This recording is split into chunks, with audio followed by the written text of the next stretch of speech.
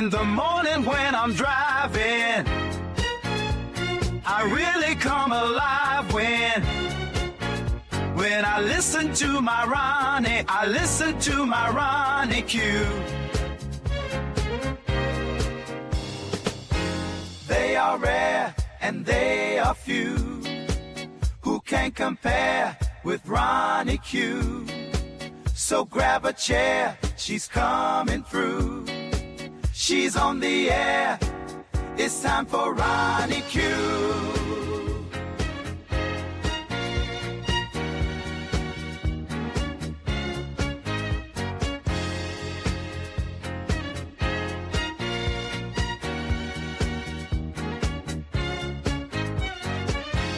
They are rare and they are few who can compare with Ronnie Q. So grab a chair, she's coming through. She's on the air, it's time for Ronnie Q. Ronnie Q. It's time for Ronnie Q. Ronnie Q. It's time for Ronnie in the morning while I'm driving. Ronnie, I really come alive when it's time for Ronnie Q. I listen to my Ronnie. Ronnie, I listen to my Ronnie. It's time for Ronnie Q.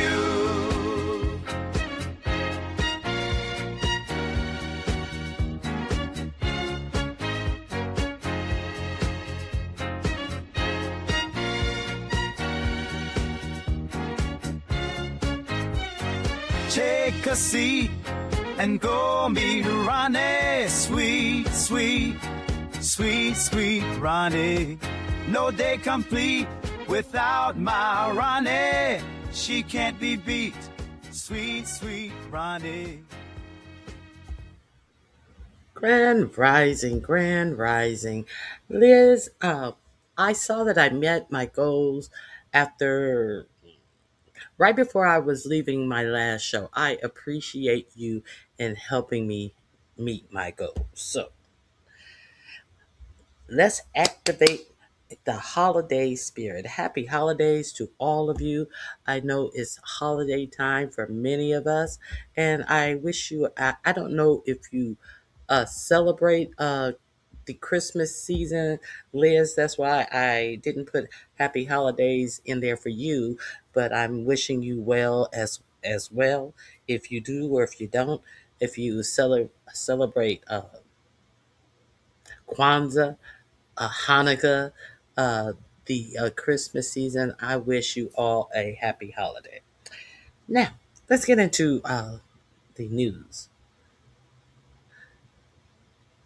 Did you come up with the wreath decoration contest, Ronnie Q? Hey, a view is a view. Want to talk about it, Jill, or are you're at work? Jill can't talk about it; she's at work. Uh, let me, a viewer's view. You want to come up? It has been a long time since we have conversed. If you, the date, the date, just give me a date, Jill. Get off me, Jill. Get off me, Jill. Now, let me bring the wreath competition extraordinaire of you as a view up. Do you guys see the link? Sheesh. Is the link in the chat? I Because I'm on this, I'm gonna drop the link in the description box as well. Go under there. Oh, it's in the chat. All right. Now let me talk to the reef extraordinaire. Hey, viewers of you, Grand Rising. Good morning. How are you doing? I'm doing well. I hope you are feeling a little better. Maybe do you Yeah. have ginger ale or something to put on your belly? Yeah, I got everything. I stocked up the kitchen for all the stuff I need.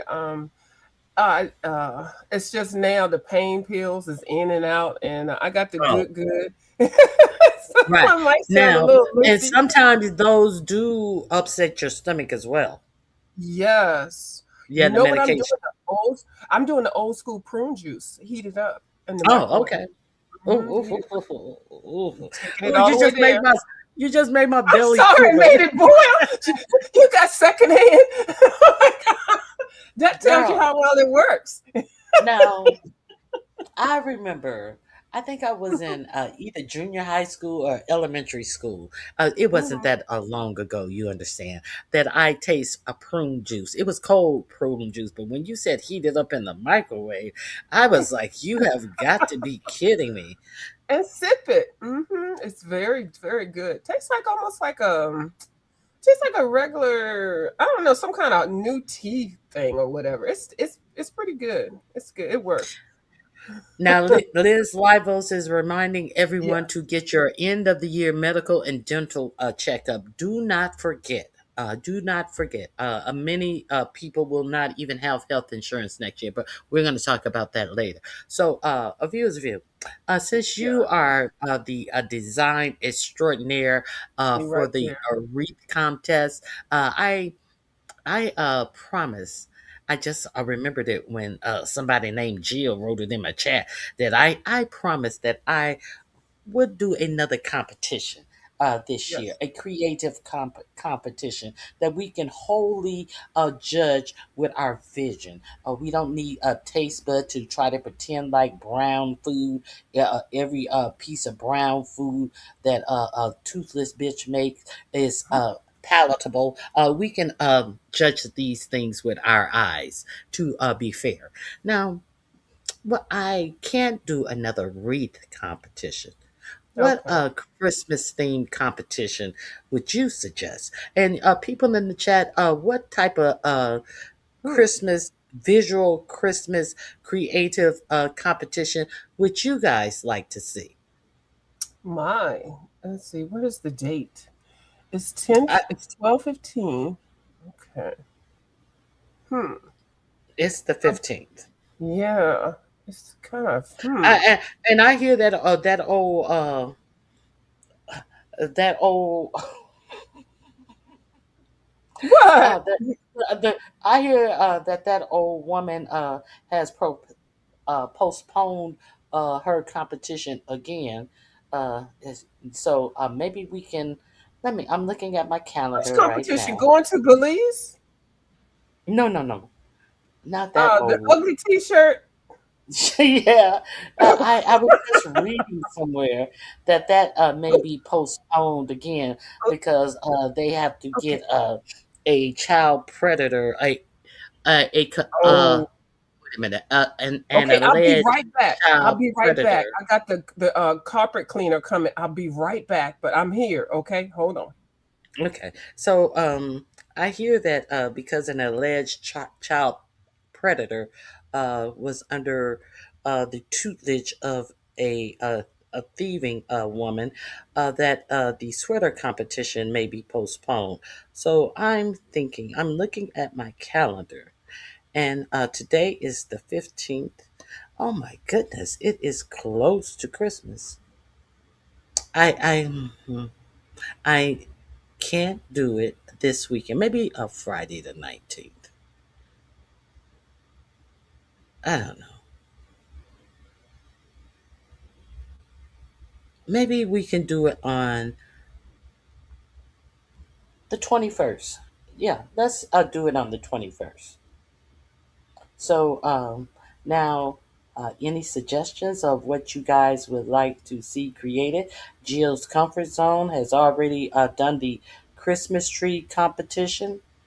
If you haven't gone over to Jill's Comfort Zone, go over there and check out her Christmas tree competition. Mm, a wreath. Hmm. What about a Christmas tree topper? Maybe we can make a topper for our Christmas trees. Uh, Yeah, a topper or a you know, box. like or what? I was gonna say a bottomer, but that's not what it is. I was gonna say a tree skirt, but You know, that's dumb because you're covering it up. Yeah, topper. no, like some people put at stars, some people put an angel, some people Yeah, put their children's artwork or whatever. A Christmas tree topper. that's a good idea because because what I did was I just took stuff that I made and some things throughout the holiday and stuff. I'm sorry, y'all, if I sound a little kind of more adamant than normal. I had surgery recently, so I'm kind of recouping and stuff. I didn't have any lipo. I didn't have my titties sucked. I didn't have a BBL or anything like that. We know you got that BBL. You walking around here like Jessica Fox getting a BBL. Why Uh, not wreath? Because we did the wreath already. I was ready for the reef too, but Ronnie You Q would ready have for the wreath too? yeah, I just think the reef because we had such a good time with that reef situation. You still got that goddamn video on your thing. I think the reef is just you, Ronnie Q. It's I will just never take it down. Now, who I know you now? won't. Since a view is a view has proven to be a pro at the wreath Oh, making, maybe she will be our judge. Um, oh, that'd be nice. See, because I will start the competition off at $50 for the Oh, winner of the competition. I'm telling you this today. So if we get anything above that, I will alert you as the pot grows. But as of today, the pot is $50. Big well, Brenda says she's ready. I can throw in 20, y'all. I that's all I got to squeeze it out of my titty meat, but I can throw in 20, okay? That's all I can do. Linda says she need a boob job. What? I started to ask them could they do a little something, but I'm only at a 36C, so I think that's fine. And my husband turned me on to this store. And I was like, where you find this store from? It's a real nice independent grocery store. And girl, I went there and I thought that they had a wreath down on the floor, for you to pick up and make out of the live greenery. But it Hmm. wasn't a wreath. They were long vines of greenery, and it was evergreen greenery, and it wasn't a bushy kind, it was the flat kind, and you buy it by the foot. It's like a long rope. I was like, where? And so I thought that it was already a wreath, and so you can buy maybe 2 or 3 feet of it and make your own wreath. Oh girl, it was so beautiful. I may have Hmm. to go there and make me a wreath as well. Yeah, I just think Miss Ronnie Q, you started it initially with that, and I just think that, and it is not hard now that we've seen the other situations and seen other people do. Yeah, he wants me to get some crayons. Oh my Okay. Now look at the Jill. What time? What time? What time? Let me say 3 p.m. Pacific Standard Time. That will be 6 p.m. Eastern Standard Time. Do you guys think that that would be too late for you guys to create?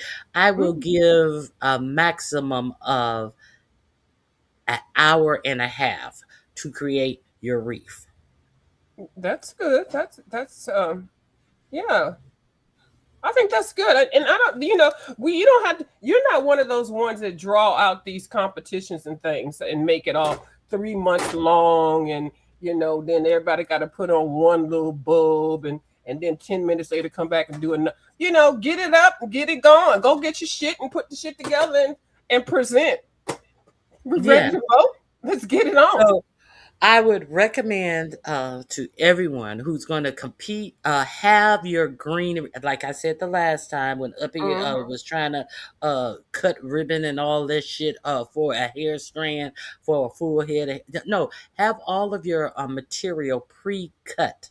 Uh, that's what I'm saying. We Yes. don't. We want to see you actually create. You cannot have anything on the reef at all. Uh, Right.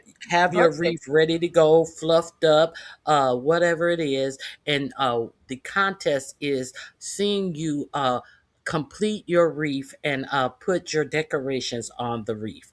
But we don't need to see you cut it. If you want to explain that all of this pile of ribbon here, I cut this off of this roll, and I don't need to see you cut it. I need you to see you put your wreath together. So we can have, so people won't feel rushed. So you don't feel rushed. So everything is at your fingertips. And because when you say an hour and a half, and you got to cut stuff, and then you be like, oh shoot, I'm not gonna. We want you to have all your creative focuses on creating the actual wreath, not the preparation of your materials. Yeah, cut all But your stuff up and put them together, like put like stuff alike. If you need 12 of mhm, those or need 12, just have them all the size strips and everything. That way you're not all you're really going to be doing is assembling it and yeah, decorating. correct. Now, I liken it to watching a cooking show. When you watch a cooking show, they don't open the bag of sugar and get out the measuring cup and pour the sugar. No, they have everything that they Mhm. need already in those little clear bowls, and they tell you to add 2 cups of sugar, and they throw that a bowl of sugar that they've already pre-measured.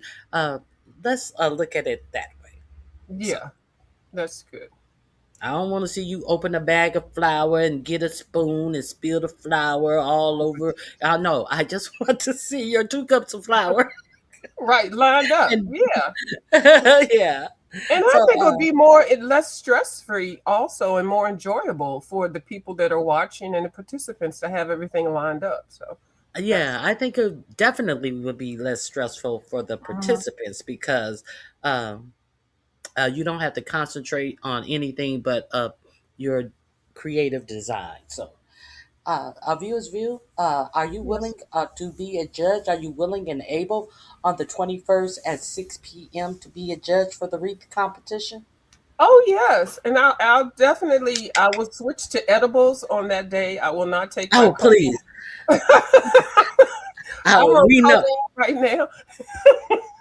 Oh, we definitely need you on edibles. I'll ask my doctor to write a transitional downgrade from my codeine to my to the gummies so that I can participate in an event online and then I'll see what he sends back to me. So I'll be ready. Not too many edibles. Not No, you, I'll you, save it for the recap. that was funny that time. You was like, well, I'm just on number 2 now. I was on 4 that day, Ronnie Q. Oh my God. Oh, I was you cussed lying. that walrus. You cussed that walrus out so good. And I was just Oh my trying to be patient. I was, Couldn't hold it 'cause back. now these are the rules. Yeah, I'm hosting, and she went up, but rightfully so. You're trying to be uh unjudgmental, but hey, Yeah. I'm the host. I have to be. But Mhm. hey, But I you didn't. y'all do what y'all do. I ain't signed no Oh DNA. What is it? The NDA? I ain't signed my no DNA. I ain't signed no NDA. God. The fuck? Yeah, so Is that an audience? What the hell? I'm running you up crazy. Oh my god. that's for you. Our I think. esteemed judge of viewers of Thank you you. will be judging I'm our wreath competition I'm uh, so honored. this next Sunday, December 21st at 6 o'clock p.m. Eastern Standard Time. Thank you, of viewers of you, and viewers of you has also contributed to the cash pot, which is now $70. Oh, let's Uh, go ahead and make it I a don't have 75. to. Let's I make do it not have to. 25 instead of Oh, 20. oh. Yes, go ahead. Now, uh, I do not have to. I do not have to take anything out of the pot to repay anything that somebody borrowed from me. So it's the full and complete Oh, $75. You don't have to go to the store to buy anything, a new jacket with part of the front. You don't have to take half of the I money don't off need the top. I don't need to take half of the money off the top. I don't need to go to Zara and try to turn it in young twink boy clothing at my mature age. I don't have to do any of that. I do not have to buy out of season 2 season ago Brahmin bags from TJ Maxx to try to make it seem like I'm turning it. No, I want to give to you for your So the creativity. money that I'm giving you, I'm gonna buy a coloring book first, and then I'm gonna give you the rest. I can't do that this year. No, you I cannot got do to that. give you $25. Is it this Sunday? She said it's this Sunday. Hold on. Yes, it's this No. Sunday. Oh Lord. Okay, this Sunday. I'm like, I'm, I'm So like next basically, Ronnie Sunday Q. or the Sunday after. This Yeah, Sunday. basically, Ronnie Q saying no, there's whatever the pot is what it is. It's The nobody's pot taking is what it anything. is. I don't have to pay DJs. I don't have to pay judges. I don't have to give you excuses about who all I had to pay. This is Pam. I never pay my judges.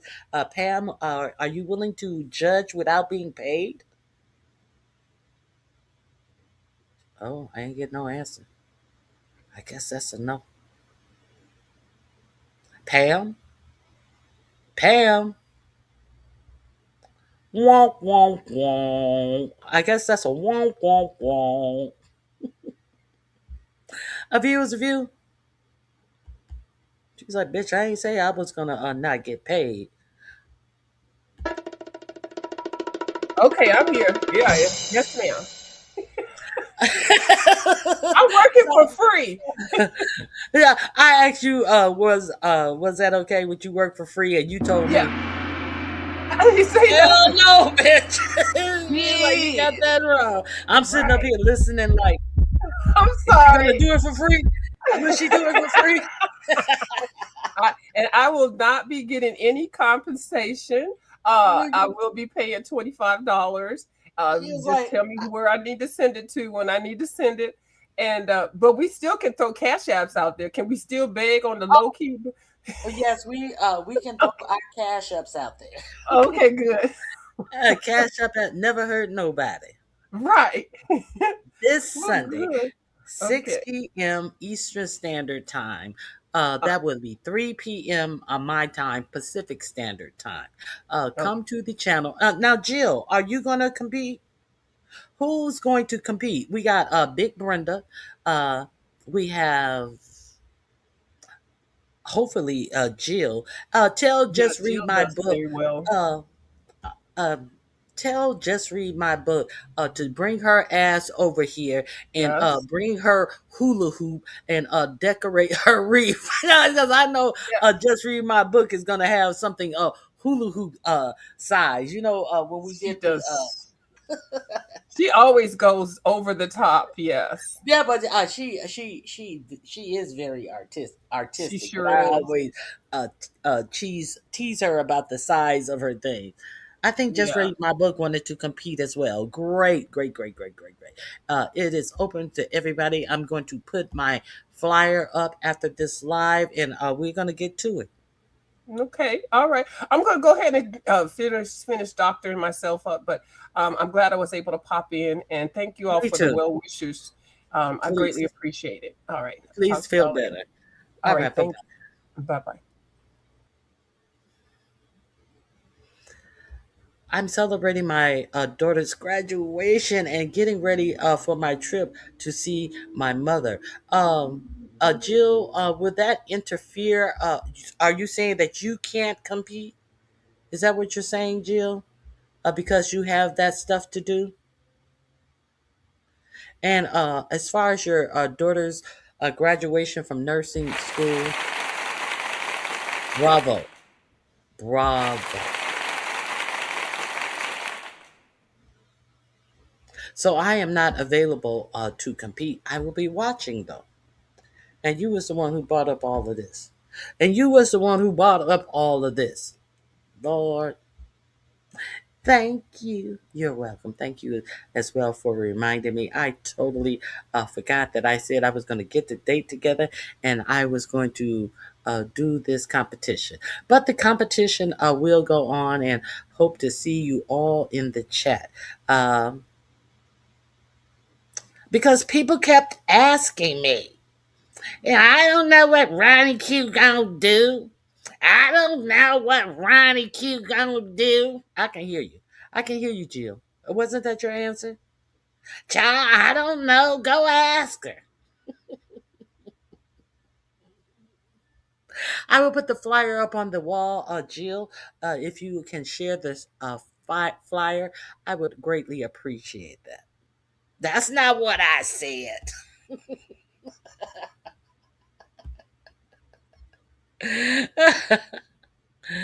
Sounds good, Ronnie Q. Thank you, Liz.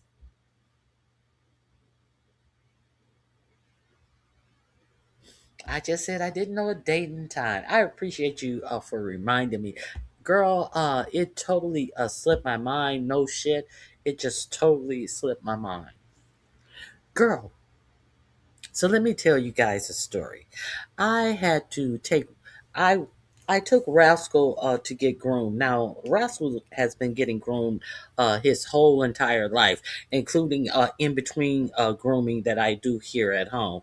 You know, I stand him up on the dryer and blow dry him and blow him out and stuff. Oh, his hair is so nice and bouncy and stuff. You know, when it's a little longer, but I usually get him cut down about every month and a half or 2 months. Get him a low haircut. He's a Shih Tzu Poodle mix. Y'all know who Rascal is. So I took him to the groomer this past weekend, and the before I left, the groomer was texting me and asked me to come back, and I was like, what's the matter? So I go back and she says, oh, you're going to have to reschedule his appointment because he's digging in his cage. And I was like, he's digging in his cage. I didn't even know, like, what is she talking about? And she says he's like so excited. Every time he goes to the groomer, you know, he's just jumping up and he's like happy and he's trying to get through the little door to get in there where all the dogs are being groomed. And, the groomers, they do something real slick. I know what they're doing. They rub them when they first get there, and they rub their hands all behind their ears and under their chins. They're looking to see if your dog is matted, so they can tell you right before you leave that they're going to charge you more for mats. But my dogs are never matted, so he rolls over on his back and show his belly, and he's all excited and happy, and then I was like, "Thank you, Jill," and I'm like, what does she want?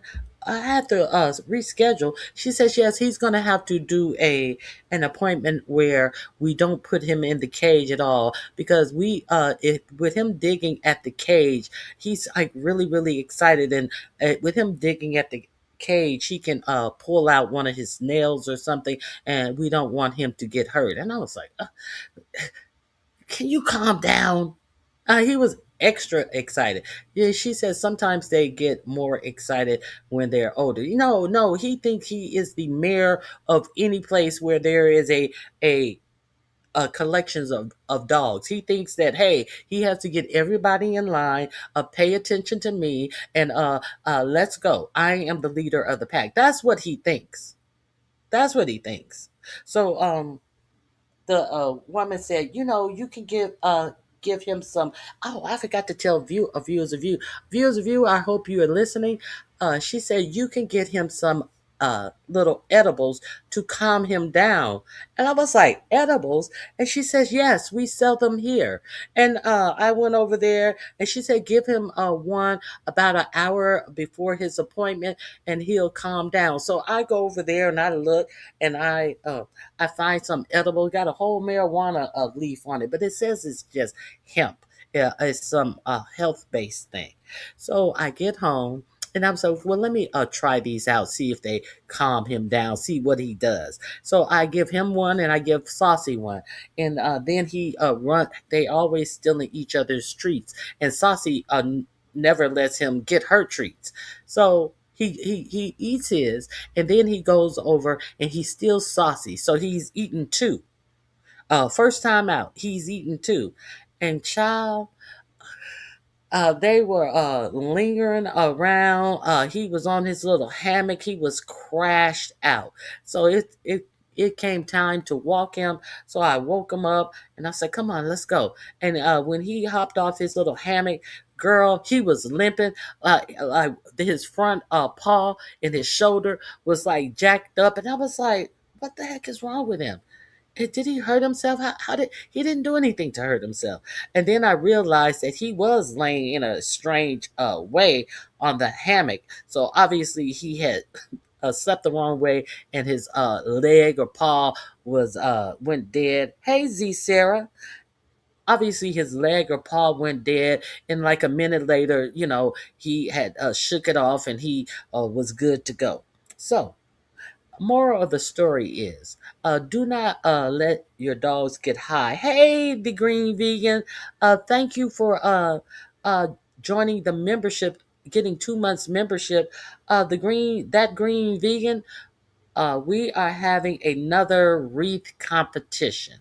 If you want to join the wreath competition, it will be this Sunday, the 21st, at 6 p.m. Eastern Standard Time. Uh, right now, the prize pot stands at $75. To compete, you will have to come, have your wreath, and have all of your decorations ready to add to your wreath. We I want everyone to, if you have a lot of ribbons to cut, multiple pieces of ribbon, have it everything pre-cut and ready to go. Your wreath cannot have any decorations on it. That is the competition. We're going to create a wreath. We have a time limit of an hour and a half. So that is this Sunday, 6 p.m. Eastern. That would be 3 p.m. Pacific Standard Time. I hope you come out and join us. Did I speak, Sarah? I think I spoke. See, Sarah, I did speak. Happy holidays to you, ladies. Yes, I spoke. Now, Sarah can't be in it. What do you mean, Sarah? You mean Sarah, Sarah? Yeah, she can be in it. That's not me. That's Saucy. She over there snoring. It sounded like a fart at first. I was like, what the heck? She. Yes, Sarah most definitely can be in it.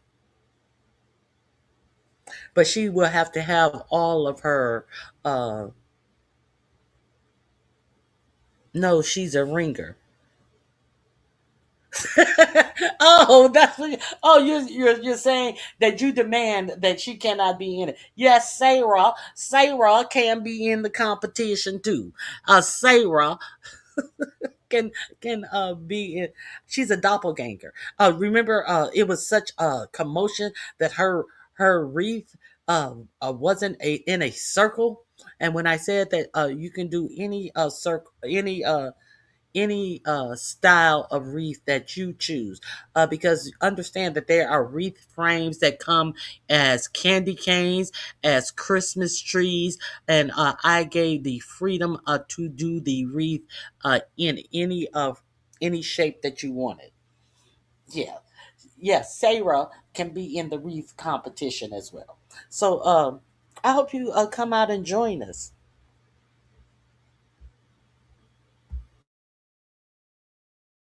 Jill, you laughing? Did you hear Saucy? I said they're gonna be lying, saying, "Ooh, y'all hear Ronnie Q fart on her last live at 20 minutes and 26 seconds? Go listen. That was Saucy."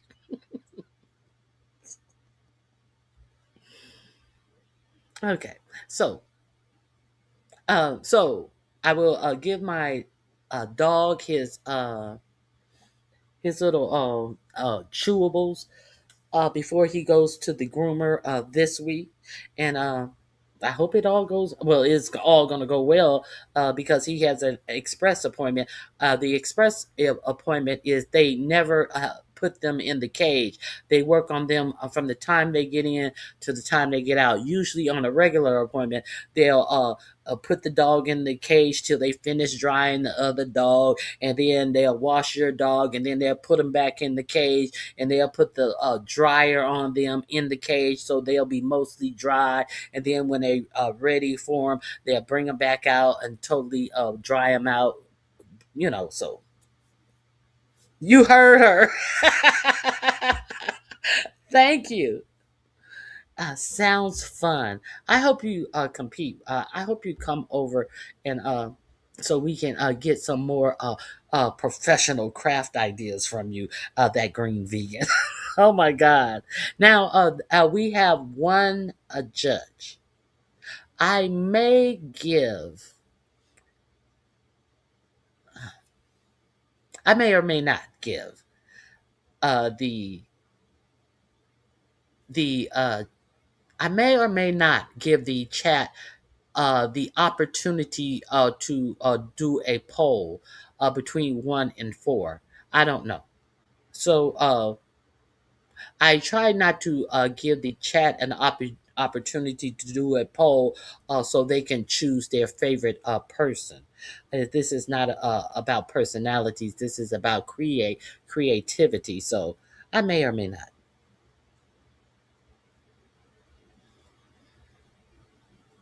Okay. So I hope you guys join me for that. And let's get into this news. Do I have any news? I have a couple of things that I want to show you.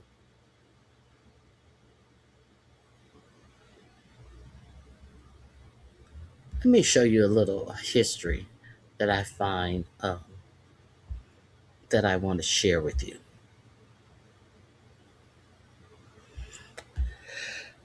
I found this new site that they are selling all the banned books, all the books that have been banned, like The Color Purple, To Kill a Mockingbird, all of these historic books that have been banned from a lot of libraries.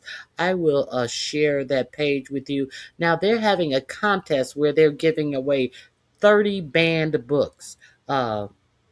These are ones that have been taken out of libraries. I think this is a Florida based uh, organization. So you know that Florida has taken a lot of books out of schools, school libraries, and regular libraries. So I'm gonna share that with you guys as well. Let me share this piece of history that may have gone unnoticed by myself and maybe others.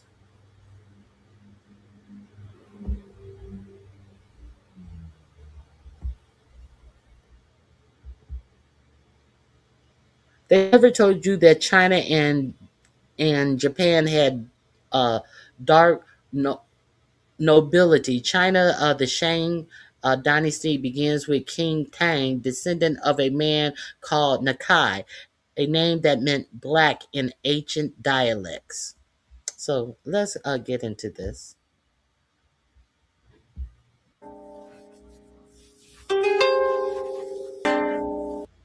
Okay, so I wanted to share that with you. The link is in my description box. Um, let me let me share this with you as well. Now, Liz was asking me about Rob Reiner. If you guys are unaware, the uh, actor, producer, director Rob Reiner and his wife was found stabbed to death in their Brentwood home. Now, there have also been unverified claims that a family member had to be apprehended and taken away from the vicinity of the home.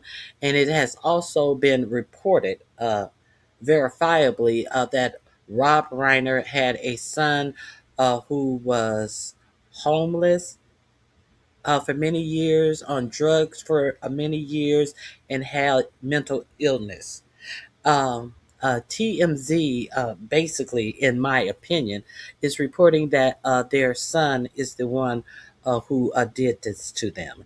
And so it has not been confirmed yet. They just they are investigating the deaths as a homicide. Awful.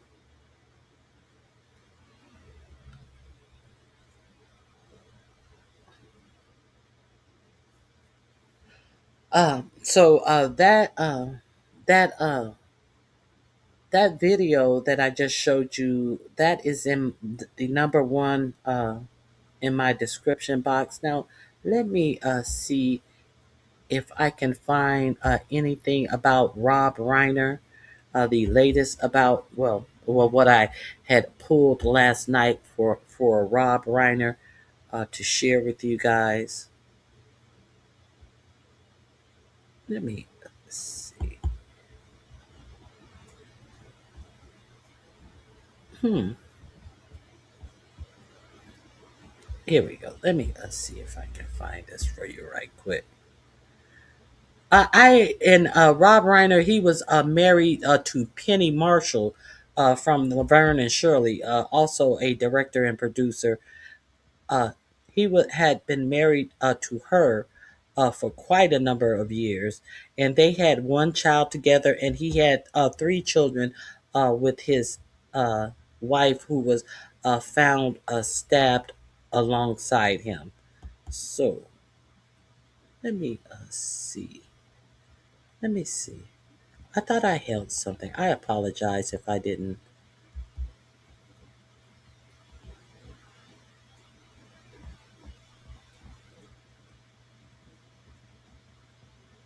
Okay, let me go here. I know where I heard it. I thought I held it. Keith Edwards is talking about this.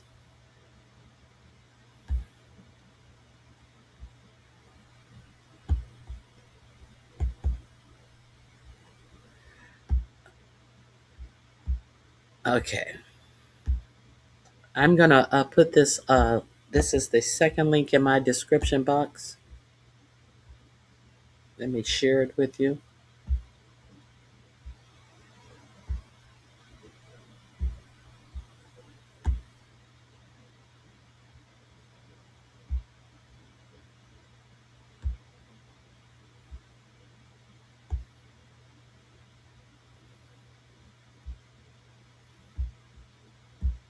Some really sad breaking news. I'm going to tell you what is confirmed, and then we also have some unconfirmed reporting that I can bring you exclusively here. TMZ is reporting that Rob Reiner and his wife Michelle were found dead at their LA home.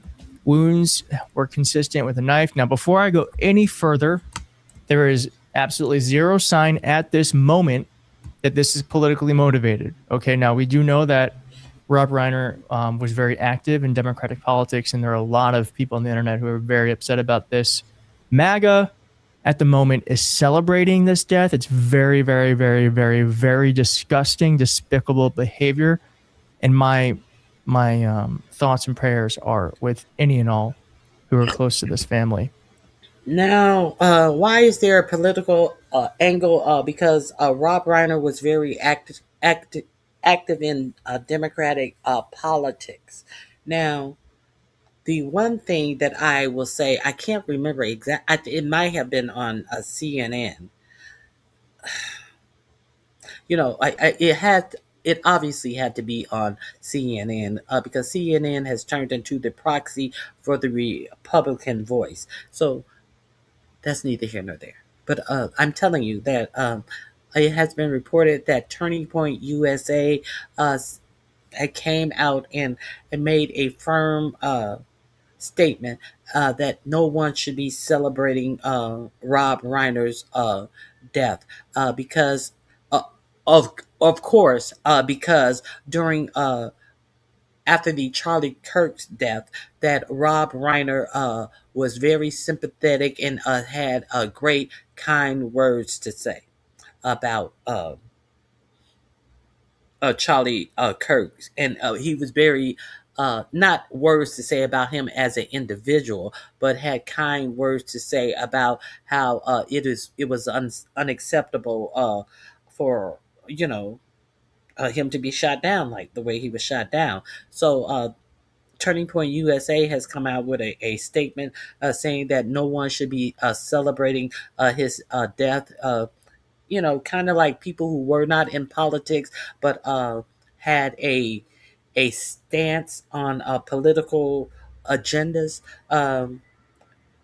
They came out and made a statement. Unfortunately, Charlie Kirk's dingbat wife never made a statement, refused to make a statement about the things that 4547 was saying about people in Congress needing to be hung, or the things that the ramping up of political violence that was done by Trump when asked directly, she would not condemn that. But that's neither here, yeah, that's here or there. That's where I put it, right here. All right, let's continue. Now, as I said, the wounds were consistent with a knife, and there is someone who is being actively investigated that I'll tell you in just a moment. But Rob Reiner, the legendary director, and his wife, Michelle Singer Reiner, have died, TMZ has confirmed. And as they reported previously, 2 dead bodies were found, and they are Rob and Michelle's in their Brentwood home Sunday afternoon. Law enforcement told TMZ that it was the Reiners.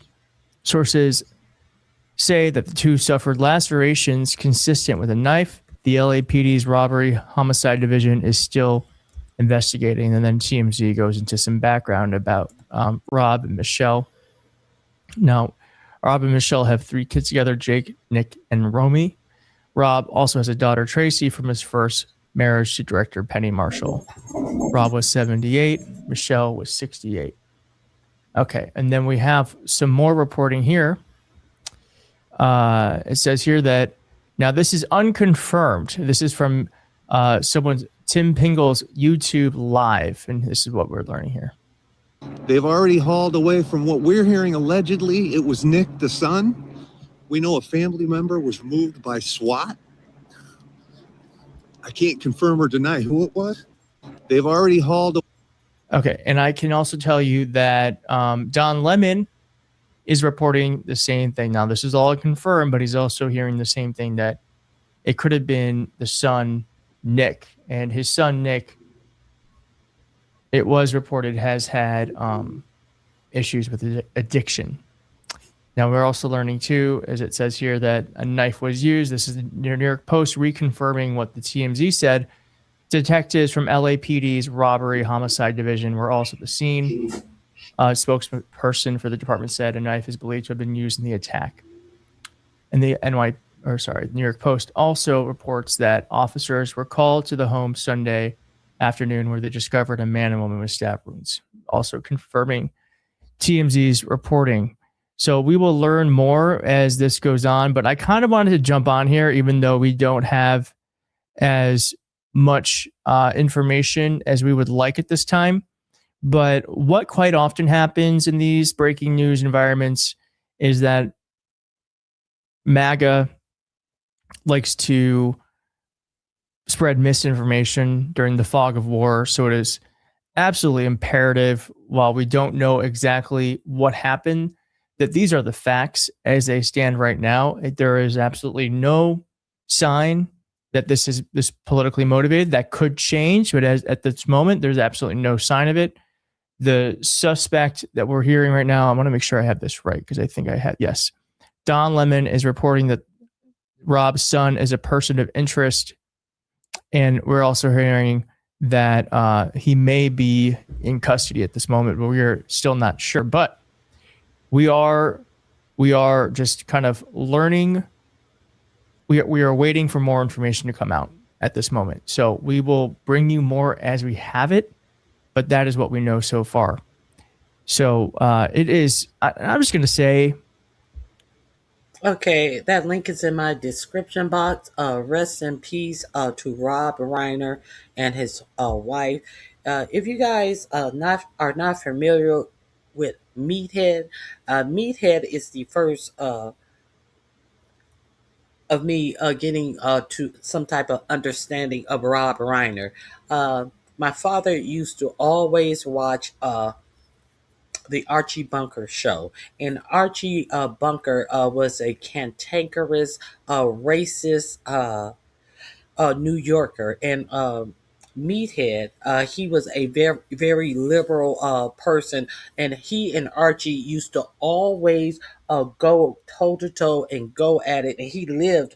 A Meathead was Archie's son-in-law, and they would always have arguments toe to toe about Archie's racism, classism, sexism, and all of the isms that Archie Bunker displayed. So that is the first place where I discovered Rob Reiner. And so I've known about him all of my life. So Rob Reiner has kind eyes. So he also created a foundation to teach young children, or to put them in school, or to let me see if I can give to have young children go to school early and all of this type of stuff. I mean, if you're from California, you know Rob Reiner was every. Let me see. Hold on.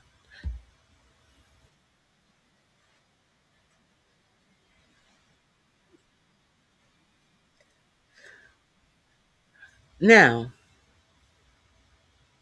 okay. Let me find a tribute. I let me find a tribute and give you more information.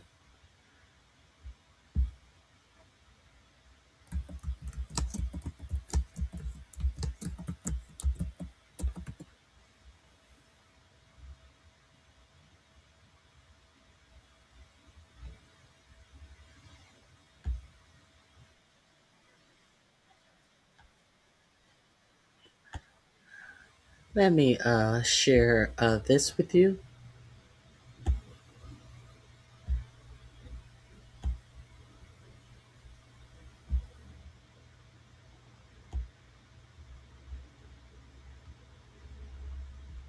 Dead at 78 and 60.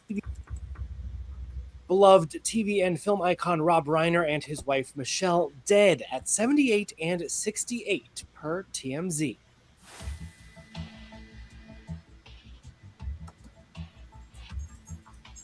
There was a major police presence at their LA home on Sunday, but few details are available to the public at this time. We do know the LAPD is investigating as a murder, and TMZ reports Rob and Michelle appeared to be killed by a knife. You are celebrating head to toe tonight. Well, you know, shameless promotion. That's what we've got here. E.T. was with the actor turned director just months ago as he celebrated revisiting Spinal Tap 41 years later. 41 years later, the band is back together. I mean, your initial reaction when you guys were like, let's do this. Well, at first we said, let's not do this because we had, set a pretty high bar. It's in the National Film Registry from the Library of Congress. This goes to 11 is in the Oxford English Dictionary. We said, maybe we don't touch it. But then we came up with an idea. We had an idea of how to do this, and we wouldn't do it unless we knew this could stand alone. Even if you haven't seen the first film, you can dig this one too.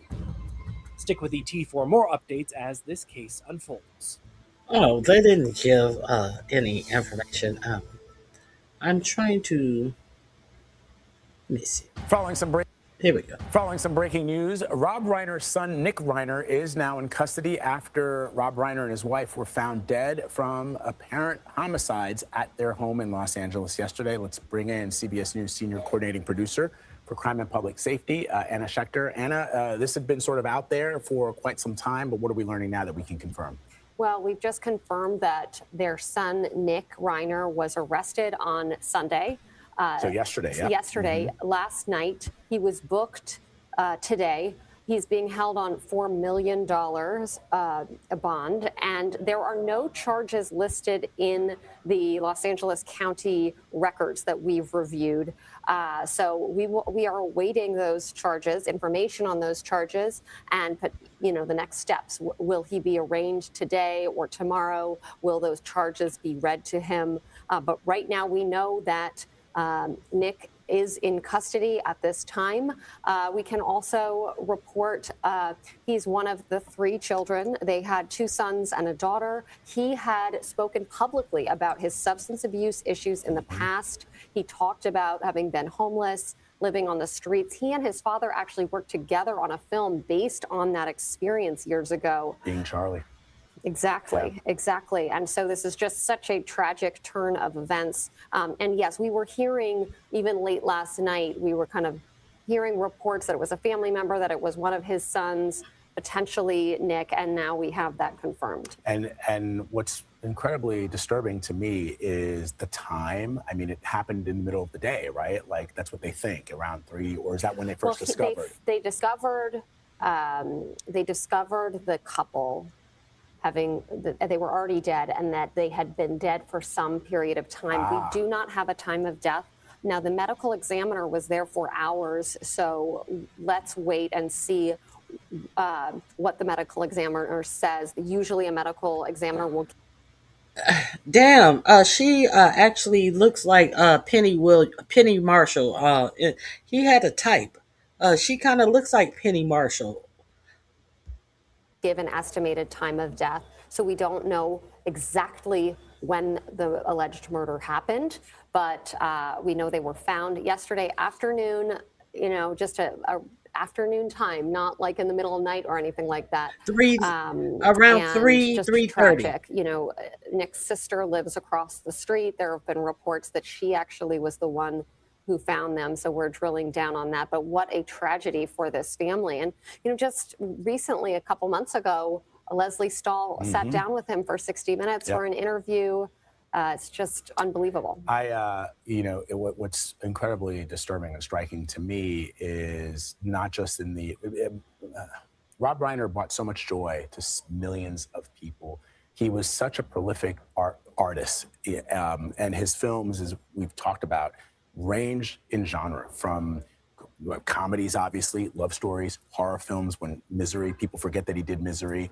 I forgot that. The American President, which was a movie that, for me, gave me a little bit of an insight into what life as a president of the United States could be. Michael Douglas. Such a range. It's such a range. And excellence within that range. And to then to meet your end in such a violent way, and now with the suspect being the child that you taught how to ride a bike, and that you once gave a baby bottle to. It is incredibly sad. And also, we're in day 1 of Hanukkah. Rob Reiner and his family were towering figures in the Jewish community in Los Angeles. They were probably getting ready to celebrate 100% the first night of Hanukkah. That's right. There's a Truth Social post by the President of the United States. I want to post it. I want to show it to our viewers here. And the president says, quote, "A very sad thing happened last night in Hollywood. Rob Reiner, a tortured and struggling but once very talented movie director and comedy stars, passed away together with his wife, Michelle." Okay. A tortured and struggling. Where was he tortured and struggling? But once a very talented movie director and comedy star. Was he tortured and struggling and once a talented movie director and comedy star because he participated in Democratic politics? This man has absolutely no shame. Absolutely no shame. As he's tortured and struggling. Ugh, he disgusts me. Reportedly, due to the anger, Rob Reiner, a tortured and struggling but once very talented movie director and comedy stars, passed away together with his wife, Michelle. Reportedly, due to the anger he caused others through his massive, unyielding, and incurable affliction with a mind-crippling disease known as Trump derangement. That's your president. That is your ignorant as president. Due to the massive anger he caused others, he hurt your feelings. He hurt your feelings. The man who ignorance have put in the highest office in the land, and your feelings are hurt behind a movie director's personal politics, and all of a sudden he is uh, angry. He is angry and tortured and struggling because he angered you. He's touched. Oh my God, this man is absolutely disgusting. This is the first time I saw this. It seems like uh, the people who use this made up term, Trump derangement syndrome, are the ones who are deranged with a syndrome in conjunction with Trump. I am so sick of grown adults saying this Trump derangement syndrome as if it is something real. Because nothing about these people who use these terms and put out this propaganda are not serious people. These are unserious people who think that are think they are turning it, think they are reading to the gods when they use this stupid Trump derangement syndrome bullshit. This is how gracious he can be. But let's not forget, he wanted us to believe that Charlie Kirk was like a son to him. And when they asked him how he was faring up a couple of days later, he said, very well, let's talk about the ballroom. And then tried to get Jimmy Kimmel fired because he accurately replayed that for him. And the world saw how ridiculous this man really is. But they want you to believe that they care about anybody. They don't care about anybody but people who they can get rich from and that are making them richer. Ugh, what a clown ass. Oh my goodness. Syndrome. First of all, Rob Reiner was not struggling. I'll just say that. I'll fact check that right now. The movies that he helmed, even just recently, it's what's crazy to me is I just watched Spinal Tap 2, like the reboot of Spinal Tap this weekend. Yeah. And also, coincidentally, this weekend I had sent a very close friend of mine a clip from All in the Family of one of my favorite scenes from All in the Family with Rob Reiner as Mike Stivic, Meathead, affectionately called by Archie. He was also an activist, right? And yes, and that's what I think the president is railing at. Yeah, he was a critic of Donald Trump, and he was an activist for liberal causes, and so there you have. Except that the police have not indicated at all if this murder, as the president seems to suggest in his post, is in any way tied to that activism. Right. Yeah. Right. Absolutely. I mean, his son is in custody, and what we know is his son has struggled for a long time with substance abuse issues, and that's where we stand with that. Again, the next steps will be potentially an arraignment hearing where charges will be read to Nick Reiner. He'll be asked if he understands those charges. He'll respond. We probably won't get a plea right away. We might. But that system will start to kick into effect, and it will unfold over the coming days. Yeah. All right. Anna, thank you very much, as always. Appreciate you. Okay. These links, all three of those links are in my description box. What movie I saw this weekend? It was a weekend about them. I concur, Michelle.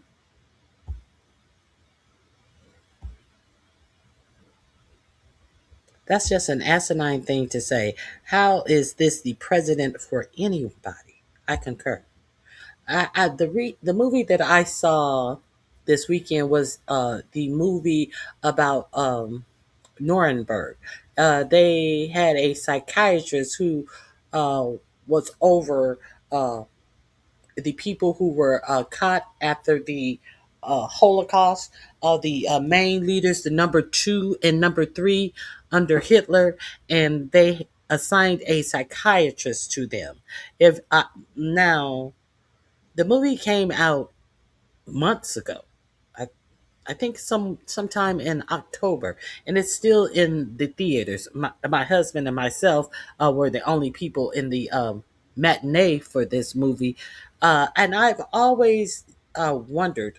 You hear about them catching people who escaped to Argentina. The place that got 40 billion of our tax dollars to pull them out of debt. These people have been captured all over the world who escape um, the Nuremberg trials. So the number one and the number two under Hitler were held in a prison, and they went to court, and they got their judgment, and it was very interesting because the number two, he hid a cyanide pill, and after when they came to get him out of his cell to hang him. I thought that they were gonna hang them outside. No, they hung these people in like a gymnasium with people sitting in chairs and in seats, and they had the gallows right there at the front, looking like a stage, and they hung these people. So the number two, when they went to get him out of his cell, he had snuck a cyanide pill, and he wanted to do everything on his terms. He initially denied knowing what was happening in the concentration camps. He said, "Oh, you mean the work camps? I don't know anything about that." So I said that to say this. I said that to say this. Um, hopefully, hopefully, the crimes that are being committed in our government will be adjudicated by a court of law. That's what I'm saying. That's all I'm saying. So, rest in peace, Rob Reiner, and I think her name was Michelle. Um, my husband, had a different viewpoint. Um, when he heard that Rob Reiner did so much for other people and tried to make sure children were okay and were able to get into learning programs, he said, "I don't understand how someone, this is his opinion. He said, I don't understand how someone can do so much for other people and didn't do enough for his son, his own child." And I said, well, you cannot. My opinion was, you cannot help everybody. Who's to say that he didn't do all that he felt that he could for his child, and his child wanted to be an adult and do drugs. They say he had mental health issues. Was that a part of his drug use? I don't know. I don't know. But my husband was quite affirmative on parents being able to uh, take hold and to get their children mandatory treatment, especially with someone who has the means in which that Rob Reiner had. I don't think I don't think that Rob Reiner is to blame for the way his child had had turned out. I don't know have any proof to say that any of the way his child turned out is his fault. Everybody have their own individual lives. However, that it is a fact that you can have a family member involuntary committed. I don't know. I don't know. There's two sides to this story. None of us know the ins and outs, but he is basing it solely on laws that are available to family members, and with a family member with so much means that they could have intervened. You know, Everyone's going to have their own opinion. I can't say anyone's opinion is wrong. I can just say my opinion is right. That's all I can say. You understand? I see what he's saying, but some people aren't able to be helped. Okay, Rob Reiner. Oh,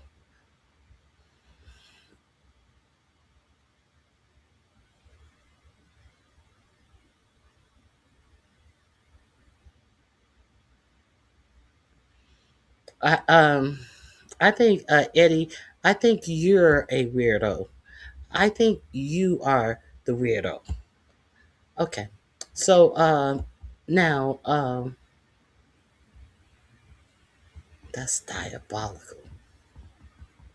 Let me see, Sarah. You was talking about what is the name of that show? I used to love that show. Alf Garnett. He was exactly the same. Uh, to Death Do Us Part. Was that with Hyacinth? Is that show with Hyacinth? I love that show. Oh my God. Z Sarah, I love that British show Until Death Do Us Part with Hyacinth. Oh, Karen ass Hyacinth in there. Yeah, Till Death Do Us Part. Isn't that the name of it? I think that isn't that the name of it? Let me see. Let me go back up. I think that's the name of it.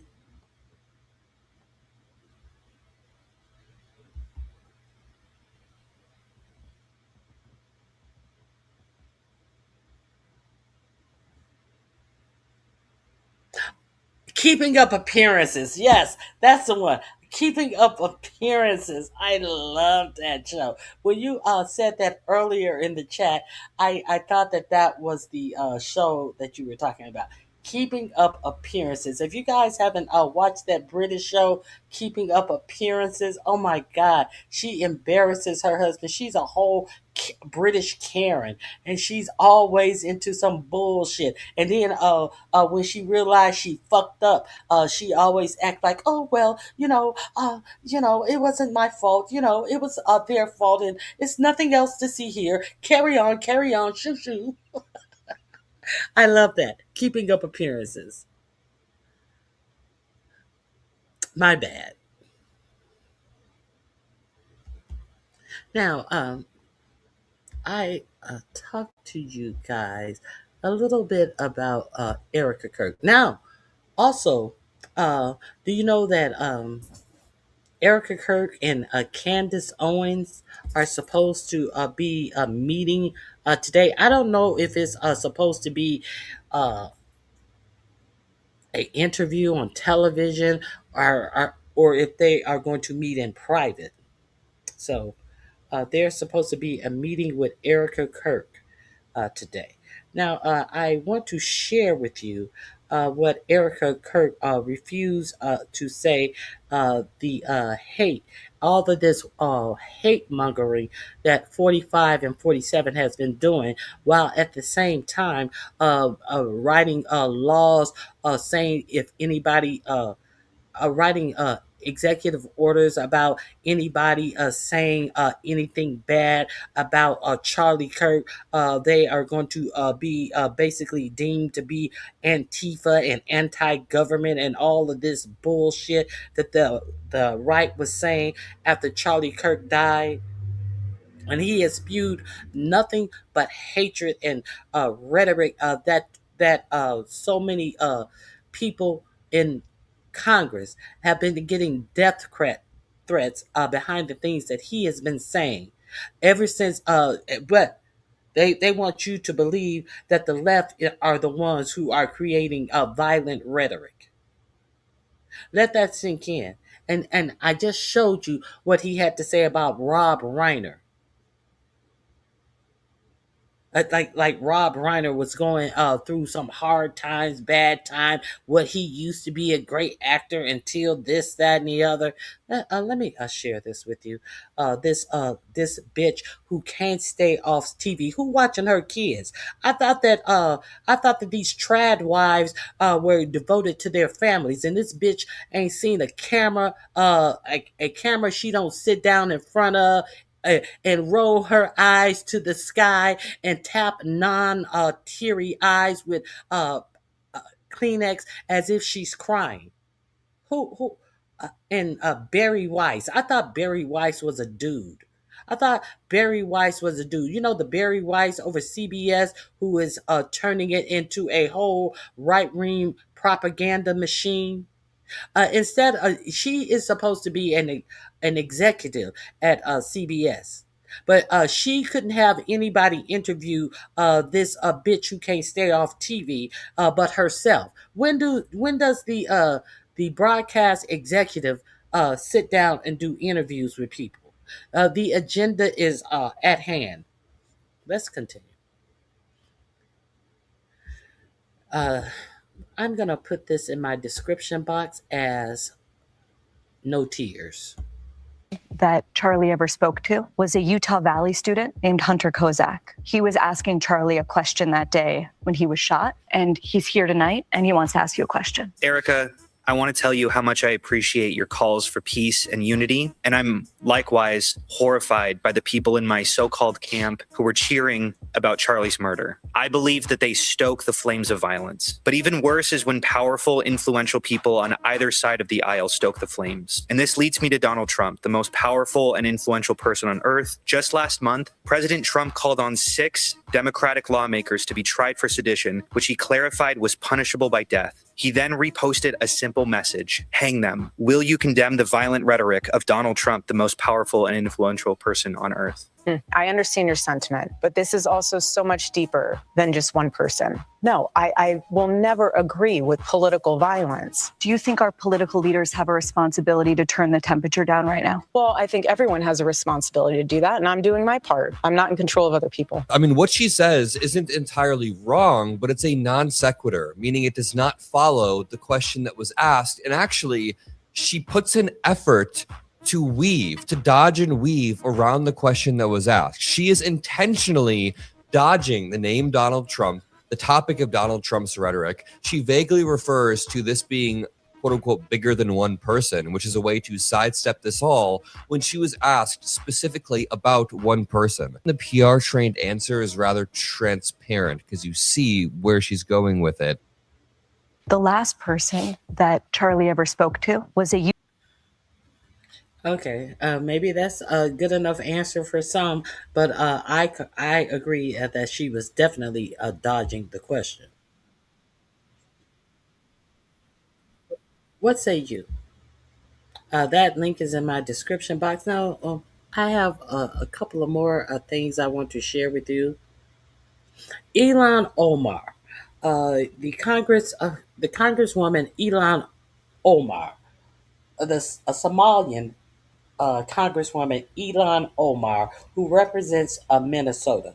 Her son was stopped by ICE agents, hemmed up, and told that they needed to identify him, but they knew exactly where to go to find him. You know, Ilhan Omar, who 4547 said was trash, and that he alleged that she was married to her brother to get citizenships in the United States. That Ilhan Omar. So the real reason Trump hates Ilhan Omar. I want you guys to check this little clip out. It will be in my description box as well. Let me start it over, make sure I get everything. We're all obsessed with Representative Ilhan Omar, okay? The Medicare for All policies, the smile, the fact that she went from a refugee camp to U.S. Congress in a matter of decades. Yeah, she's bae. But no one is more obsessed with Ilhan Omar than Donald Trump, who has made her and the Somali community the target of some of the most hate-fueled vitriol we've ever seen from him, which is a high watermark for a racist who's looking very soggy lately. I love this Ilhan Omar, whatever the hell her name is, with the little shoe, the little turban. She comes from a country where, I mean, it's considered about the worst country in the world, right? She should get the hell out, throw the hell out. She does nothing but complain.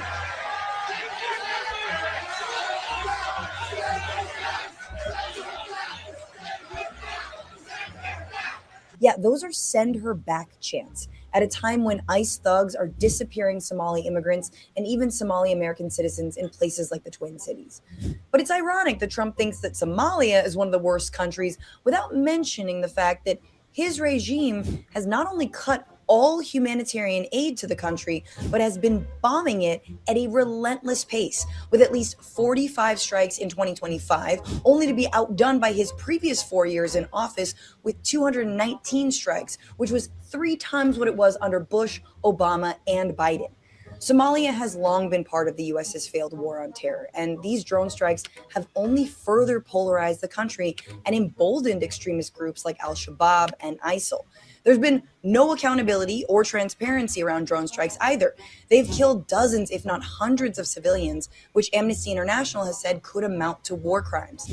Look, I know this is a bold suggestion, but maybe all of the American bombing is what makes Somalia not a great place to raise a family. It might make a family, I don't know, move to the United States. Again, MAGA still unable to grasp the consequences of US militarism, even when it helps their xenophobic cause. I'm trying to help you. I love her. She comes in, does nothing but bitch. She's always complaining. And maybe all that so-called bitching that Representative Ilhan Omar does is actually advocating for an American foreign policy that doesn't bomb its way through crises, but centers humanitarianism and diplomacy, the very things that helped a young girl become the courageous leader she is today. Which brings me to the real reason that Trump and MAGA hate Ilhan Omar. It's because they hate the idea of a world that helps refugees and allows them to become leaders. Leaders capable of tearing down their tired ideas of hate. She is the best of us. And he's just so soggy. Okay, now I've been telling you guys that 4547 was bombing Somalia since his first week in the government. So this Somalia thing, and they've been failing at it. What has this administration been successful at? So it has gotten to the point now that 4547 is actually now. It would be a remiss of me to not tell you about the shooting in, oh my god, the shooting that happened in Australia at Bondi Beach, the first day of the Sabbath.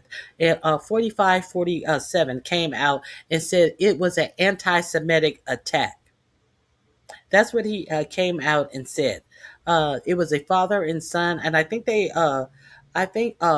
15 people lost their lives during this attack. And it was an Arab man who actually ambushed one of the shooters. The shooter was shooting from behind a tree, and you see a man go up behind him, and he had like it looked like an AR-15. It was a long rifle, and he risked his life, ran up and caught this man. He was shot in the arm as well. I know that one of the shooters lost their lives by when the police showed up. I'm not sure about the second shooter, but I do know that your president and came out and immediately said that this was some anti-Semitic attack. Before he knew any information. But I find it real curious that your president is also supporting the far right wing of all of these European nations, all of these anti-Semitic people who are running for office. Is who Elon Musk, who supported over there in England, that far right wing. They can support them into to try to ruin the EU. Now, Trump came out last week with his diplomatic plan for the EU. And basically, Trump said that if the EU continues to take in immigrants to their country, they are going to ruin their country and they will not have a country. What is this? This is rhetoric. Why is he spouting this rhetoric? Because this is what the rhetoric that the people on the far right, that people like 45, 47 are spouting. And in addition to that rhetoric, they are also spouting anti-Semitic rhetoric. But we are supposed to believe that this administration give anything a fuck about anti-Semitism. No, they give zero fucks about anti-Semitism.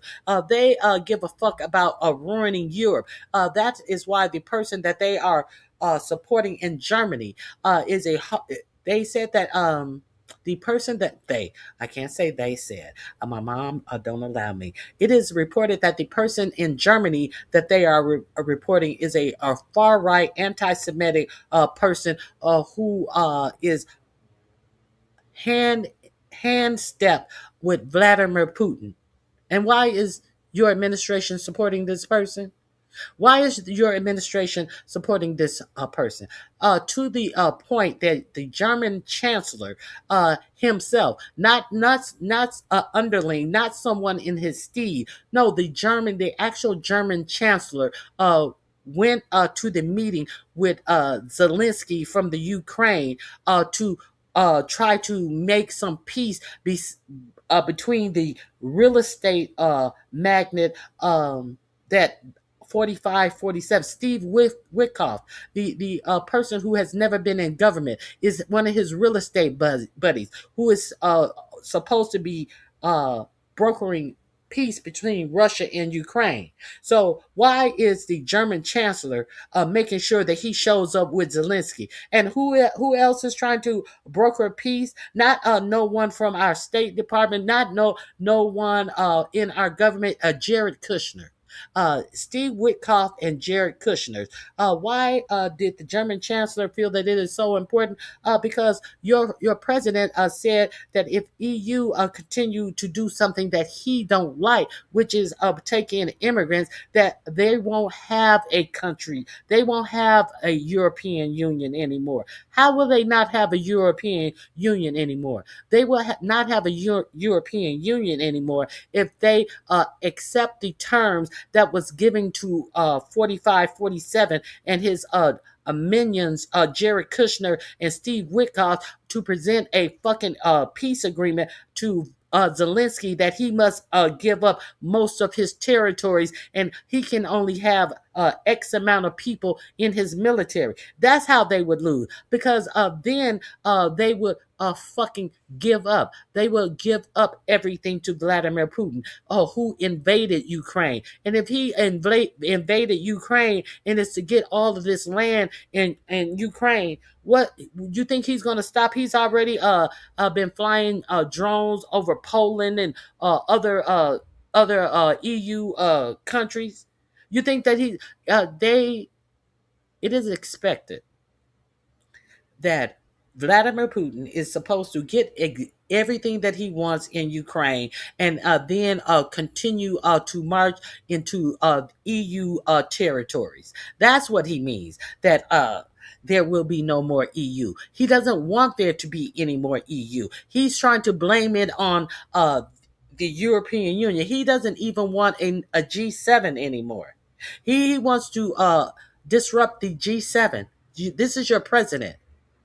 And he wants what did we talk about, the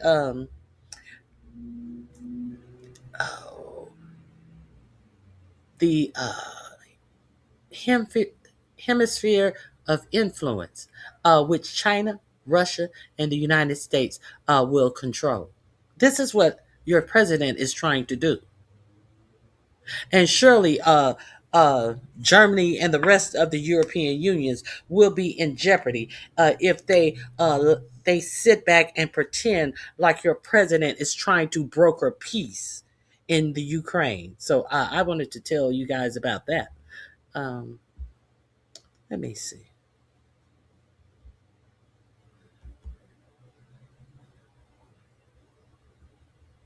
The head of MI5 in Britain said we are already at war with Russia due to their shadow tactics. Isn't that something? USA supporting Tommy Robinson in the UA, a convicted racist and criminal who can never be elected because of the length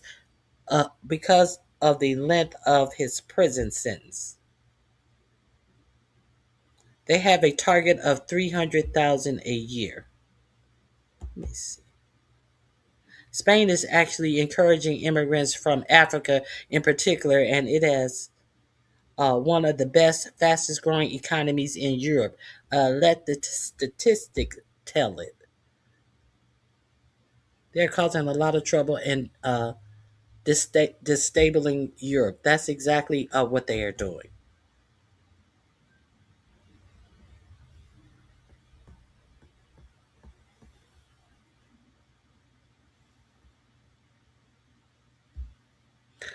A lot of people, a lot of Somalian people had to leave for Kenya and Ethiopia because of the West bombing of their country.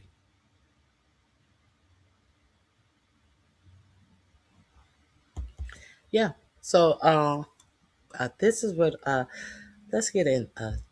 Let's get into a little bit of that since I since I brought it up. Let's talk about it a little more.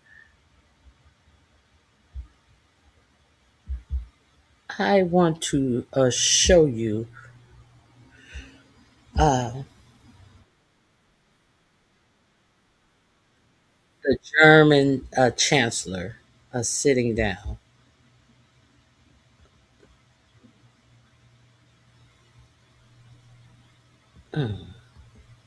Maybe it's here. Here we are. Let me share this with you.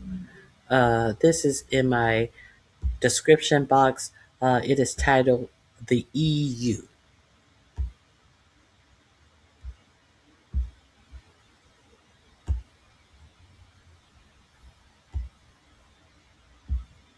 Trump is receiving the message from furious European leaders that Trump should have received a long time ago.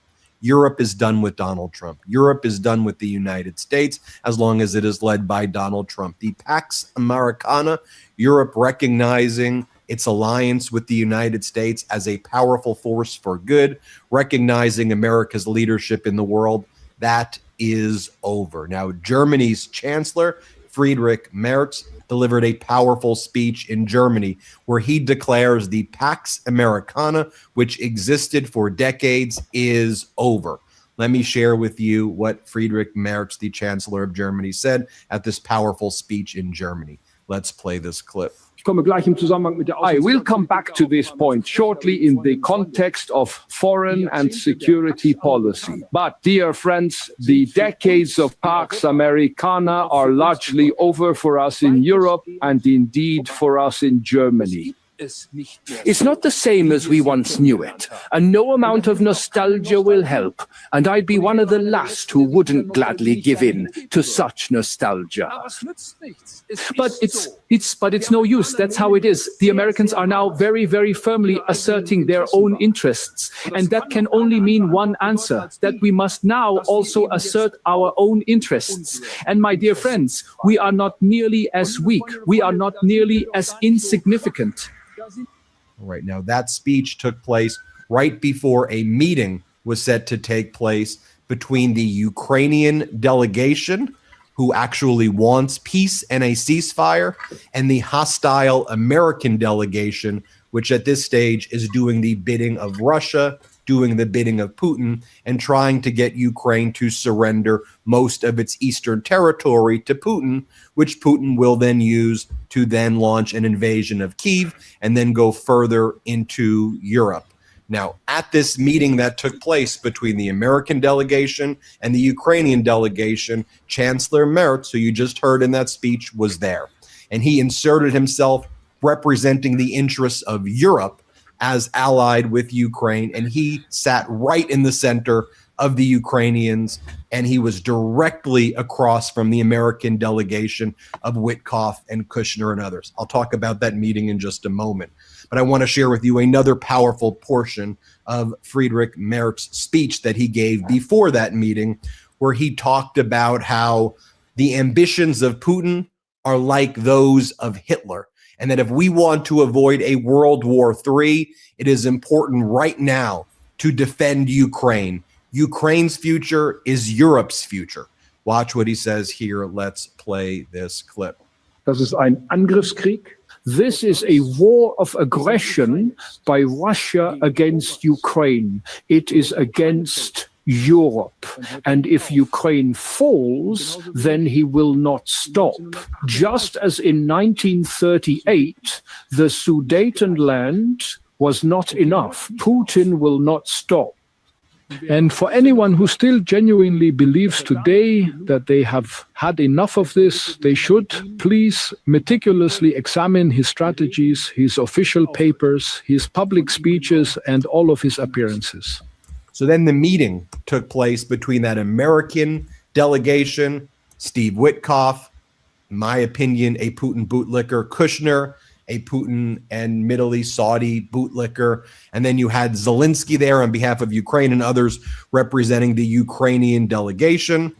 And we already knew that it's a foregone conclusion that these discussions are not going to be fruitful. And the way we know that is because if you listen to what Putin has been saying, if you listen to what Putin's top aides have been saying, the foreign ministers, the press secretaries, they're all saying that what they want is absolute surrender of Ukraine. And so what Putin is doing and what Trump is doing with his envoys are just trying to figure out these soft spots in order to try to get Ukraine to fully surrender or to buy time while Putin tries to claim that he's making advances on the front lines, which Putin is not doing, or at least not doing anywhere near the speed to which he's representing. So let me give you an example right here, what we've heard just in the past day or two. So the Russian ambassador to the UK, Andrei Kellen, here's what he's saying. This is what Russia is saying, just so you have no doubt the dynamics here, because I only want to bring you the receipts and show you the facts. On the one hand, Ukraine wants ceasefire and peace. That could take place immediately. What does Russia want? Russia wants total surrender. And you'll hear the Russian ambassador to the UK saying as such. Here, play this clip. I mean, you have always said you want a comprehensive plan, but Trump is clearly impatient and he wants some progress quickly. Now, there was a 28-point plan. I don't know whether you know what was in it. And then there was a new version that he talked about last week. What do you understand his plan to be? Definitely, it should not be a deal. At the moment, we have to talk about surrender, because Kiev should think not about the deal, but definitely the situation on the ground, situation in economics of Ukraine, situation in Europe where there is no more money, spare money for Ukraine. They put Kiev in condition when they have to think how to save the state, not to be a failed state. So you're saying it should be a surrender? It should be definitely a certain surrender. I mean, that is not the basis for peace talks, is it? Peace talks have to be about a deal and a compromise, not a surrender. Nobody wants to surrender. No. The issue of talks, probably, I'm not sure about Europeans. They are talking about a deal. But a deal is a different thing. A deal when there is a certain balance of on the field, but there is no balance on the field. You think you're winning? There is a winning. We are in the winning situation, definitely, because the front line is moving very quickly. The advancement. Very quickly is a big claim, isn't it? It's actually moved very slowly. Over 4 years. It is in your newspapers.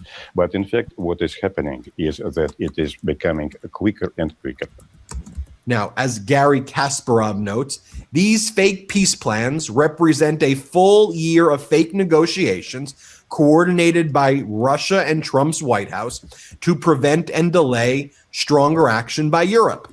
Their only real negotiations were in private over how to profit off of dismembering Ukraine.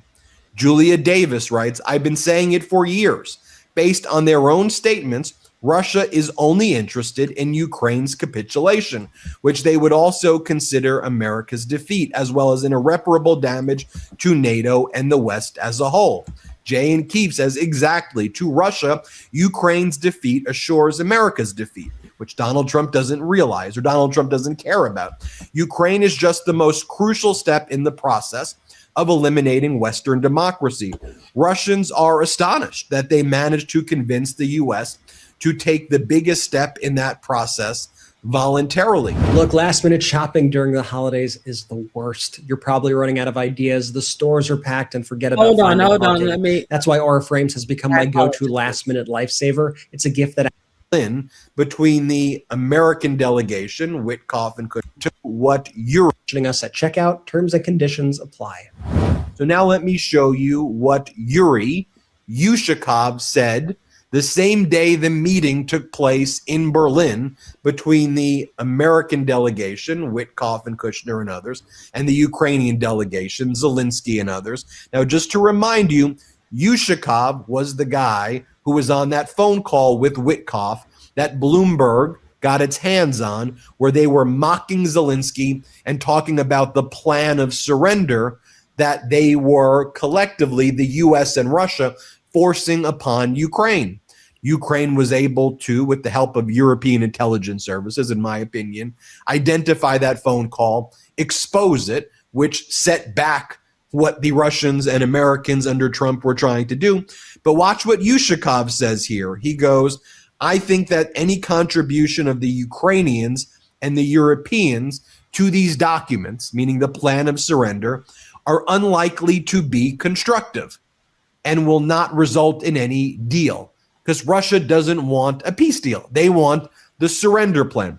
Listen to what Yushakov says so you can hear in your own word, and you can hear for yourself in his own words. Here, play this clip. Well, I think the Ukrainian and European contribution to these papers will hardly be constructive. That's the problem. You haven't seen them yet, you said. They haven't been seen yet, but if there are appropriate amendments, we will have very strong objections, because we very clearly outlined our position, which seemed quite understandable to the Americans. What are the vehement objections about? Well, concerning many of the points, there will be some completely unacceptable provisions for us, including on the territorial question, at least that's what I believe. Is this the possible demilitarized zone in the Donetsk Republic that's currently being discussed? Not only that, but the issue of territories was actively discussed here in Moscow. And Americans not only know, but also understand our stance. But what they'll achieve on paper after these talks, I don't know. But it's unlikely anything good will come. But generally, this so-called Korean option, is it an option for us for such a separation from Ukraine or not? We have never discussed this particular matter, not once. We have, however, discussed various options concerning a long-term settlement, and the Americans are fully aware of our proposed approaches. But to precisely...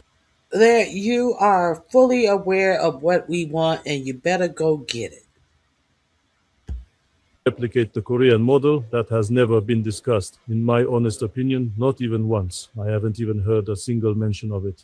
Now, while all of this was taking place, and by the way, the European leaders recognize this, right? If I recognize it, they recognize it. So Friedrich Merz and Emmanuel Macron and Keir Starmer, the Prime Minister of the UK, and van der Leyen, the President of the European Union Commission, they know what Trump and Putin are up to here. And that's why you had Chancellor Merz at the center of the table representing Europe there and strongly pushing back against the surrender that Trump and Putin were trying to hoist upon Ukraine.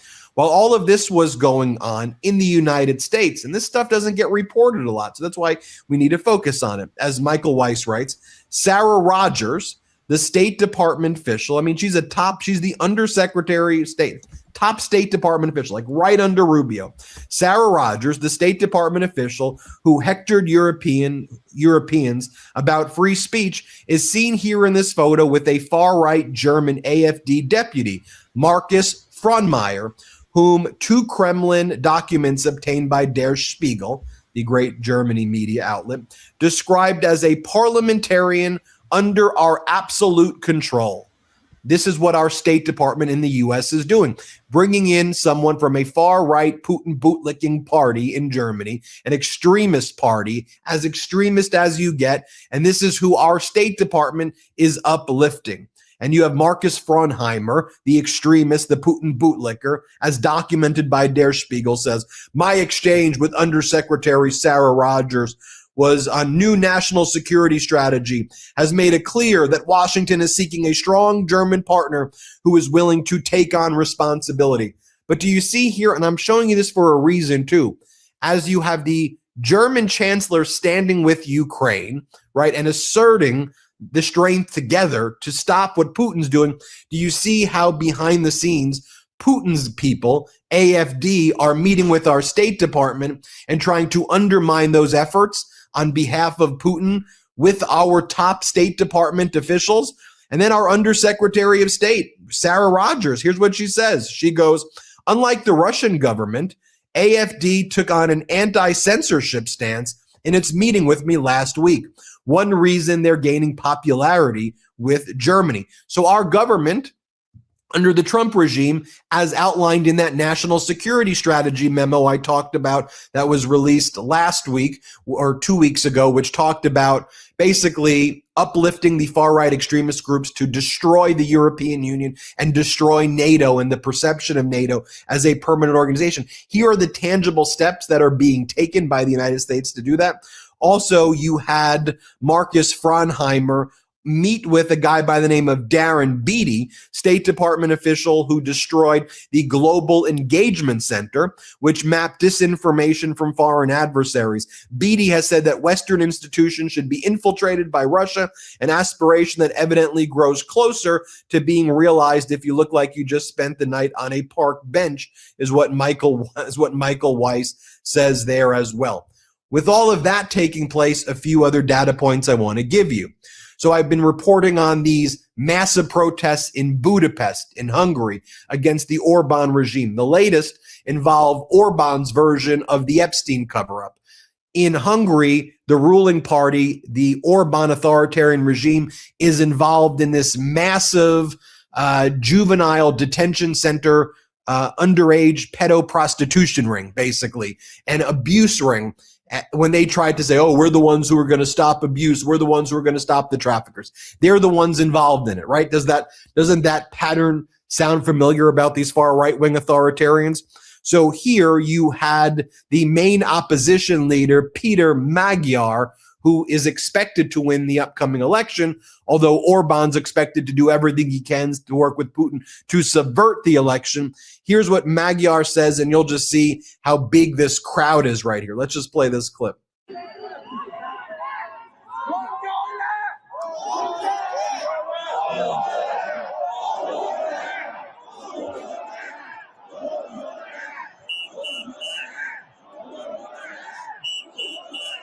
And while all of this is taking place, you have Donald Trump showing utter weakness.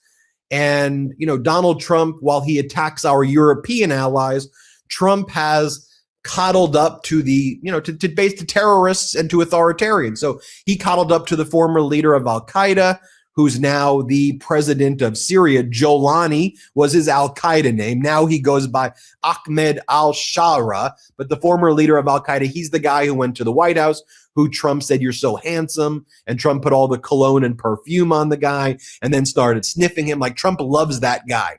But what you need to know,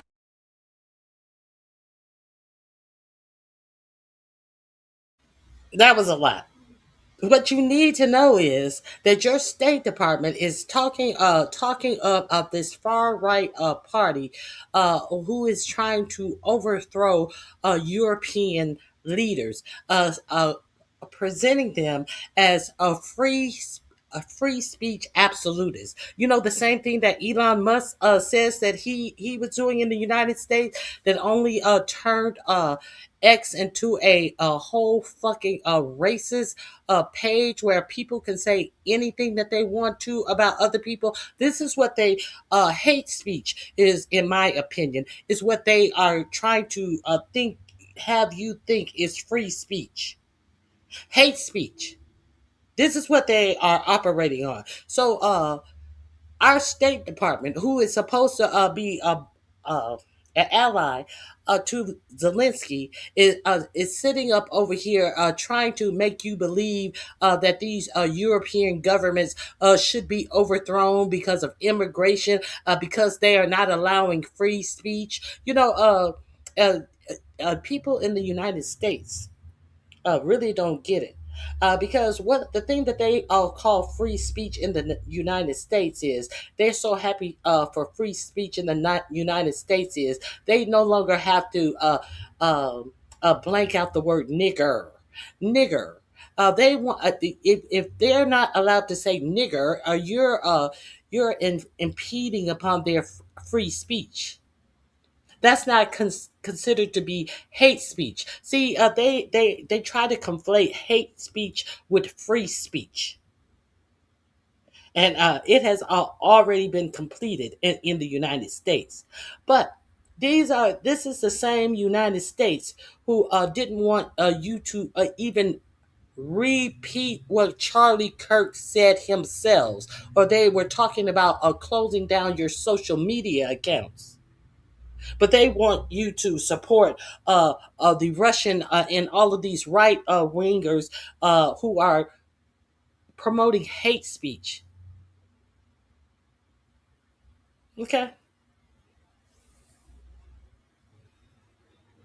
let's continue. Oh, speaking of which, we got to talk about the stabbing in. We have to talk about the stabbing in Australia. We definitely have to talk about the shooting. I mean, and at Brown University, and we're gonna have to talk about since they're talking about this Al Qaeda guy. You remember the Al Qaeda guy who is the interim president of Syria? You remember him? It is reported that three of their supporters are the ones who shot and killed three service members, United States service members. Do you hear? Do you see a big warship on their way to attack them? Do you hear of them putting five?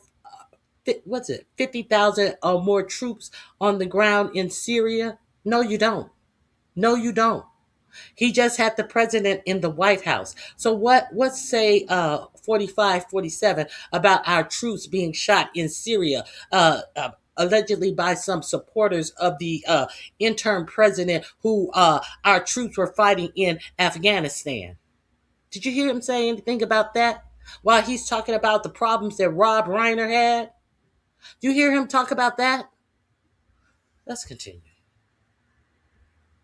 You hear any troops going to Syria to defend the lives of our war fighters, to defend the lives of our war fighters that were lost in Syria? Do you hear anything about that from this administration? Let's continue. Is that in the past 24 hours, there have been 3 attacks by ISIS against the United States and one inside, and the links of ISIS have kind of permeated inside the Jolani transitional government, the Syrian transition government. So just the other night, last night, 4 members of the Road Safety Patrol under the Syrian Interior Ministry were killed, while several others were injured in an ambush-style attack. We then saw an ambush-style attack that killed American soldiers as well, and it was either ISIS permeating within the transitional government or just the government officials with ISIS sympathies. But you have a lot of this happening inside that government right now. So Syria is becoming an absolute nightmare right now as ISIS is reasserting itself there. And Trump is looking weaker than ever. You have Hamas asserting itself in Gaza right now. They never agreed to withdraw. You have the IDF still killing innocent Palestinians as well. In addition to their attacks on Hamas, we see the fact that innocent Palestinians still get killed. But Trump never secured Hamas, get Hamas out of there. What are we doing here? And Netanyahu never agreed to a 2-state solution. And Smotrich these people don't agree to a 2-state solution, and they never signed any deal. So you have all of this taking place across the world right now. And Trump has never looked weaker. And he's never, because he is weak. This is the most weak, pathetic stuff imaginable. Okay, so that link is in my description box. I don't want anyone to be ignored in the chat. Please hit the like button. If you learned something new today, help me reach my goals. My goals are to tell you something that you may not have heard in this for-profit media that is beholden to our administration. Now, someone here, Vince Jackson, sounds like a black MAGA. Vince Jackson says Trump 2028.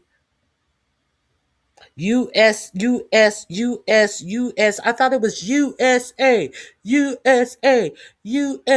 I thought it was USA. What is this US? It's supposed to be USA, stupid. Okay. Trump is the GOAT. Is Trump the GOAT? This is the only rendition of a GOAT and a Trump that I am aware of. Trump is the GOAT. Let's hear the goatness of Trump. Won't back down.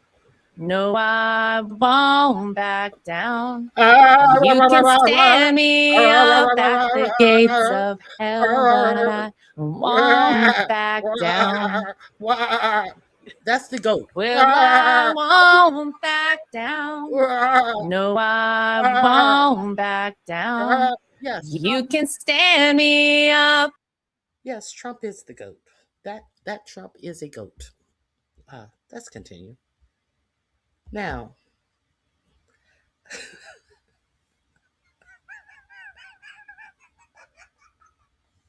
now, Z Sarah was talking about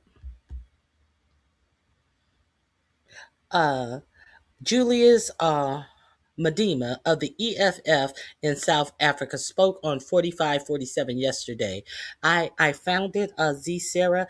Let's hear a little bit of the speech. Now, several people were carrying his speech, and it struck me, it struck me that one of the people who was reviewing his speech, of course, was a corn-colored person who said that, this is he's on their parliament, but of course it's in South Africa. He's a convicted felon, and he's on the parliament. Of course, that would happen in South Africa. Well, corn for colored man, palm colored man. Of course, that would happen in South Africa, that he could only be on the parliament, because if you recall straightly, that we have a 42 convicted felon in the actual White House. He thought that he was reading and serving, talking about Medema's record, when we have a 42 convicted felon in the White House that he most likely put there. These people are insane. Let's hear, I didn't hear this speech. I am going to hear it for the first time. 4547 felt that he did not need to attend the G20 conference because it was held in South Africa. Now, let's understand that the president of South Africa and Medema, even though he is a part of parliament, do not agree on many things. Kind of like the Democrats and the Republicans don't agree on the same things, but they are a part of our government. Kind of like that. So this is what I know about Medema. So let's get into it.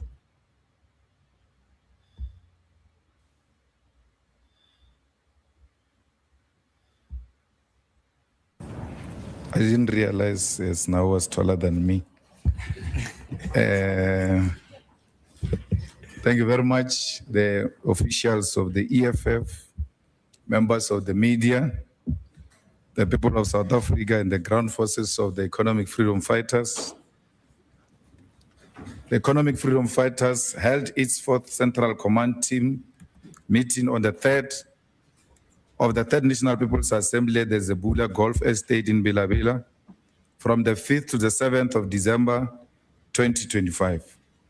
The Central Command Team reflected on the year 2025 in relation to organizational growth, governance, and with regard to the ability of the organization to champion grassroots struggles of ordinary people and struggling communities. the theme of the EFF in 2025 was the year of the picket lines, and it was a resounding success, which reaffirmed the EFF as the weapon of the poor and an enemy of domestic and global capital. This year, we demonstrated that our struggle does not the enemy of global capitalism. So do you think that this capitalist society is here for anything this man has to say? I think not, because he is championing the poor. Do you think that this world view champions the poor? No, they champion the rich. That's why they're making more and more people poor. Let's continue. And the picket lines. It advances directly into the chambers of parliament, where we translate the people's demand into legislative action. And another question. See, I don't know anything about him. Maybe Z Sarah can help me. Now, another commentator was talking about that this man is a convicted criminal. But what crime was he convicted of? Was he convicted of essaying a woman in a department store, like our president was convicted of this charge? Was he convicted? No, he wasn't charged. I forget what the charge exactly was with her, but that it surrounded their encounter in a department store where she was SA'd by him, and he was convicted for that. Was that one of the crimes he was? I don't know what he was convicted of. If it was something, a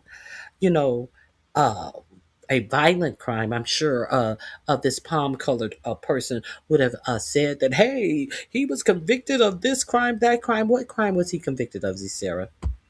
We decided to internalize, as a matter of fact, the guidance of Cabral, who taught us that an open code, every practice produces theory, close quote, and that open code, nobody has yet made a successful revolution without a revolutionary theory, close quote.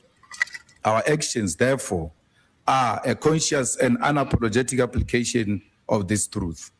The CCT was further appraised on the key resolutions taken by the Third National People's Assembly, which was to dissolve regional structures which were not fit for purpose and instead establish sub-regional structures across the country's municipalities. Further to this, a key organizational achievement for 2025 was the launch of the EFF Youth Command, succeeding the Student Command. This strategic reorganization, resolved upon by the Third National People's Assembly, consolidates our youth leadership and empower the next generation of fighters for the battles ahead, including the crucial 2026 local government elections. As of today, out of the 224 sub-regions in the country, the EFF has successfully set up 184 sub-regional structures, which represent an 82% completion rate towards having structures across the nation. We must applaud the successful early launches of sub-regional people's assemblies in provinces such as Limpopo and Mpumalanga, because they stand as a testament to the disciplined execution of this mandate.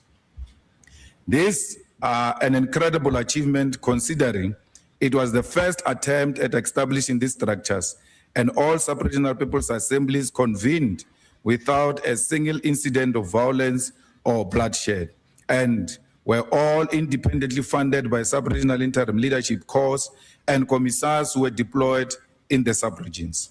The CCT wishes to further congratulate the following provinces for reaching 100% target, meaning they launched all their sub-regions successfully.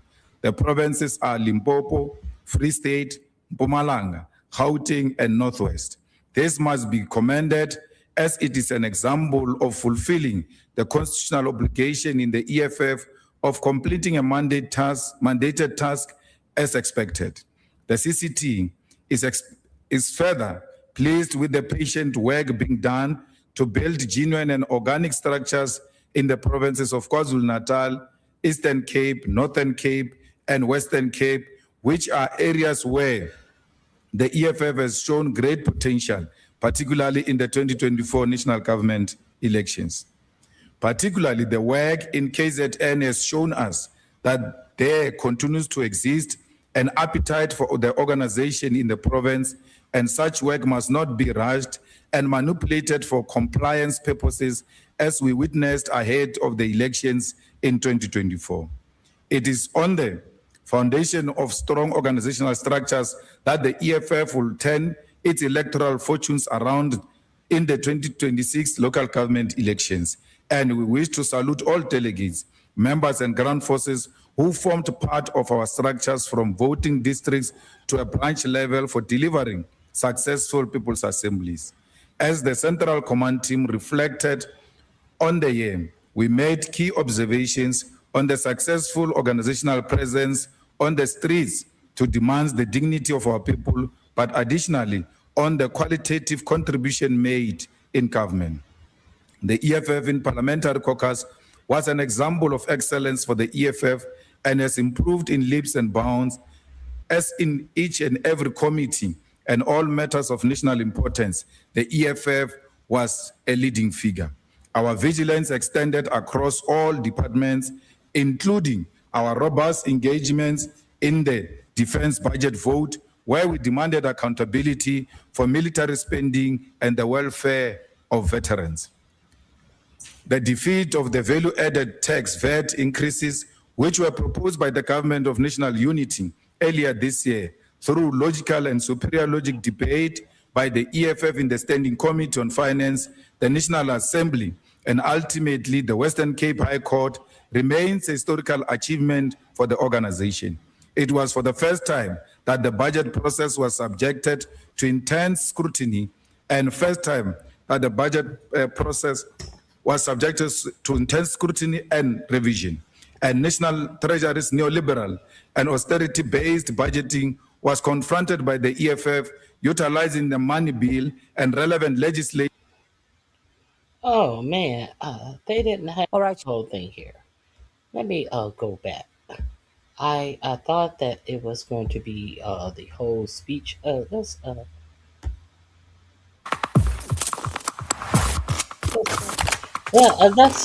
check out this one. Hey, what's up, guys? It's Ronald here. So this video is going to focus on the convicted criminal known as Julius Malema, who is also the leader of the EFF and currently a member of parliament. Convicted criminal, member of parliament. Don't worry, that's how we roll in South Africa. You can be convicted of a crime and still be a member of parliament. Anyway. I guess he doesn't understand that there's a convicted criminal that serves as the president of the United States. That is the fool that I was referencing. Let's move on. Is that AI? I'm pretty sure that is AI. That is his thumbnail. Let me find. Where is the speech that I? Here we go. Let me. Brother, Julius Malema has made a speech, and this is one of his wildest. You've got to watch this. Crazy stuff. Let's go. This is not going to end with Donald Trump as regime. Whoever says when Donald Trump leaves, this will change. It's not true. You know that Israel controls the USA. What? Taking the Israeli government to International Court of Justice is what has offended the USA. Malema is not your friend. Do you hear that? I mean, the guy is blatant.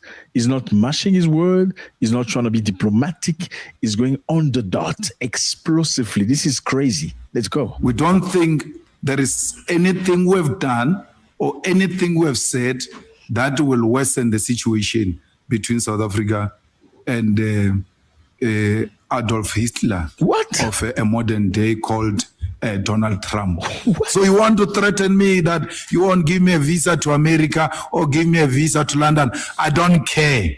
I'll go to Africa and enjoy. The EFF has taken note of the rise of the US imperialism and fascism under the Donald Trump administration, which is engaged in a war crimes against people democratically and domestically and internationally. The onslaught on the people of Venezuela for the sole and admitted purpose of taking over Venezuela's oil refineries. The manipulation of the electoral processes in numerous elections in Latin America, the disruptive role of Donald Trump in the Middle East, including threats to colonize the Gaza Strip after funding the genocide of Palestinians, has resulted in the EFF correctly characterizing Donald Trump as a reincarnation of Adolf Hitler. Wow, do you hear that? Yeah, we heard that, and I don't want to hear any more of your commentary on it. It seems like let's continue. About America.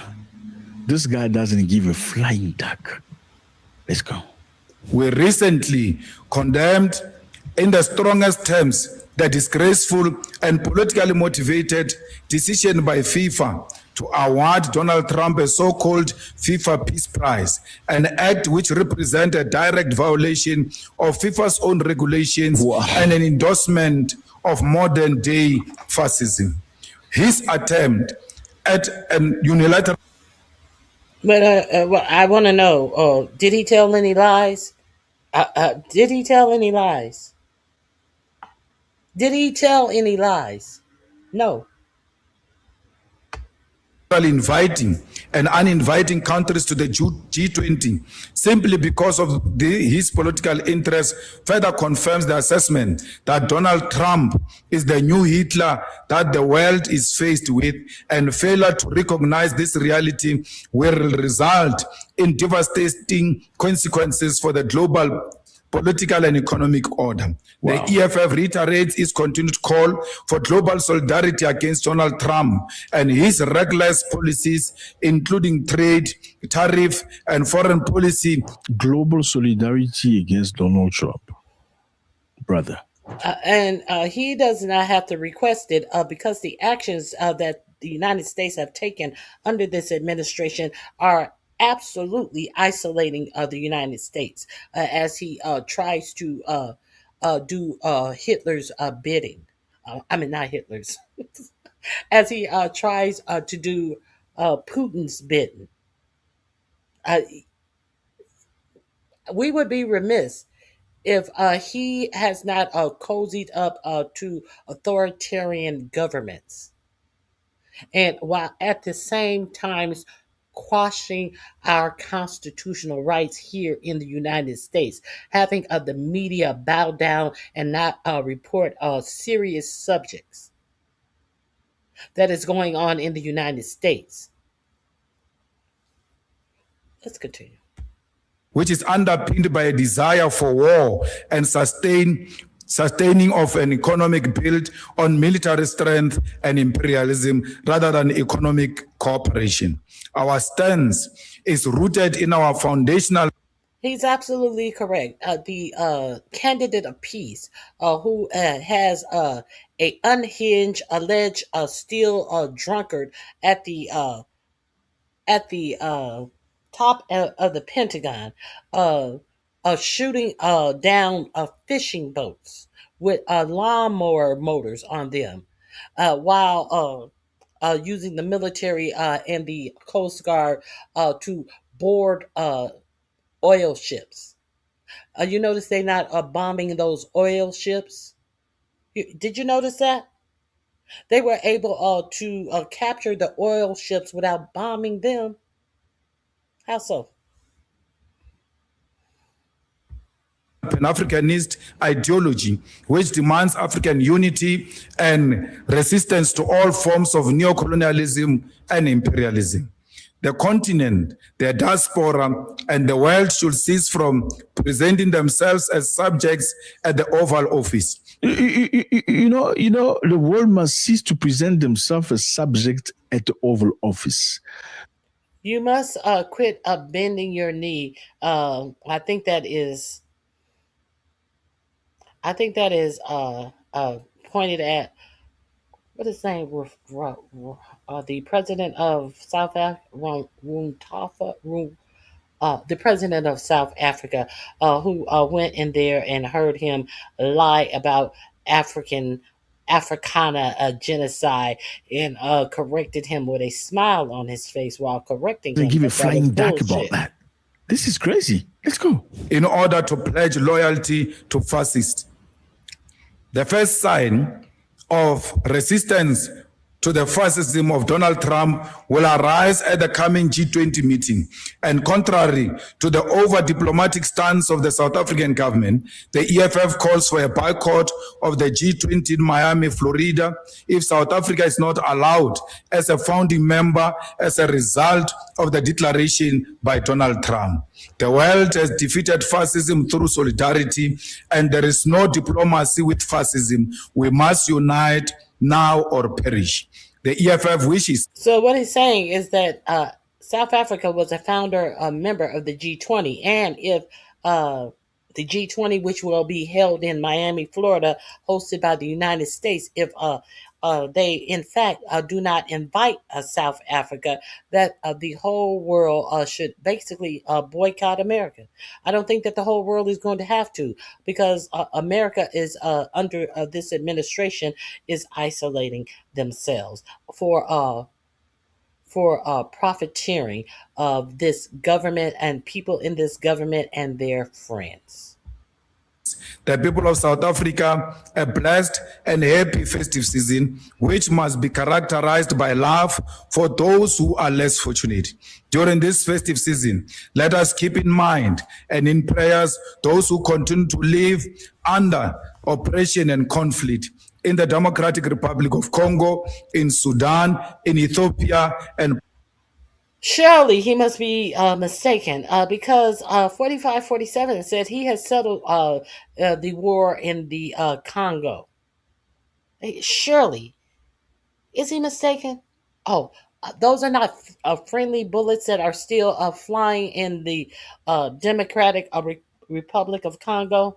Those are friendly bullets. This is the happy season, as you said. Those are happy bullets that are still being shot in this ongoing war that 4547 set his happy feet down and signed on to receive rare earth minerals from that region. That's the only thing he wanted. He didn't give a fuck about these bullets that are still flying in this alleged peace agreement. Palestine. Look, the oppression and conflict in the Democratic Republic of Congo, in Sudan, in Ethiopia, and Palestine. Look, you got to be kidding me, sir. You don't know that he brokered a peace deal between Israeli and Palestine? How are you saying that they're still living under oppression? The war is over, or is it not? No, it's not. Footage that is being played at the Oval Offices is being used to peddle lies about South Africa. And therefore, that cannot be used to persuade us to retreat from our stance, because there is nothing that we are saying which will strengthen the case for South Africa against Trump's position, which is very clear of. He played these videos in the Oval Office when President Ramaphosa, what is his name? Ramaphosa, from South Africa was there. And nobody could tell him anything different. Somebody handed him a stack of papers. So therefore, whatever anyone said, he wanted to shame the president of South Africa and try to pretend like he had any facts about these lies that he was telling about a genocide in South Africa of white farmers, while ignoring the genocide that was going on in Palestine that he continued to support with our arms and money. isolating South Africa. Case for South Africa against Trump's position, which is very clear of isolating South Africa. So, in other words, you're saying we don't give a continental. We're not afraid of you. It doesn't matter what you say. It doesn't matter what you do.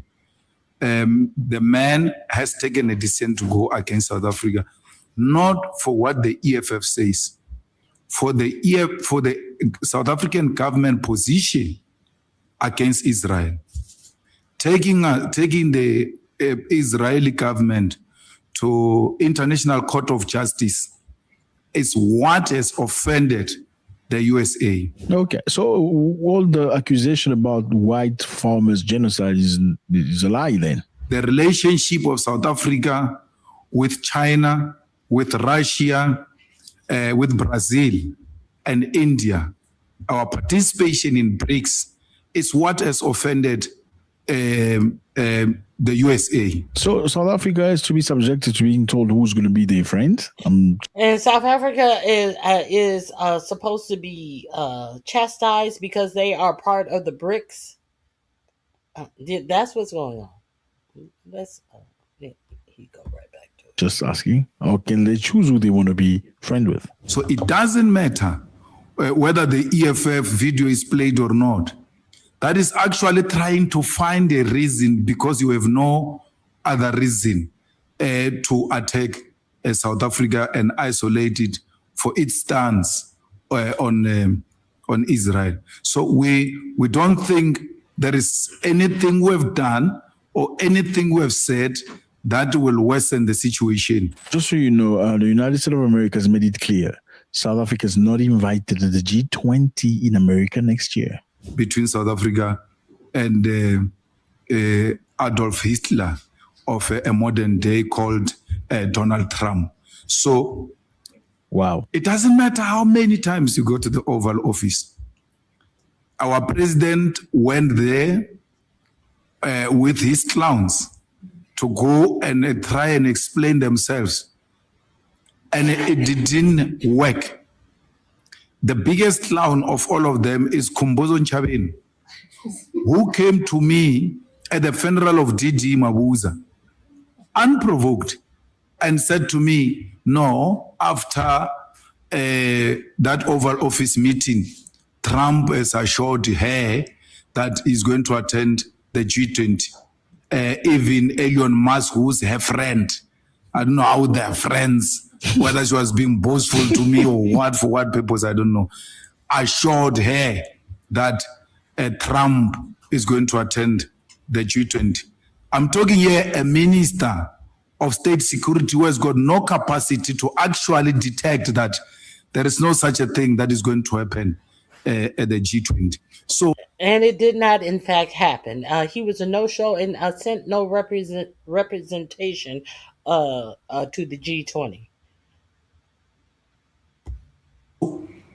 Really, South Africa must just assume its position and concentrate on internal investment, beneficiation, grow our economy, while we're still trying to find other international trading partners. So, in other words, he's trying to say that because South Africa depends so much or greatly on AGOA, which is a deal with the United States of America, that is something that needs to be attended to.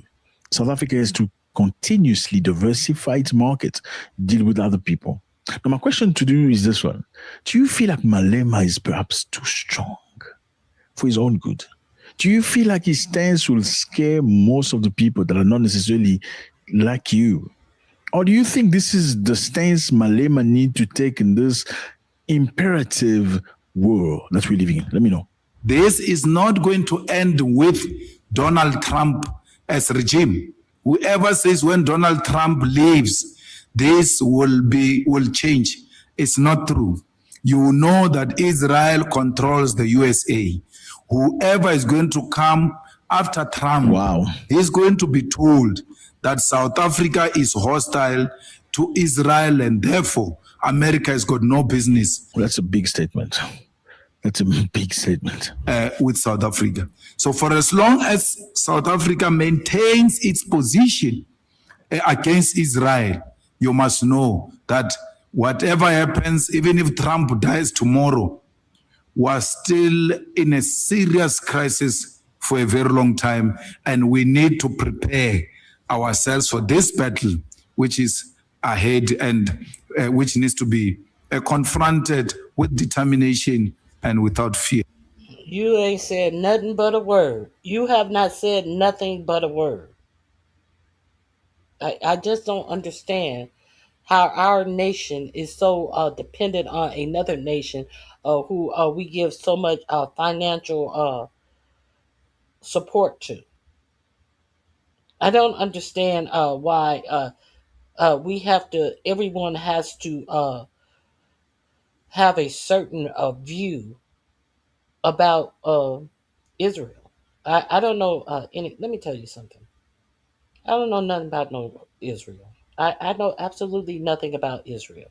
I definitely know about the Holocaust.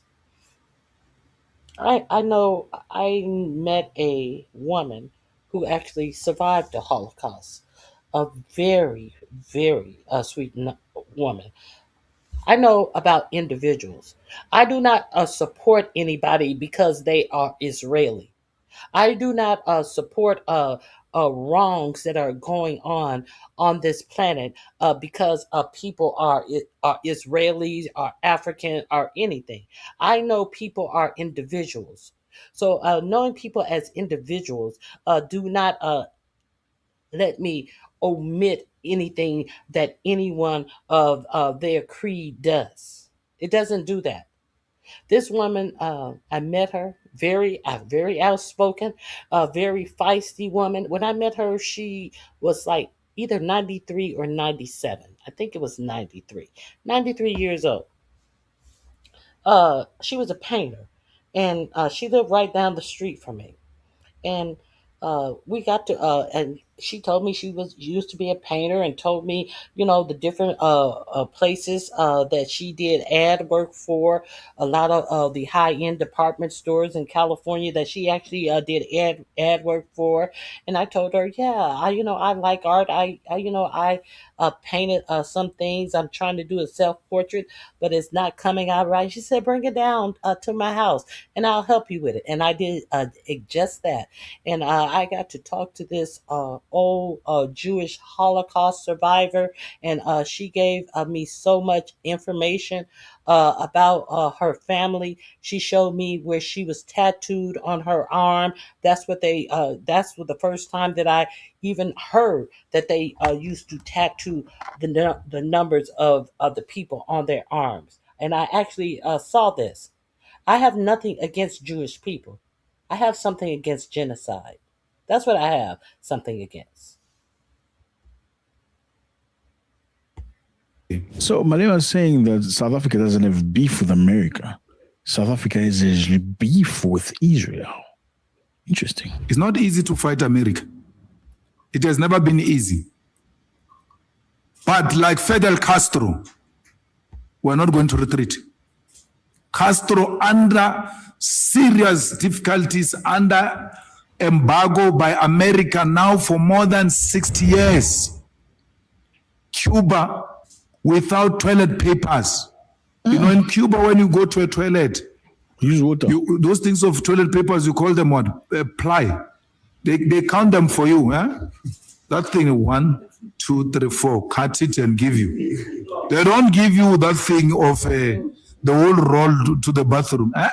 Well, you may as well just use water. It's cheap, it's affordable. Water is cleaner. It's nicer. Yeah. A bidet is always nice. Use water. Do you use water? Work it out. That's how much bad it is. And we agreed with the TG that we need to join the mission of the Communist Party to send food worth 1 million to Cuba. We are suffering, we are poor, deep slaughter, but we are in a much better position compared to those comrades in Cuba. Why are they suffering like that? Because they decided to take an ideological position against imperialist forces led by America. We must take inspiration from those people. And where we can help the Cubans, let's do that. I said to the TG, if we ask, because ours is very clear, that thing of declaring money to the IEC and nonsense, it's a mission of the Oppenheimers to see who's funding the EFF. I said to TG, we need to find the individuals who can each give us 99,000 rand, not more than the threshold, so that we don't get to disclose them. Put that money together, buy food, and send to Cuba. That's who we are. Insult us anyhow you want. We build houses for disabled people when we've got houses, because their pain is our pain. So when we do that, you must know we're doing that against America. It will never like that. But are we going to retreat because America doesn't want us to do that? Never. Even if America decides that I should no longer enter America, it's okay, I will enter Zimbabwe. I'll enter Botswana, I'll enter Nigeria, I'll enter Africa, my home. Why should I be concerned about people who are going to feed me beggars? Burgers. And make me fat. Feed me when burgers. I can go to Nigeria and eat jollof. Nice, nom. Nice food. So why must I fight for beggars instead of jollof? Beggars. When we're in beggars. Nigeria, you must taste yourself. We're given a nice jollof rice and what is that goat soup? Pepper soup. Pepper soup. By the governor of that state, Enugu State. Ah, la la. Hey, my guy, we were sweating, but we're not stopping. Sweating, but not stopping. That's how nice Africa is. So you want to threaten me that you won't give me a visa to America or give me a visa to London? I don't care. I'll go to Africa and enjoy the company of my own people. One day this will come to an end. Even if it's not achieved under me, I must lay a foundation for those who come after me, that we must not hero worship America to an extent that when we are threatened that we can't get visas, we retreat on our ideological position. Fidel went to the grave. I went to bury him. He didn't have a visa to America. So who am I? If I were president, I will never be sheepish in front of the US attack on South Africa, never. First thing I would have dealt with properly is that thing of Rwanda of killing our people by Kagame, killing our soldiers. Till today, we have not responded to that situation. Now the report has come out. Only 27% of our soldiers are fit for purpose. It's not me. When I say it, I get insulted and be told he's putting the country at risk. And we are at risk. We need to turn around.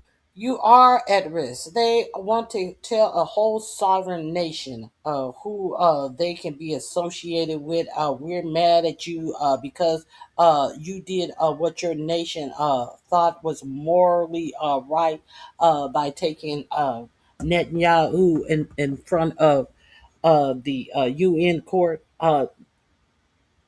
Understand that the America position in towards South Africa and the ruling of South Africa and the black rule of South Africa is that South Africa should do what they're told, like good little slaves. That's what their position are. Yes, they are at jeopardy. You are at jeopardy because this same administration is telling you as American citizens that you better behave, or they are. If you go up against this government, they are going to treat you are the exact same way. The military of South Africa. We need to put more money in the military of South Africa. What is the point putting all monies into all of these things when you can be walloped by a small country like Rwanda? Humiliate you to a point where the president of Rwanda makes no apology about it. He continues to insult us till to date. Till to date. Julius Malema is clearly at war right now. Let me know if you know of us. His speech against the United States of America, very, very interesting, saying that America.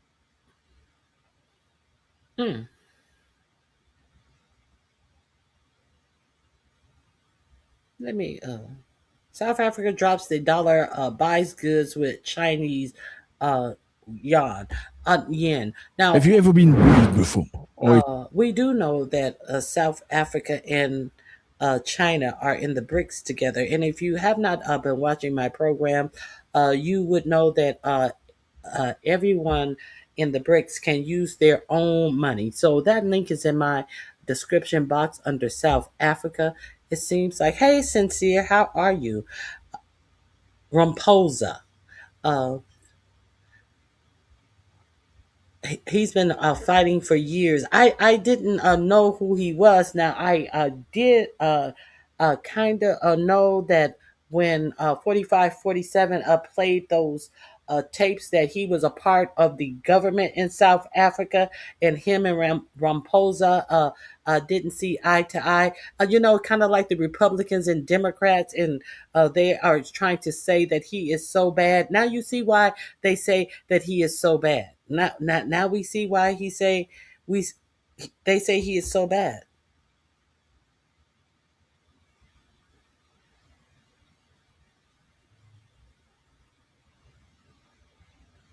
I am now hearing that black-born citizens are being locked up by ICE because they don't have their documents on them.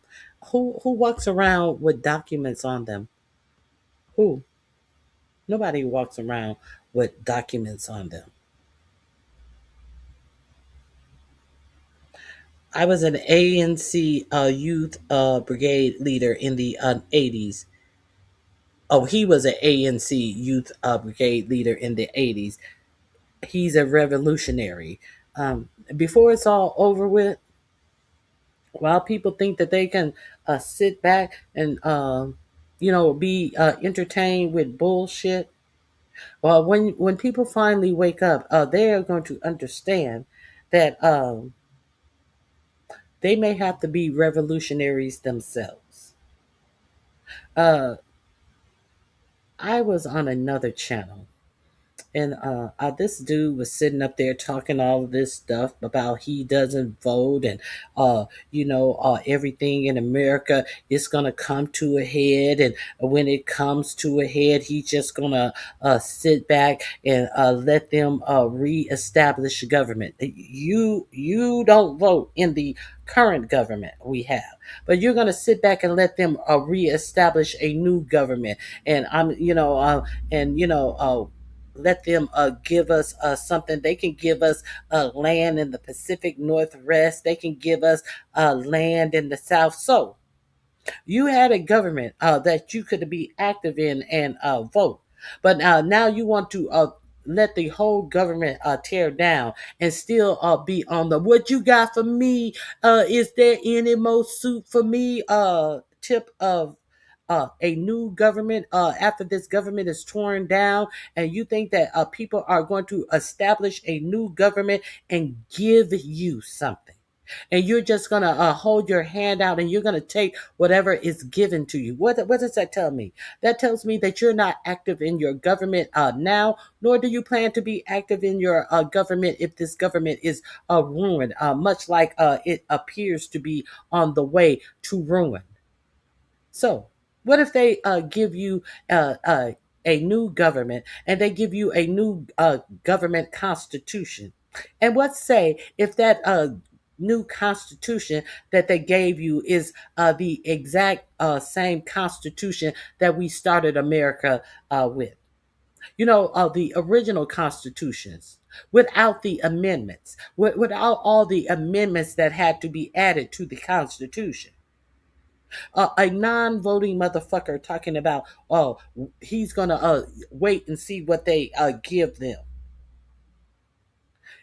So, how do you think that this original Constitution was amended? The original Constitution that counted your ass as 3/5 of a human being.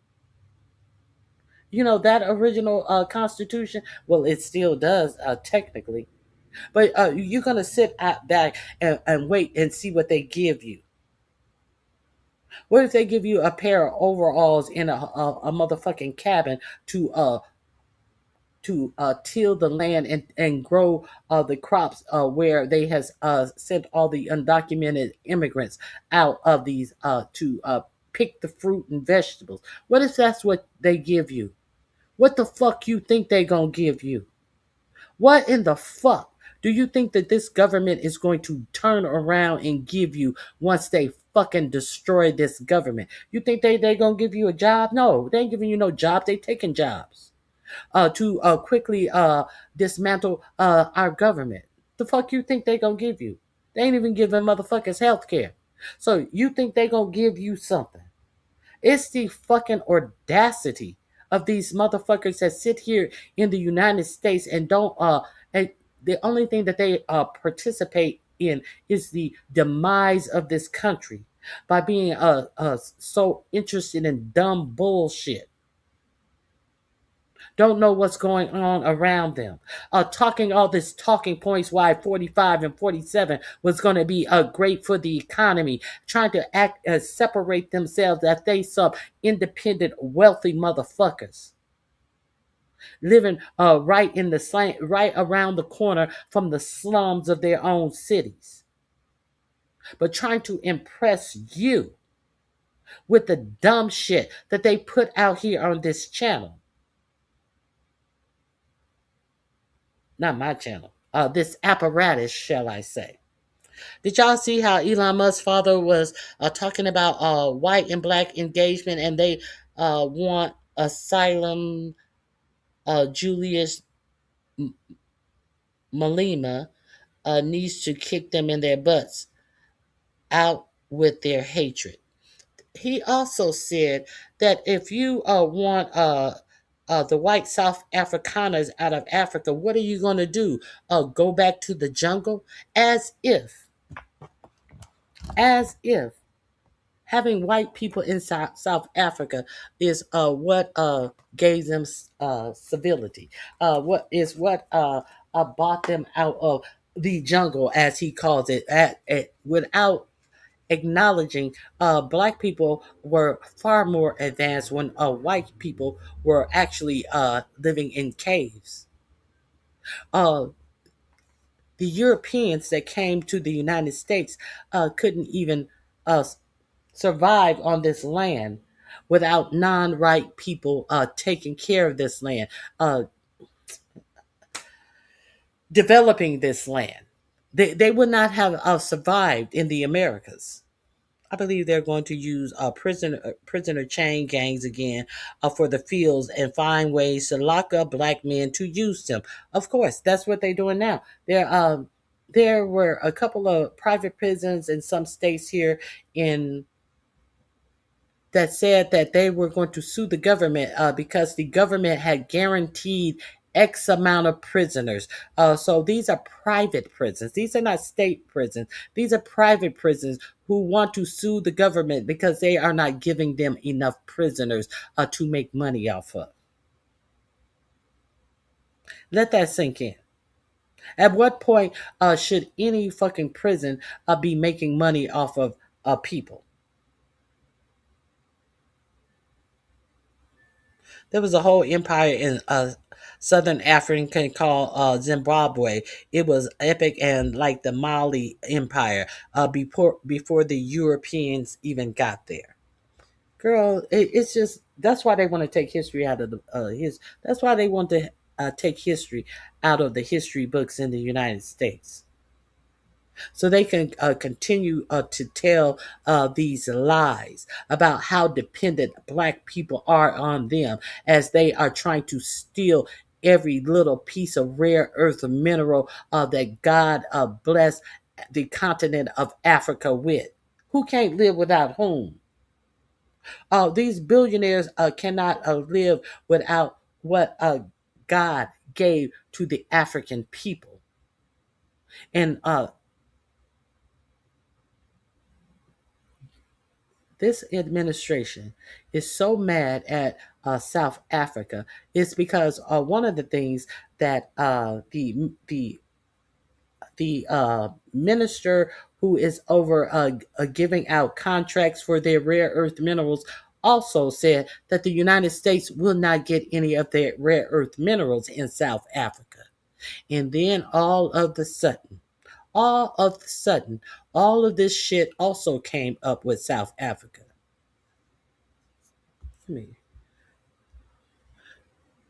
They want us stupid and believing all their bullshit. That is exactly what they want. Let me see if I can find this right quick.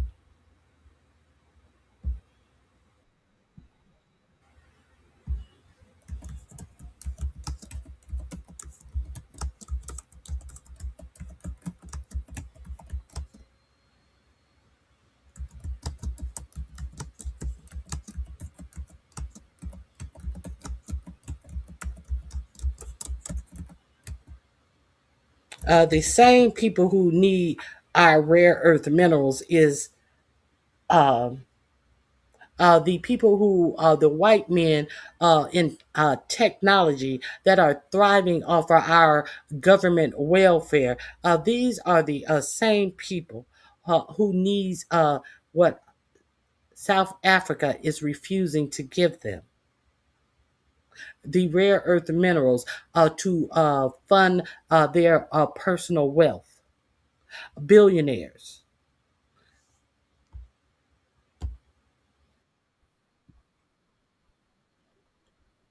Let's. I played this for you when it happened. Let me share this with you again, just in case you forgot. If you forgot, let me reshare this with you. South Africa told them a long time before Ramaphosa showed up in the White House.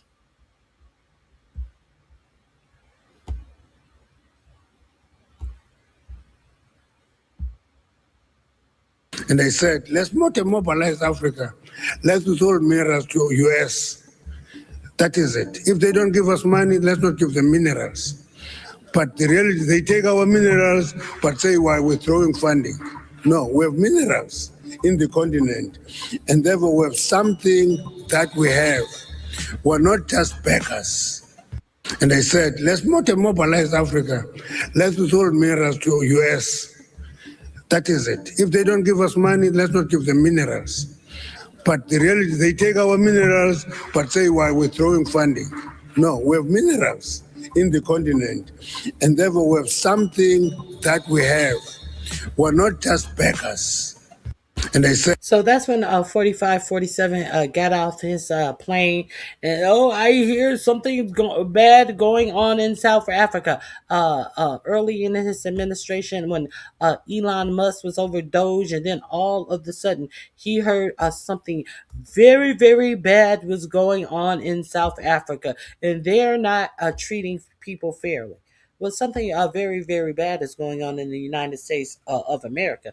And the United States of America is not treating people fairly. It's treating everyone fairly who is a billionaire, however. But the United States of America, till to this day, are trying to get you used to the fact that they are not going to extend Obamacare subsidies, and about 25 million people are expected to lose their health insurance on January 1st of next year. In a couple of days, up to 25 million people are expected to lose their health coverage. This does not include the almost 17 million people who are expected to lose their health care once they start implementing that big bloated bill that they signed in July. So your government is not taking care of you while treating the American people very poorly.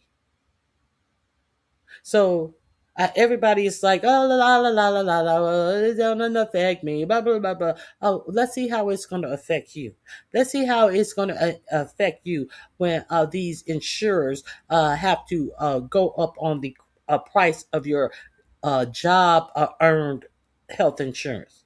Let's see how it's going to affect you when you have to God forbid, go to an emergency room and it's full of people who have no primary care physician. You think you're waiting long now if you happen to have to go to an emergency room? You think that the healthcare outcomes are some of the not some of the worst in well-developed countries now? What do you think that the healthcare is going to be when they're overloaded with patients who are in dire straits? Their health is in dire straits. Do you think that it is cheaper to pre-screen people for things that they may have, or do you think that is more less expensive to treat them when they are in the final stages of certain disease that could have been caught early if they only had a primary care doctor? What do you think is going to happen then? See, so some people are so stupid and short-sighted and try to act like they are unaffected by anything. They are so unaffected and they continue to finance their own suffering. I still go to Target. Y'all still boy got in Target. I go to Target. What did Target do to these people who turned on their heels for a professed gift bag that Target was giving out, only to get some fucking water flavoring, some old lipsticks, chapstick, can openers, and shit like that in these Target gift bags. See, some people just don't get it. Some people just don't get it, but they're about to. That's all I got to say. Fuck. Shit. I do what I do, and I keep it pushing. That's all I can do. Now, I have seen this a couple of times. I just want to know if you guys have seen this. I'm going to share this link with you guys. I hope you've seen this. Let me share this with you. If I'm going to drop the link in my I'm going to drop the link in the chat. You should go over there and visit this page. They have some of the greatest artists. It's kind of like the Front Porch series. Go over there and check this channel out. Was started by Brian Freeman. Freeman is an artist himself. He bought the Cadillac from his cousin with an idea. I was riding around performing my music for my friends. That's really how it started, because there were different platforms out here like to promote people's music, but I wanted to start my own. Then Freeman's friends began joining the rise, performing and talking about their own music. I had some of my friends come DJ, and like the DJ ones just started going viral like every time. From the internet to the streets, people are taking notice. Like, what you do, man? I appreciate it, bro. Oh, that's so cool. Oh my gosh. How often does that happen? All the time. So like it's good. It never gets old. Cadillac Chronicles launched a little over a year ago. 6 months in, labels and artists alike started flooding Freeman with requests. Performing as an artist, that is very fun, is to perform. And especially when you're riding around in this car through the streets, everybody's screaming at you like it's crazy. Yeah. Like what is going on right now? Who have been some of your favorite guests in the Cadillac, besides CBS News Atlanta? Absolutely, that's up there. I mean, the Ozzy Brothers, that was fire. I wasn't expecting that. There is a lot of music out here that is not good. and I want to focus on the good music. If it ain't right, it ain't right. Okay. Hey, man. Freeman never expected Cadillac Chronicles' success. He's been experimenting with different ideas surrounding music since he was a kid, but he never took his foot off the gas. You can never give up.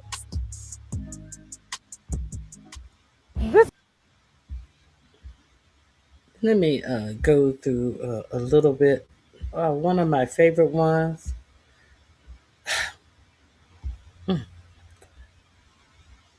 I don't think I'm able to play a lot of this. Oh, this is the one I want to.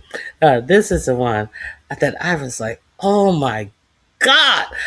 This guy sounds so good. Sounds just like he did on the album. I thought he was lip syncing for a second. He was not lip syncing. Let me, let's get into it. That's really that work though. Driving around the standing here looking out my window. Nights are long and my days are cold 'cause I don't have you. How can I be so damn demanding? Oh, you said that it's over now, but I can't let go. Every day I wanna pick up the phone, tell you that you're everything and I need and more. Only I can find you. Yeah, I thought I saw you pass me. My rearview mirror's playing tricks on me 'cause you fade away. I told my husband, I was like, oh my God, I have not heard Case. I forgot he sang that song. I was like, oh my God. And you know how you see artists and they look worse off, and half of them are dying in their 40s and 50s. And I was like, oh my God, he sounds so good. And he said, yeah, he got off them drugs. I was that is his opinion. This is one man's opinion. He's like, yeah, he got off them drugs. I said he looks good. He doesn't look all flashy or sleek or anything. I said, but oh my God, he sings like it was yesterday. So if you have not visited the Cadillac Chronicles, they show many different artists from many different genres. I forgot him. I forgot him too.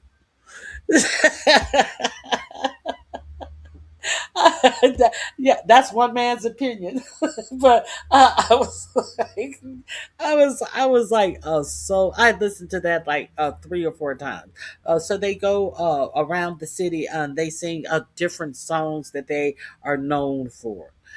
Sometimes they have DJs on there spinning records and with all of their sound effects and whatever it is that they use to DJ. So it's a whole party. And now he have record labels approaching him to get artists on his stream.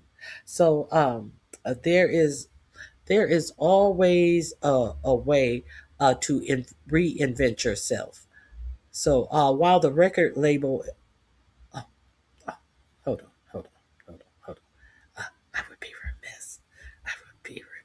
This is the one that's going to get me struck. If you guys see the replay, I may have to delete these little sections. I just may have to. Now they dropping and yelling, it's a tad bit late. Nate Dogg and Cadillac. Hey, yeah, and it don't stop, and it won't. It was a clear black night, a clear white moon. Warren G was on the streets trying to consume some skirts for the E, so I could get some phones. Rolling in my ride, chilling all alone. Just hit the east on a mission trying to find All types of artists. So if you have not been over there, please avail yourself to the Cadillac Chronicles. I was in love. Now, if you guys haven't heard the latest about Prada, all of these big fashion houses, they are always under investigation for abusing their labor forces or having illegal workers making the product, not the there used to be artisans, leather artisans, you know, you know, what else? What do they call the shoemakers? The what are they? Cobblers who made the shoes, who had history passed down through generations, how to produce garments. What is it? Altiers, the sewers, who sold these products that they're selling for $10,000 and $12,000 a bag. There has been a new investigation about Prada that happened recently. So these people are making tens of thousands per bag, and they are paying their workers $4 an hour and forcing them to work 90 hours a week. How do you work 90 hours a week? That's like doing more than a double shift every day, over 16 hours a day, every single day. How do you do that? You live at where you work. You live at your. There's no commute time. There's barely any sleep time. So let me share this with you. I thought that this was disgusting, and I'm sick of all of these name brand products getting wealthy and not wanting to pay a living or wage, not treating their employees as human beings, as they try to establish themselves as some elite something. To be elite, it seems like you have to abuse your workers and underpay your workers. That's what elitism is all around the United States, as a matter of fact. As they allow these tech billionaires to go through all of your records to find a way to cut your jobs. Let's get into this.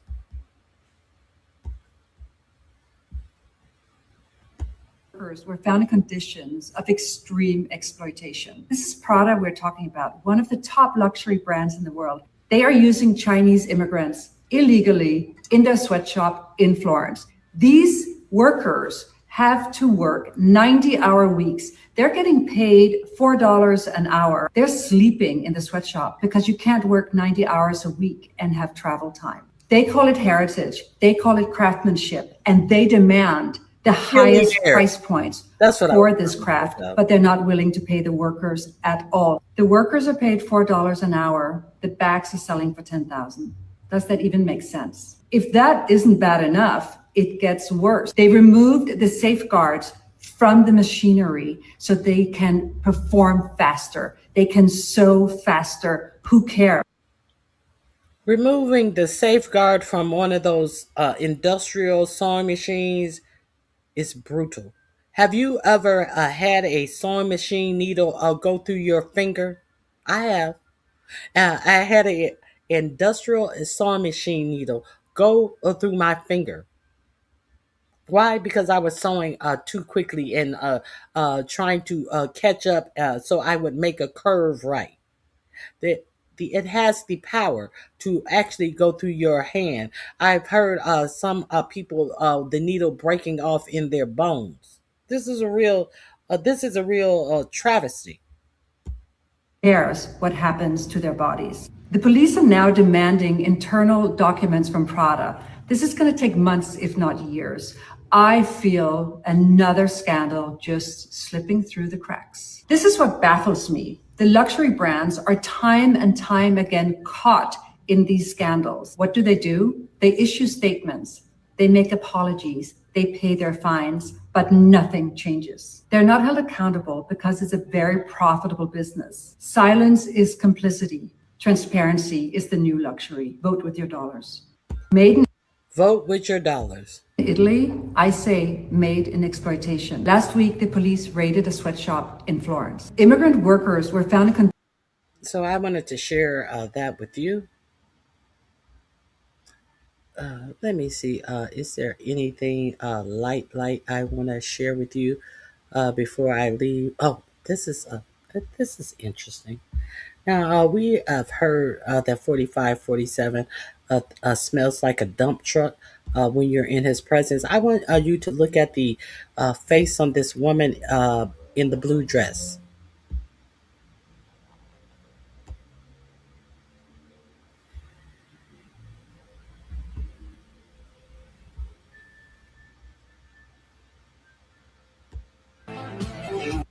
Can't you smell?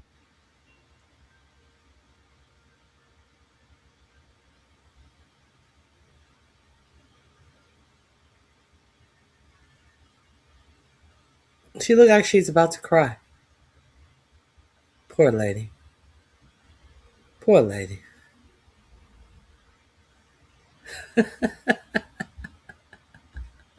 I'll drop this link in the comments. I want to if you want to revisit it at your leisure.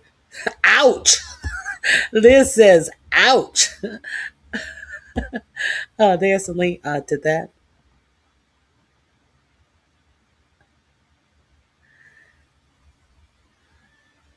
You have, and it's a pain like you've never known since. Yes, it is a pain.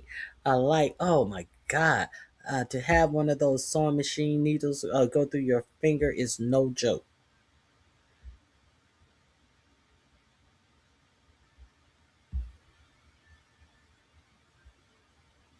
Let me see. I think that's it that I have. Now, we do know that so far things are looking good in this coming election cycle, and that is one of the reasons why 4547 is so up in arms. They're talking about up to 20 sitting Congress people are going to leave office and not. That's on top of the ones who have already announced. Up to 20 more people have announced that they will not be seeking re-election and are going to leave office. So it appears right now that the GOP may be toast. Now, we had a Democratic mayor that was elected in Miami, Florida. They haven't had a Democratic mayor in Miami, Florida in 27 years. And there was also a seat that was overturned in Georgia, a red part of Georgia that 4547 won, I think, in over 20 points. That seat went to a Democrat. So there may be some good news on the horizon. Now, let's get into what 4547. Now, we know that he said that those 6 Congress people should be tried on sedition. But what about you? Did you hear this? Let me start it over. I want you to hear all of this and let you know that this administration is real with the bullshit. News this evening, Donald Trump says that it is seditious and maybe even treasonous to question whether he is all right mentally and whether his health is okay. I'm serious. In a new Truth Social post where he got off stage after talking about affordability for an hour in Pennsylvania, despite claiming that affordability was a Democrat con job, Donald Trump went on a long rant, blasting the New York Times and other media organizations for questioning his mental fitness and his ability to serve. And as part of this, I'm going to read you this portion of the Truth Social post. Quote, "I will know when I am slowing up, but it's not now. After all of the work I've done with medical exams, cognitive exams, and everything else, I actually believe it is seditious, perhaps even treasonous, for the New York Times and others to constantly do fake reports in order to libel and demean the President of the United States. They are true enemies of the people, and we should do something about it. They have inaccurately reported on all of my election results, and in fact, were forced to apologize." He's now calling media treasonous for questioning whether he's fully all right mentally. Spread the word, follow along for more. We have some major news this evening. Donald Trump says that Okay, so you cannot ask about himself without. Now, You notice that it is a short path to authoritarianism, authoritarianism, ism. It's a short walk to this motherfucker taking all of your rights away. Authoritarianism. That don't sound right. Authoritarianism. Okay, you know what I'm saying. Okay, so uh, let me see. Let me see if I can play this for you.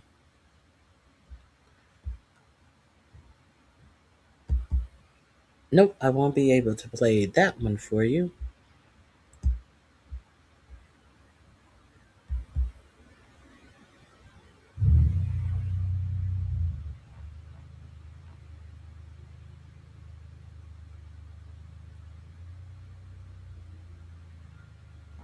Let me see.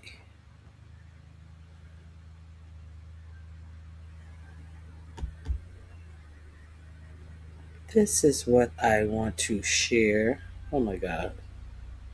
As measles ravage South Carolina, RFK Jr. undermines the vaccines. Measles is ravaging South Carolina. Over 100 people are infected and hundreds more are in quarantine. The response, RFK Jr., the national top public health official, has been silent, but it's much worse than that. So, if you didn't know that there is a measles epidemic out, let me see.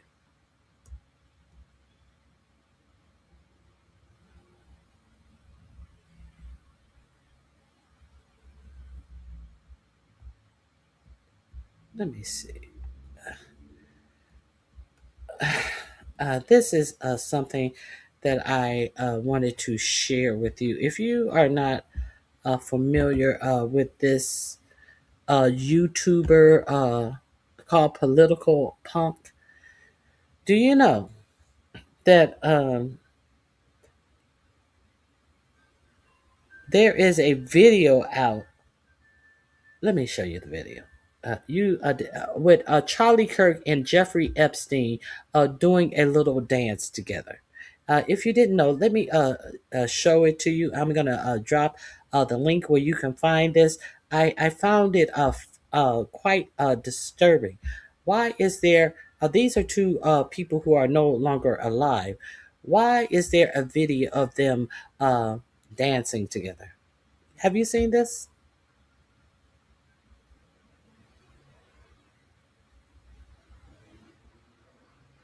Carry the flame.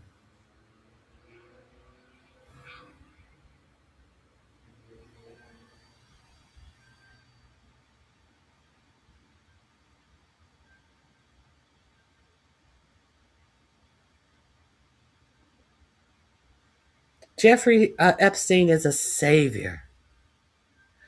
Carry the flame. Let's dance. What is this shit? Now, the funny thing about this video, that is not the worst part of the video. While people are using this AI to their own demise, somebody asked Grok, was this video real? And you know what Grok said? Grok said that this was actually a real video. So understand that AI is training itself, and the initial response from Grok was that this was a real video. It was filmed during the Butler, Pennsylvania attack on 4547. This is why Memphis is being polluted, so Elon Musk can win the AI war. So he can tell you that this is a real video, and it is in Butler, Pennsylvania, where they were trying to shoot 4547. Did you know that? Let me drop his link in the chat. You can Two Mossad-sponsored people. I missed this. I'm sure Jasmine Crockett will win in Texas as well. I'm not sure. But this is what the fight to win AI is all about. So Grok can tell you that yes, that is a actual real video. That I just dropped that link for you. So go over there and check out Political Punk. He's a great channel.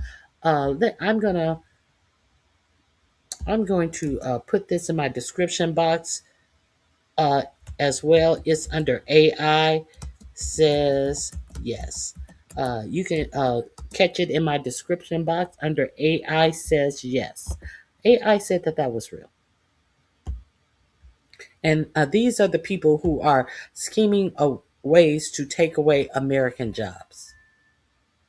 And I'm sure Elon Musk has been alerted to the fact that people are laughing at his AI attempt, and he has gone in and manually corrected it. You know how he manually corrected Grok from giving actual answers and saying that Grok was being prevented from giving answer, and he said that he went in there and fixed it, and then Grok came out all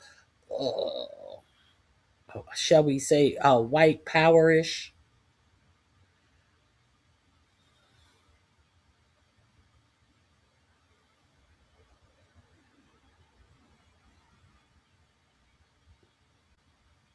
Eric, who said that people thought it was real?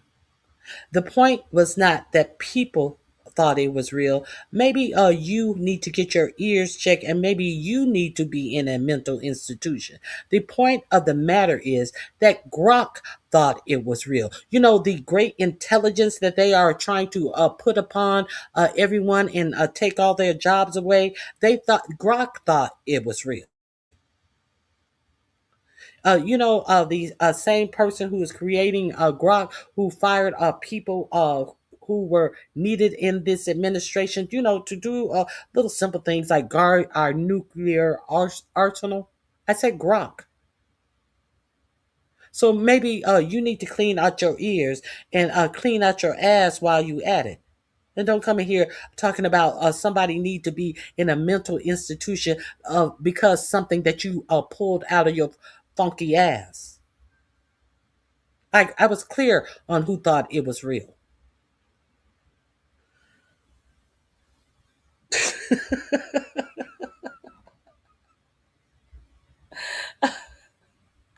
Oh my God. Okay, so what else? I have a couple more things that I wanted to talk about today. Don't get me started.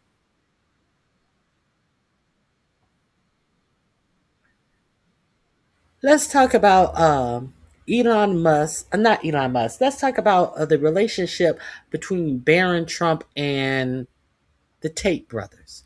Why is there a connection between Barron Trump and the Tate brothers? The Tate brothers that 45, 47 pretends that he knows nothing about them. Who are they? Huh? Who are the Tate brothers? Let's look at the connection between Barron Trump and the Tate brothers. Do you guys know who the Tate brothers are?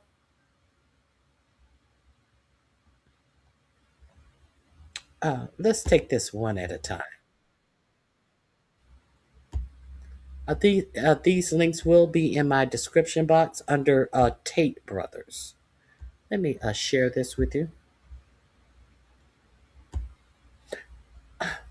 You know what they say about apples not falling far from the tree? Let's see who the Tate brothers are. Investigation by the New York Times, how the Tate brothers were freed from Romania. If you don't know, let's figure it out together. After confinement in Romania, Andrew and Tristan Tate. In February, after confinement in Romania, Andrew and Tristan Tate posted a video to their followers. We're massively back, massively. They were in a private plane being whisked to Florida. Since 2022, they had been under criminal investigation in Romania. They had both been accused of trafficking dozens of women into a porn business that they ran. Andrew had also been accused of raping one of those women and of having sex with a 15-year-old. Prosecutors in Romania had prohibited them from leaving the country. Feel that? It's the feeling of leaving Romanian soil. How then are they leaving Romania before any trial? How? In a private jet, no less. How? They must have the hookup. Who hooked them up? How do they have such a good hookup when they are not supposed to be leaving the soil of Romania? And they landed down in Florida, where thank goodness Governor White Rubber Boots, what is his name? DeSantis told them promptly to get out of my state. I do not want you in my state. This is what Ron DeSantis told the Tate brothers after landing in Florida. Let's figure out more about who the Tate brothers are. This moment is the culmination of years of efforts by the Tates to cozy up to conservative influencers, members of the Trump family, and administration officials. My name's Megan Toohey. I'm an investigative reporter here at the New York Times. My colleague Isabella Quay and I have spent months interviewing dozens of people in Romania, the United States, and Britain. We have reviewed hours and hours of video clips, hundreds of pages of text messages and emails and court documents. And we're able to piece together how the American right helped the Tate brothers get out of Romania. Andrew Tate and his brother Tristan are major stars in the so-called manosphere. Welcome to the party, gentlemen. He-Man Woman Haters Party. It's a man's party. Andrew is a former professional kickboxer who built a huge online He-Man Woman's Hater Party. Welcome to the party. He-Man Woman Haters. Obviously, you hate them if you are dating them and putting them into prostitution and SAing them. That is obvious that you are a woman hater. And if you hate women so much, who you loving? Who are you loving if you hate women so much? Isn't it strange how there's always a position of closeted homosexuality in the Republican Party that always is unraveled in some sordid fashion, or there is a lot of people who are having physical relationships with underage minors that always flash up in the Republican Party. And usually these people are, it's strangely enough, connected to our government, and a lot of them, like the 4547 spiritual advisor, a lot of them are right in touch with 4547. Jeffrey Epstein's. Isn't that funny how that works out in this administration? But let's continue. And following, preaching unapologetic masculinity and chauvinism. All of history was built by men, always has been. If a woman is going out with a man, she belongs to that man. That's his woman. He's told his audience that they were victims of feminism, that they've been maligned by the economy and brainwashed by the media. You are now full slave mode, and that's all they want. So you will continue to work your shit job for shit money. He and his brother have gained millions and millions of followers. They sell online courses to young men about how to make money and how to exploit women. That included this PhD program, short for Pimping Hose Degree. They share what they say they've learned in pushing their girlfriends into making online sexual content. They've also learned cultural appropriation. This is what attracted them to black culture. The most dirtiest side of black culture. Not all black culture. That's the dirtiest side of black culture. Pimping hoes degrees. But he thinks that makes him sound cool. While if a black man was to say that, they will tell you how he is the worst of the worst and ignore someone stealing, appropriating that phrase. And now he's friends with 4547's son. For paying customers. It's not just about picking up girls, it's about converting them into really loving you enough to moving in with you and working for you and giving you all the money. The brothers who have both convince them into moving in with you, working for you, and giving you all the money. And people are paying him. Let's continue. American and British citizenship started this porn business over a decade ago in Britain. In 2015, Andrew was arrested 3 times after multiple women accused him of assault. And while prosecutors eventually declined to bring charges, the investigation prompted Andrew to leave Britain. Andrew said that he thought that they'd be better served in Romania. It's a little bit lawless, you know? You can get away with shit you can't get away with in the West. Eventually, the brothers get looking for lawlessness in Romania, lawlessness in the business the thing that he calls his business, pimping hoes, taking all their money, getting them into the porn business and taking all their money, SAing women, having them be your slaves. Yeah, it's a little lawless in Romania, or so he thought. What happened in Romania? Banned from several of the biggest social media platforms, only to find new homes on Rumble, a site that was backed by JD Vance's venture. Banned from several of the biggest social media platforms, only to find new homes on Rumble, a site that was backed by JD Vance's venture capital firm. And Rumble, a site that was financed by JD Vance's venture capital business. Now, isn't it strange that they found a place after being banned on social media on the vice president site that he financed? Isn't it also curious that Nick Fuentes, also after being expunged from all main social media sites, also found a home on Rumble? You know, the anti-Semitic Nick Fuentes, who J.D. Vance would not say that he was anti-Semitic, as Nick Fuentes says it out loud every time he gets a chance.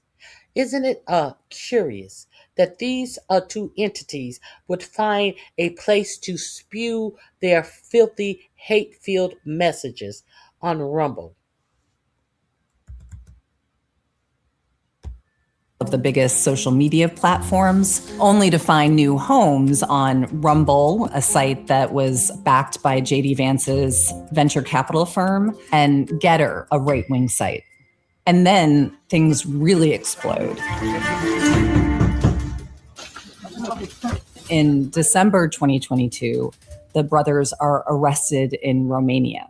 They had been under criminal investigation for several months after a complaint that an American citizen had been held by them against her will.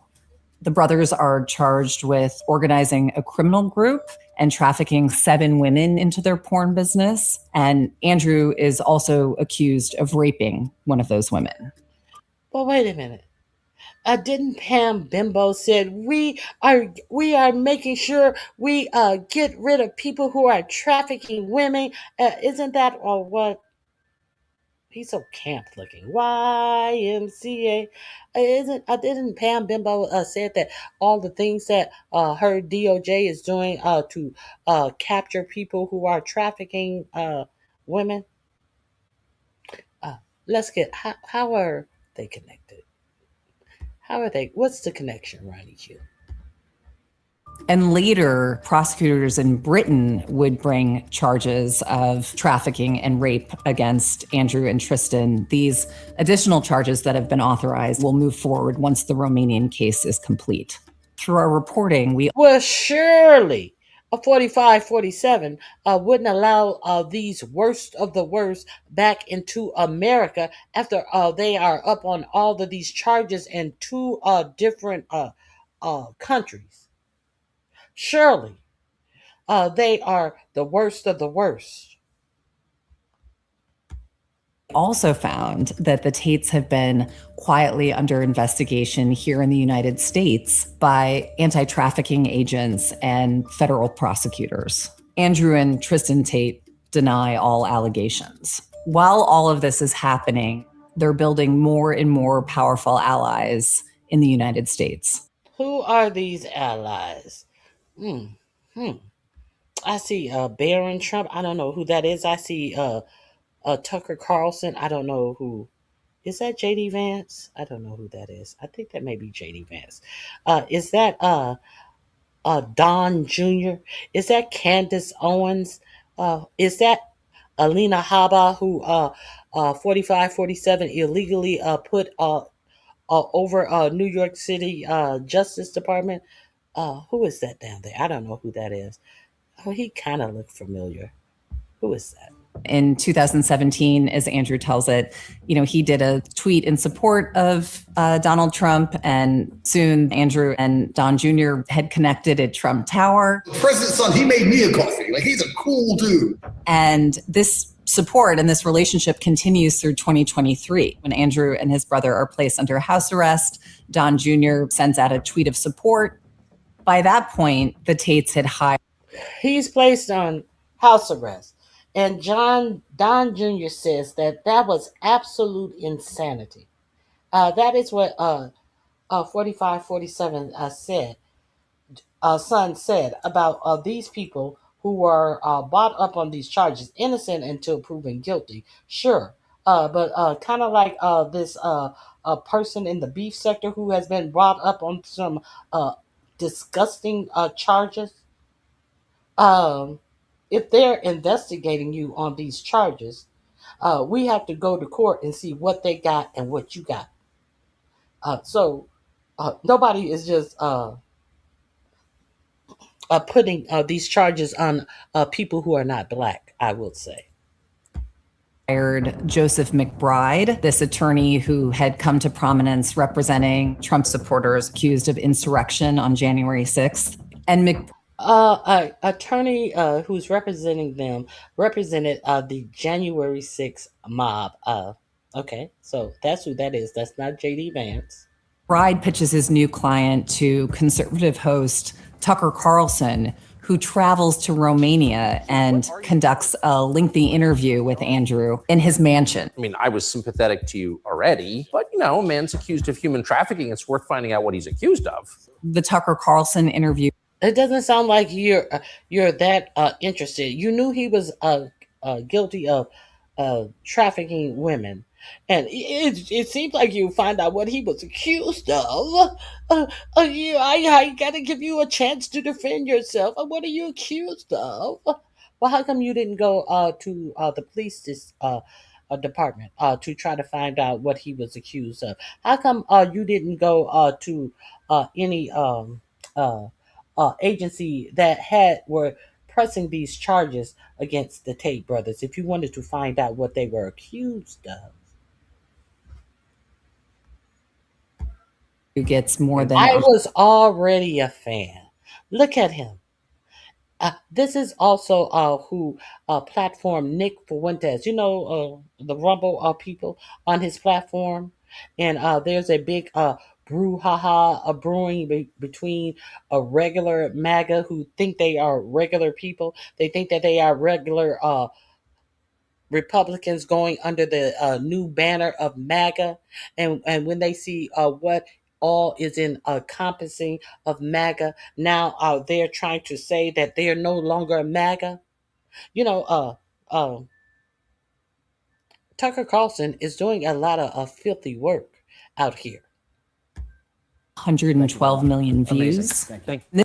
To you already, but a man's accused of human trafficking. It's worth finding out what he's accused of. The Tucker Carlson interview gets more than 112 million views. This is a key turning point.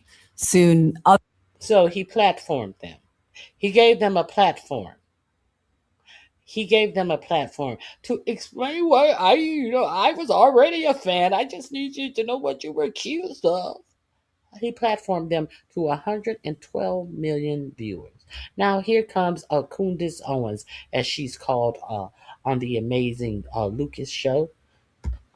Other high-profile conservatives are defending the Tates. When I see some of these videos and I see conservatives assigning like real meaning to you saying stuff that is just so obviously content for young boys. Andrew Tate and his brother Tristan stand for the same things that I stand for.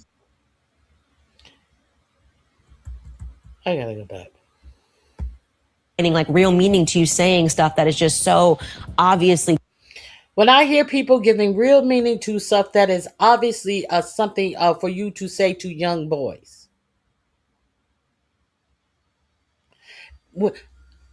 Real meaning to something that is obviously something that you are saying to young boys. That women are worthless. Women are to work for you. Once you have a woman, you own her. And she thinks that she is giving him cover to say that this is nothing real. It's just something that you say to young boys. Well, first of all, Candace, why is he even talking that way to young boys? Why is that message that you want to say that he is spewing out that shouldn't be taken seriously directed at young boys? That's why they call you Candace. Content for young boys. Andrew Tate and his brother Tristan stand for the same things that I stand for. These relationships are mutually. Roger Stone. Of course they do. Of course they do, Roger. You stand for nothing. You don't even stand for your own self. That's why you spent time in jail and had to get pardoned by 45, 47. Because you're a fucking fool. An old fool. Beneficial. These conservatives are tapping into Tate's audience to expand their reach and connect with a demographic that is crucial to the president's re-election campaign. Listening to him with Tucker for an hour and a half, 2 hours, it clicked. Okay, now I see why he's popular. And by 2020. Oh, here goes the cannot be talked about, cannot repeat what he said. Listening to him for an hour or 2 hours, now I see why he's so popular, Kirk. Do you see it now? Now you see it? 24, Barron election campaign. Listening to him with Tucker for an hour and a half, 2 hours, it clicked. Okay, now I see why he's popular. And by 2024, Barron Trump is also a fan. Barron hosts a dinner at Mar-a-Lago for several prominent conservative influencers. One of them was Justin Waller, who has helped the Tates run their businesses and says that he's widely seen as the third brother. Waller told me that Barron admired the Tates, and he said that he and Barron called Andrew together and discussed the Tates case. When we admired, I admire these people who are up on such heinous charges. But look at the family tree that this apple fell from. Look at this family tree. Look at the mother. Look at the father that this person fell from. And we reached out, they discuss the case. It's not like he admired them and did not know that these people were up on these charges. No, hey, you know the Tate brothers? Oh, can you call them for me? Sounding like a little 12-year-old who has a crush on a girl who wants you to call the girl for him and introduce you to the girl. they called them and discussed the charges. So he was aware of the charges. Let's He reached out for comment, told me that Barron admired the Tates, and he said that he and Barron called Andrew together and discussed the Tates case. When we reached out for comment, McBride called our reporting on the relationship between Andrew and Barron fake news. So the Tates are building up a lot of support here in the. And once they call it fake news, you know what it always turn out to be? Fake news. When I have no comment, I don't want to pontificate further on this topic. I can just call it fake news, and that covers all bases. But fake news, isn't that what Kegbreath said about the strikes on the Houthis? Isn't that what Kegbreath said about the boats in the Pacific when they were reporting factual news? Isn't that their first go-to lie when they have not gotten together with a group of people to make a PR statement about real reporting, truthful reporting that comes out in this administration? That's their go-to, to say fake news, and have no shame in coming back and telling you that in fact the news was real. Have no shame, because they have gone through it with their PR teams and attorneys to come up with whatever it is that lets you know that they were lying to you when they said fake news. But that doesn't matter. That doesn't matter that I said it was fake news. I can come out and admit the news was real and still be mad at you for reporting it as if you were reporting fake news. This is this administration. United States. And after Trump, Tates are building up a lot of support here in the United States. And after Trump is reelected, some of those supporters have even more power and influence than they did before.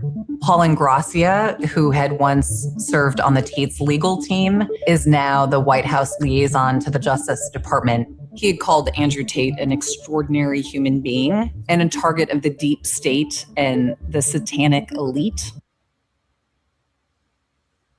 Yeah, the same Paul Ingrassia who said that he had a Nazi problem, or Nazi tendencies, or something to the effect that he is on the same wavelength, not a problem, and I need to get away from a something something in him was similar to that same Paul Ingrassia.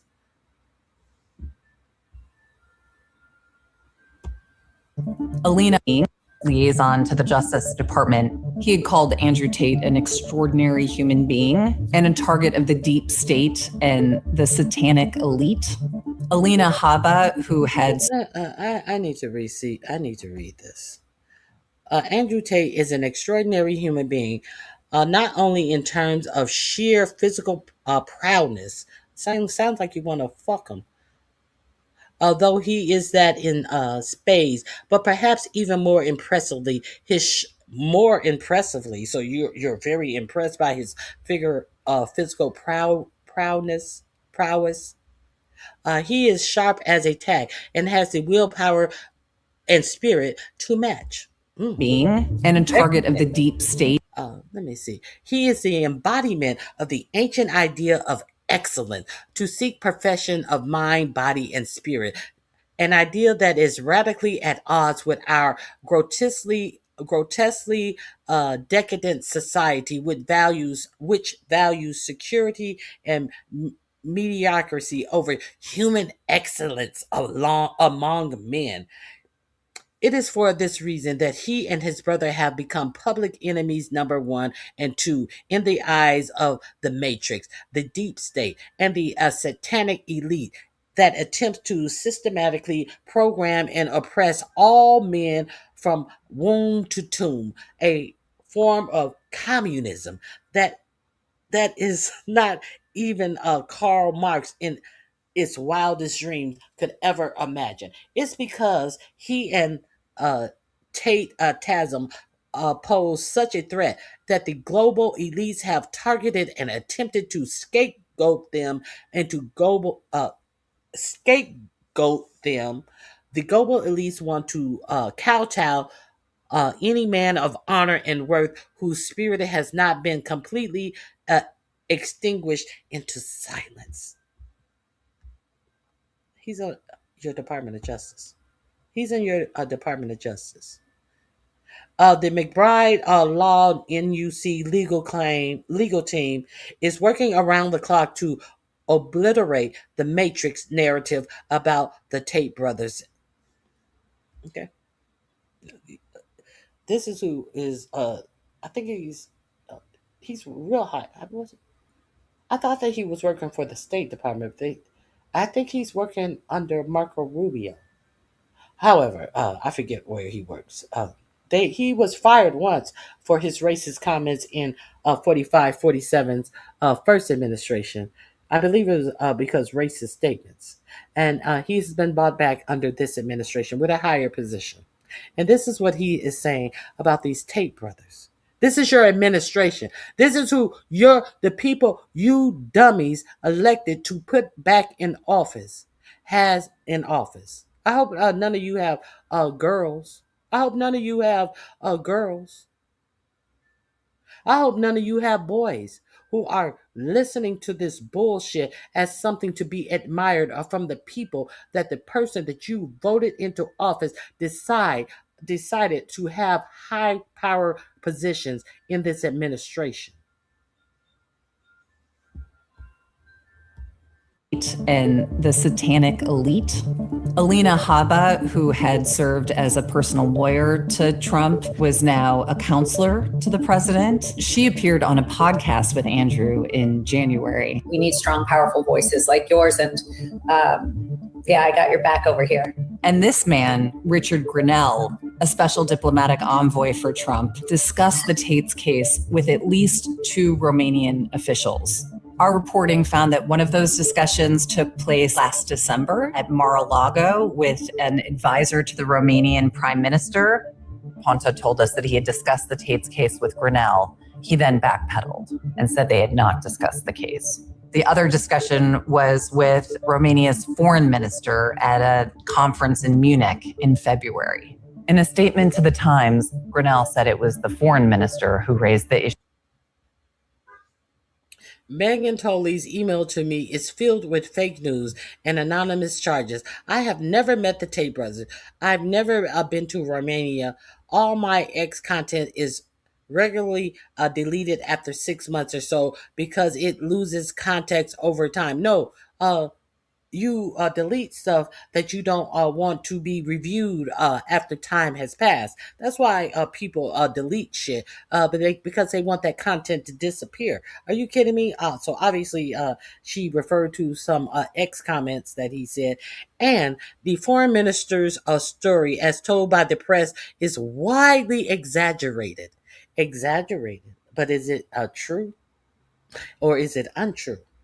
See, you could have said exaggerated with far fewer letter strokes if it was a lie.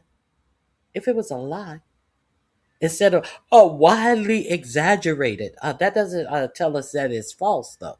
Okay, because I simply ran into him in the hallway of the Munich Security Conference.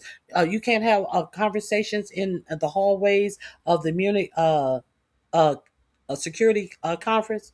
You mean to tell me that you cannot converse there? So that does not tell you that you didn't have the conversation, is what I'm saying. Okay, where he asked me if I stood by my tweet from years ago about the prosecuting people with facts instead of just attacking them with accusations, to which I simply told him, yes, I stand by my tweet from years ago. Well, who told you that they did not have the facts to prosecute him? Okay, let's. issue of the tape with Romania's foreign minister at a conference in Munich in February. In a statement to the Times, Grinnell said it was the foreign minister who raised the issue of the tapes. His statement did not address the Mar-a-Lago conversation. The public support from some of these allies set off alarm bells in Romania. Officials at the American embassy in Romania told us that they feared what would happen if their bosses in Washington instructed them to release new passports to the Tates in violation of the Romanian criminal justice system. It didn't come to that, but an extraordinary order came down from the highest levels of the Romanian government. On February 26th, Andrew sent a text message to someone close to him that we reviewed. He had been made aware that he was going to be released. He wrote, "I have very detailed instructions from the Americans about crossing borders, phones, passports, etc. I can't say more. This goes into instant effect." The next. So he was told what he could and could not do by American officials about, but because he was being held by the Romanian government. And nobody wants to say that they had these conversations, but they did not deny having these conversations with the Romanian government about the Tate brothers. Day, the Tates filed more. This goes into instant effect. The next day, the Tates file a request that prosecutors lift their travel bans and return their passports. We spoke to sources who spoke to us on the condition of anonymity, who told us that the prosecutors did not want to do this. But the prime minister believed that lifting the travel bans would appease the Trump administration. He did not respond to requests for comment. Appease who? Appease it. Lifting the travel ban would appease the Trump administration.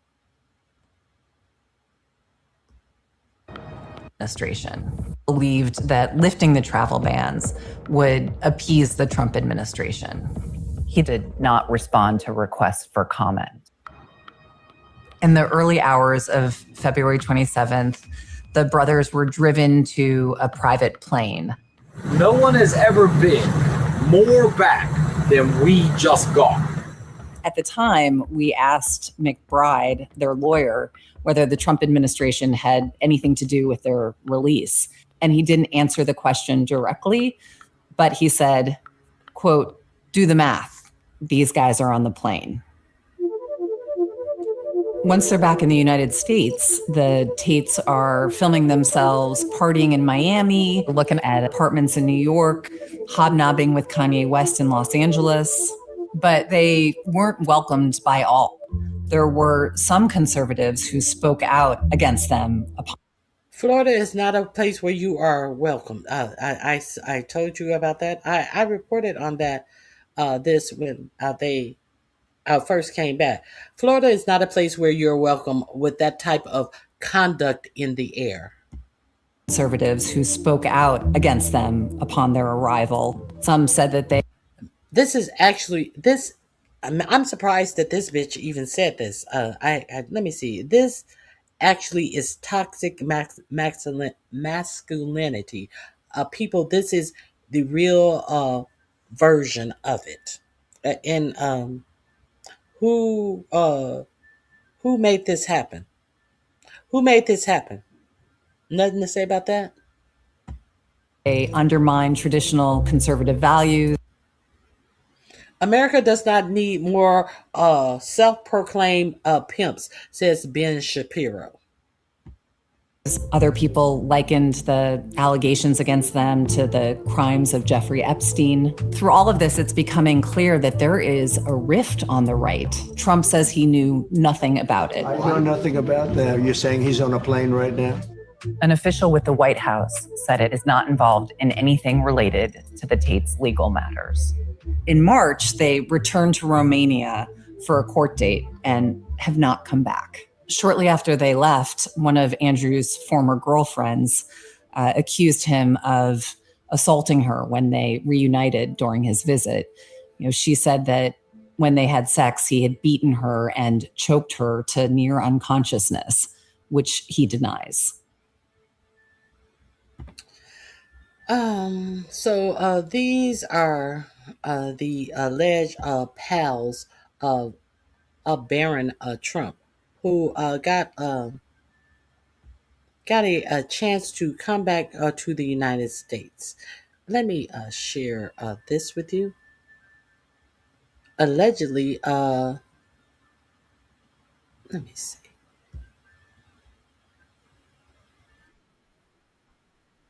Let me share this with you. No, I wanted to save that for something else. Let's continue this conversation about the Trump and the Tate brothers. That link is in my description box under Tate brothers. If you want to peruse it on your own time, I have a little bit more about the Tate brothers and this administration. Let's find it. Here it is, right here. This will also be under the Tate brothers.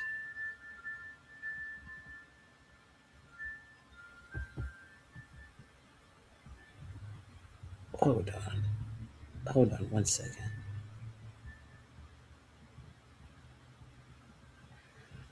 I think I lost it. Let me see. Maybe I haven't.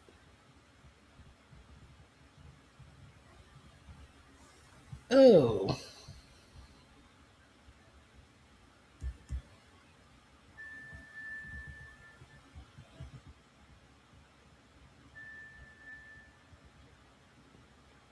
Did I miss it? Oh, here it is.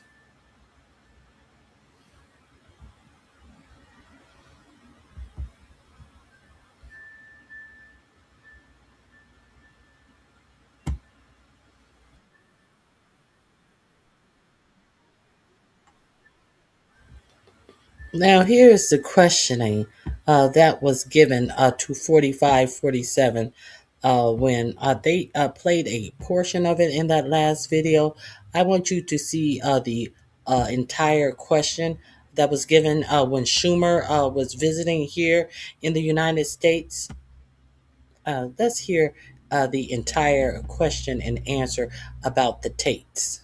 As 4547, oh, I knew nothing about it. Nobody said anything to me about it. Oh, are they here? Are they here? How did you know they were coming here? Let's get into this. The link will be in the description box.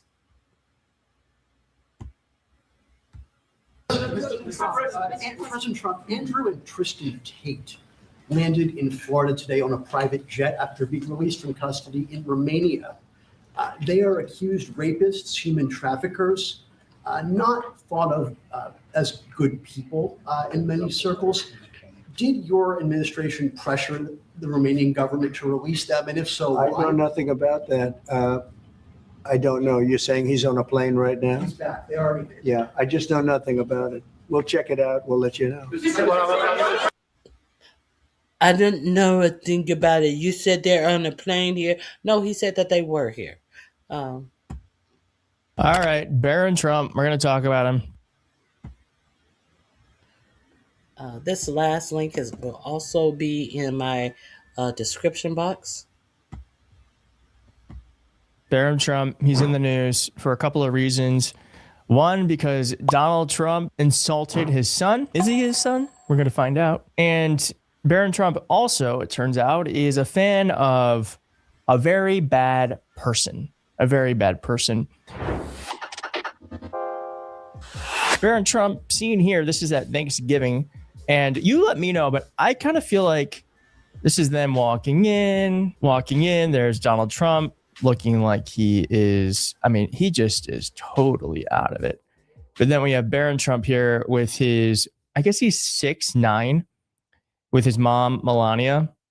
And I mean, I've never met this man, but am I wrong? There just seems to be a dark aura around him. Am I wrong? I actually, have we ever heard him speak? I don't think we've ever, I don't even know what his voice sounds like. Now, Baron Trump, we've learned, really likes what is being described here as Baron Trump is secretly devoted to a twisted woman hater. I mean, I guess that's not too much of a surprise, but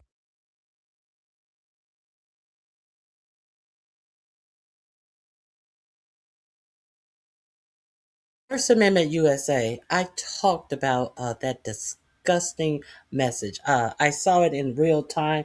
I had saved the video because I wanted the front part of the video. No, I was looking for the accolades of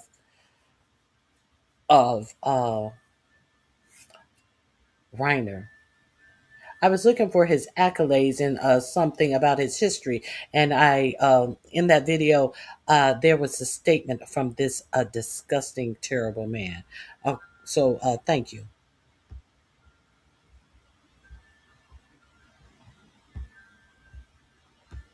Donald Trump's youngest son is Donald Trump's youngest son is a fan of woman-hating influencer accused of rape and human trafficking. Nice guy. Baron Trump, 19, admired divisive manosphere figure Andrew Tate. This is according to the New York Times. A close ally of Andrew and his brother Tristan identified himself as their, quote, third brother on top of playing a, quote, big brother to Baron. Baron spoke to Andrew Tate over Zoom last year while getting a suit fitted by Waller's Taylor, according to the outlet. They discussed their shared belief that Romanian prosecutors charging the Tate brothers with a number of sex and trafficking crimes were as an effort to silence them. Now, this is a little bit of background on who these people are. The Tates were accused by Romanian authorities of trafficking more than 30 women and creating a criminal group for sexual exploitation. Andrew was separately charged with rape. The brothers are facing criminal charges of rape and trafficking in the UK. They have denied all the charges against them. Waller noted that Barron never said anything about helping the Tates with their legal battles. The two also talked about supporting Trump's campaign on their online platforms. And here they are right here. And this is an aside, but if you can. Yeah, this is an aside because in the New York Times release, now Weiler has a comment. But when the New York Times asked them about them talking about Barron and the attorney who put Barron in contact with the I love them so much, Barron Trump. It was reported in that first piece that I played for you that they talked about the case. He had knowledge of the case to talk about the case. So there's that. I think is there anything else I wanted to share? I would very much recommend, no one's paying me to say this, I wasn't even planning on saying this, but I think it ties in perfectly. If you have time and you have Netflix, you have to watch the Puff Daddy, P. Diddy documentary. It's a 4-part series. And it's a very hard story to watch, but I think it's an important one to watch because when it comes to this sort of shit, like how are these guys who have done so much bad still walking around us? I think if you watch this series with Puff Daddy, you'll see that this is the way the system is designed to help people like the Tates and like Puff Daddy or anyone else with money to get off while the rest of us have to play by a different set of rules. Okay. And that is like the power that they have and Donald Trump has been growing is this have and have nots, have laws, do not have laws, have to abide by rules, do not have to abide by rules, make and have lots of money, just trying to get by. Now, as it comes to the Tates, it turns out, this has been reported, that they were quietly helped by the Trump administration. Surprise, surprise. Very clear from your reporting, even though the Trump administration has tried very hard to run away from it and deny it, and Romanian officials have tried to deny it, that there was some pressure put by the Trump administration to get these guys back to the U.S. Mm-hmm. Yeah, well, what we found was that their release from Romania was really the culmination of like years-long efforts by Andrew Tate in particular to forge very strategic alliances with prominent figures on the American right, media figures like Tucker Carlson and Candace Owens, people in the Trump family, first Don Jr. and then Barron, and then eventually some of his supporters who were very public with their support and defense of him and their criticism of the Romanian criminal case ascended into the Trump administration. Alina Habba. Yeah, so this is all by design. The Trump administration is a lawless administration that seeks to help criminals, the worst among us, and Barron Trump is tied right in it. Maybe that's why I felt the dark energy. Now, we're also hearing, this is like some propaganda shit, that a pastor allegedly talked to Barron and said that Barron is close to putting his faith in Christ. I was talking on the phone with Barron Trump at 12:30 at night one night, and I thought I was hitting him with everything but the kitchen sink when it came to all the evidence for God and Christianity. I was getting like so pumped. I was like, all right, I'm on. I had my Celsius. I didn't have any caffeine that night, but I thought I was really on. I was pumped. And then at the very end, I came up pretty much totally, open-handed with nothing. But I brought up dreams and revelations. And I said, hey, look, Barron, I usually don't go by this typically as evidence, but I'll just lastly, this.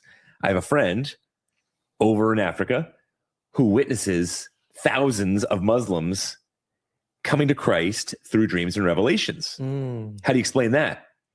He's like, oh, that's a very, very interesting point.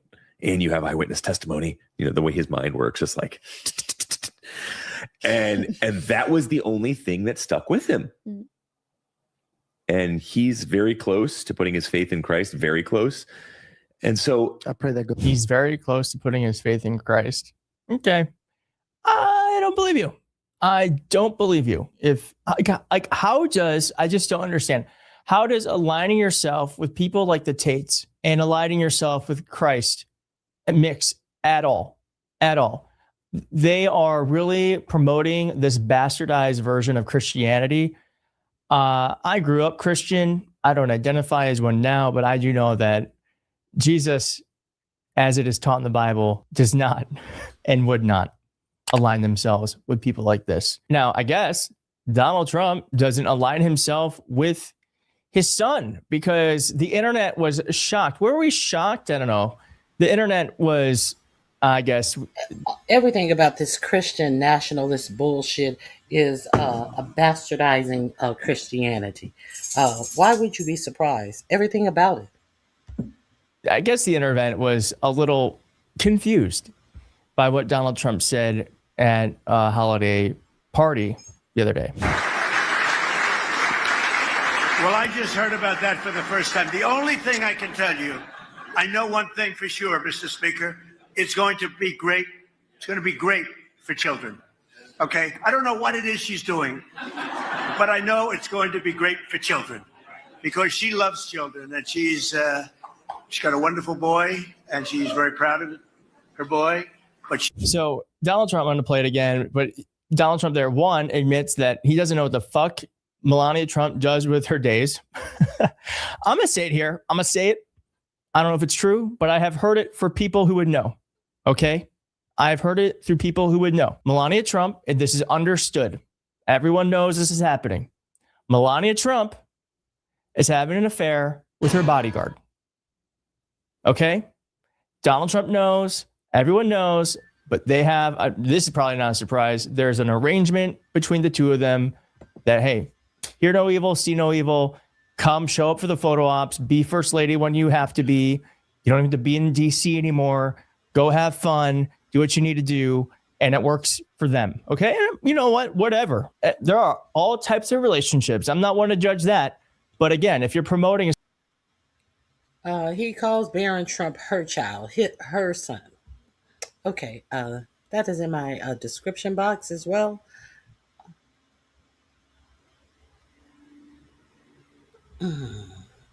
Let me, I want to talk about this shooting, shooting at Brown's University. Of course, Cockeyed Patel fucked it up once again. Of course, Cockeyed Patel, FBI, were the ones who who got a tip, and they followed the tip to a hotel room, and they arrested a black man, and they told you they got him. Based upon some evidence that they said that they had. And it turns out the police are now saying that the evidence points in a whole different direction. Without trying to embarrass Cockeyed Patel too much, they got a they got a hit that it was a black guy staying in a hotel. Now, how many Karens are suspecting of black people just going about their lives, living their lives? But come to find out, Kakai Patel has brought this person in and said that they have evidence that he was, in fact, of the school shooting at Brown University, only for them to have to release him the same night that they arrested him. Where they do that at? Where the fuck do they do that at? I watch enough First 48 to know that they will hold you for 3 days if they have a shred of evidence to shore up their case. They can hold you for 3 days. So this tells that this motherfucker went off half-cocked as he did in the Charlie Kirk case, announcing that they had a suspect and they didn't have a suspect, as he did in that Michigan case, saying that there was some domestic terrorism going on, when in fact that there was no domestic terrorism going on. You notice you ain't heard shit else about that case where in Michigan where there was alleged domestic terrorism going on. You don't hear nothing else about that because it was found to be wrong. Mr. I make FBI announcement on X, stupid motherfucker.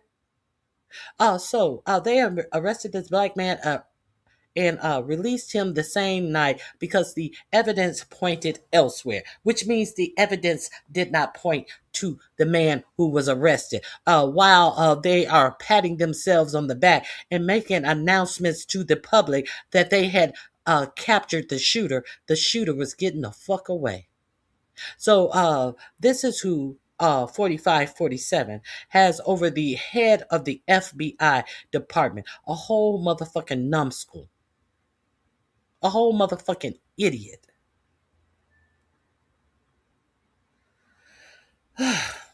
So, a mass shooter was allowed time and opportunity to flee. He could have fled to as many as 5 states in a short period of time. And they have no clue where this mass shooter is. But hey, it's not like 4547 was too concerned about it. He said, things happen. Things happen. The official remarks from 4547 about this mass shooting was things happen. Let's get into that. Let me get into that part of it.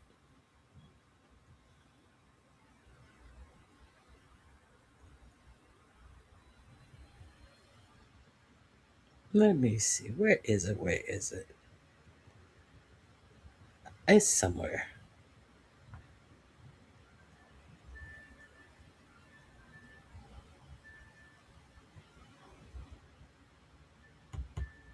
I need you to hear it for yourselves. I don't need anyone to take my word for it.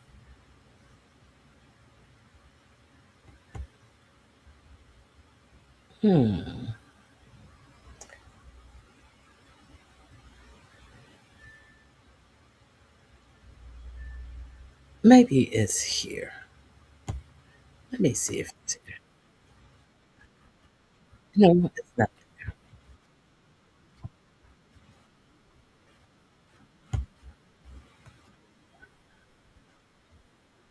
No, it's not there. Hold on. While I find this, watch that there has been a lawsuit filed about that big busted ballroom, that 45, 47, tore down the East Wing without any prior permits, and without having a public say on what is built on public land. There has been a lawsuit that has been brought against this administration about the ballroom, while I find his comments about the shooter. Been waiting for against Donald Trump's construction of the Golden Ballroom is finally here.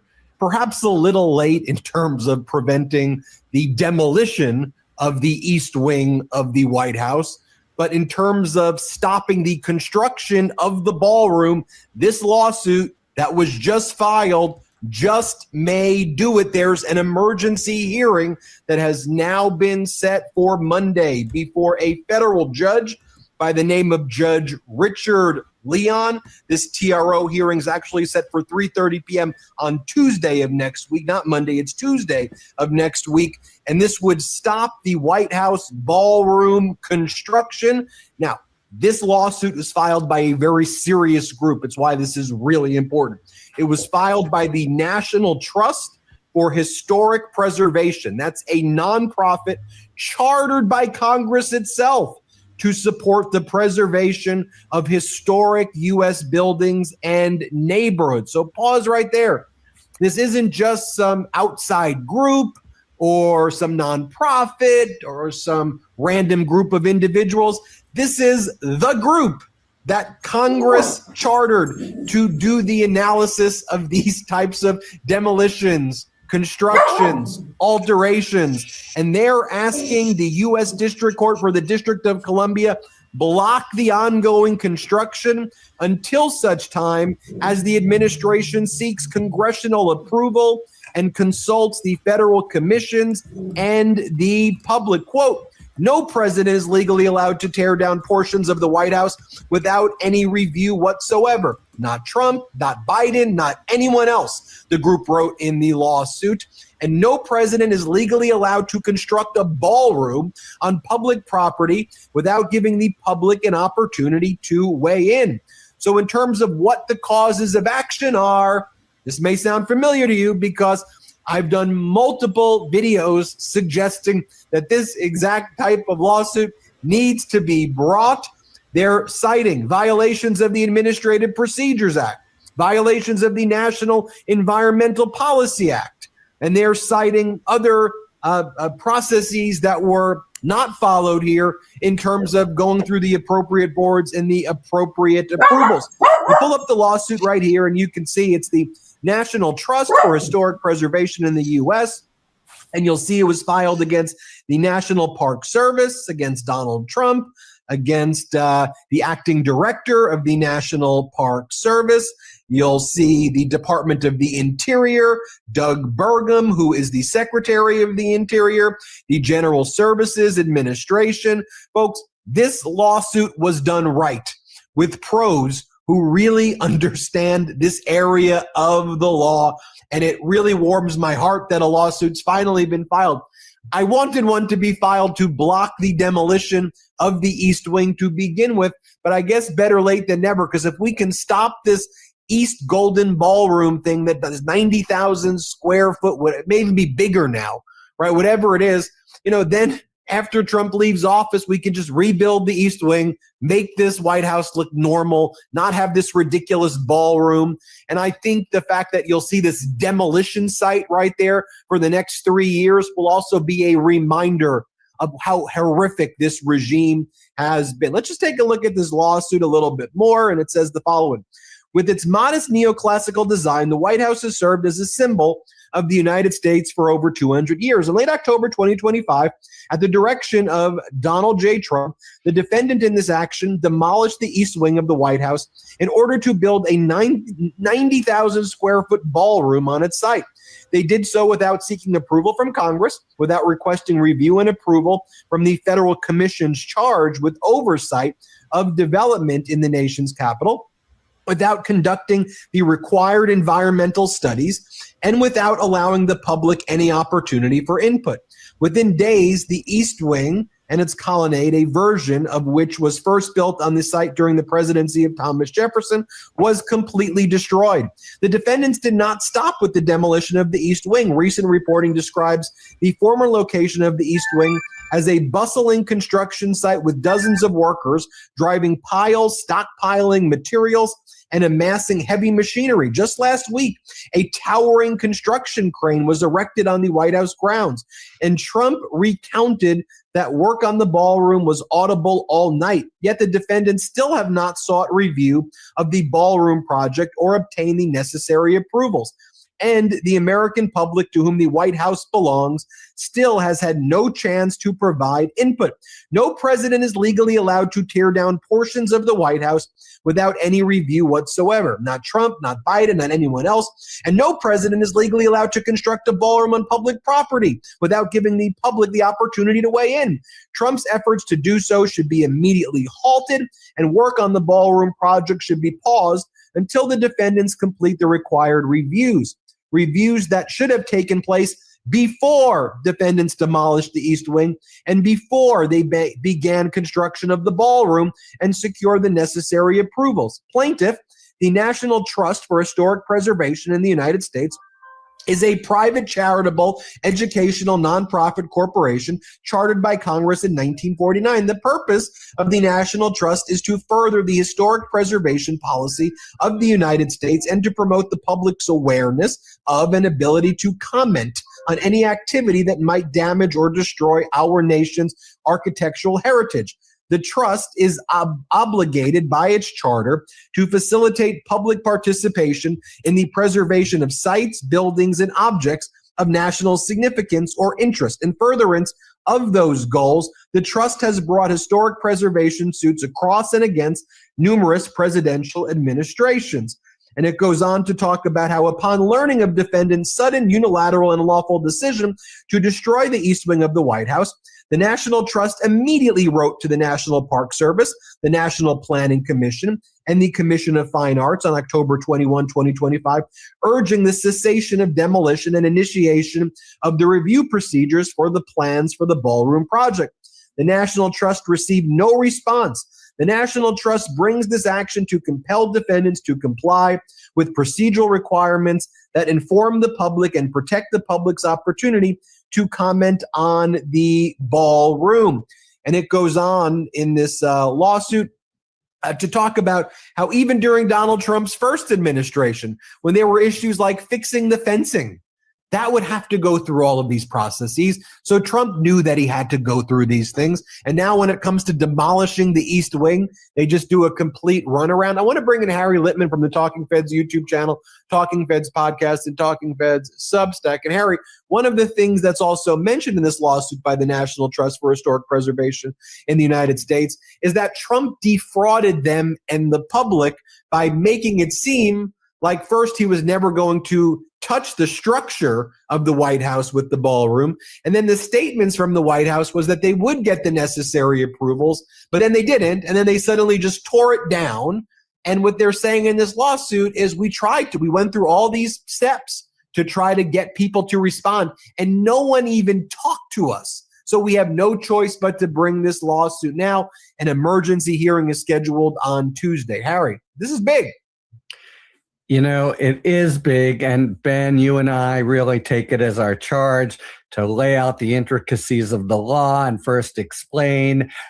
But this one, if you'll forgive me, I got to go first to what an incredibly delicious lawsuit this is. It's it's perfectly designed to have steam coming out of Trump's ears. It is his Xanadu, his pet project. They went and started already and had and what he's being told by the Historic Trust is that all these kind of woke regulations that I'm sure have dogged and bedeviled him in his real estate career had to be done first. And it's like the woke empire coming right after him and his pet project. You're totally right that they've got the record. He wanted absolutely to make it a fait accompli. We've seen him do that, including, by the way, the mortgage fraud that you've reported on. Just that's a Trump kind of standard MO, run for it and make it too light. But they've got the goods to show we've done it. And Richard Leon, a strong, smart judge, will see that. Okay, so first I just want to say what a really fun in a certain way. Of course, it's also important, serious for all the reasons you say. Point two, there's a law here, of course, the Antiquities Act and 1906. And the Office of Legal Counsel in 1938 produced an opinion on exactly this point and said presidents can't just do this. And that was, that's considered the law of the executive branch. And guess what? A few months ago, the Office of Legal Counsel produced a new one that just reverse field and said, oh, sure, presidents can do this. No problem. And by the way, under the Administrative Procedure Act, that kind of reversal counts against a defendant, and that we're going to have what is, really looks like that's what's going to be at issue. Another sort of OLC, where did you come up with this one? Trump politicized kind of action. And then, the third, there's so much to say, but the third point is there's just no answer to it.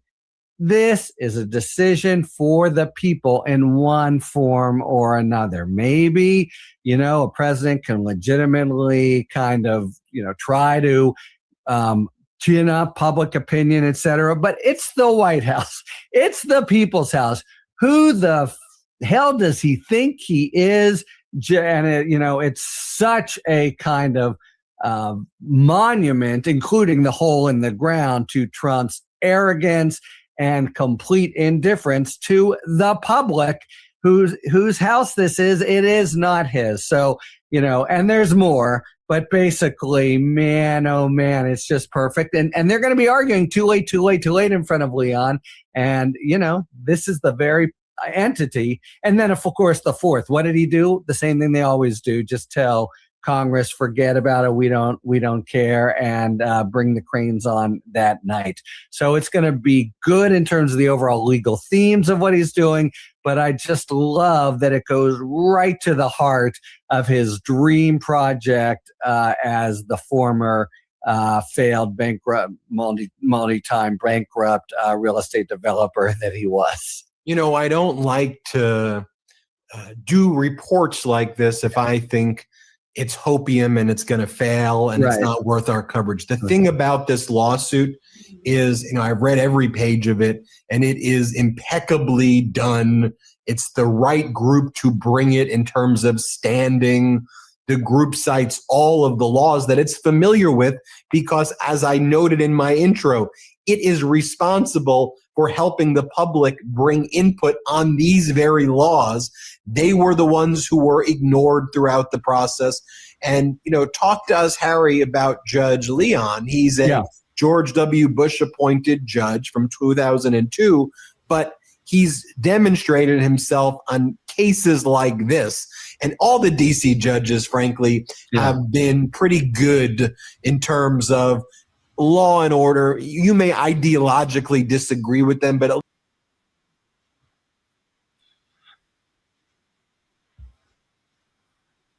I'm sorry I played all of that. I didn't mean to play all of that. I have hope for the future democracy of our country when I'm seeing some effort to hold 4547 to the law, so he so easily ignores. I concur with you on that.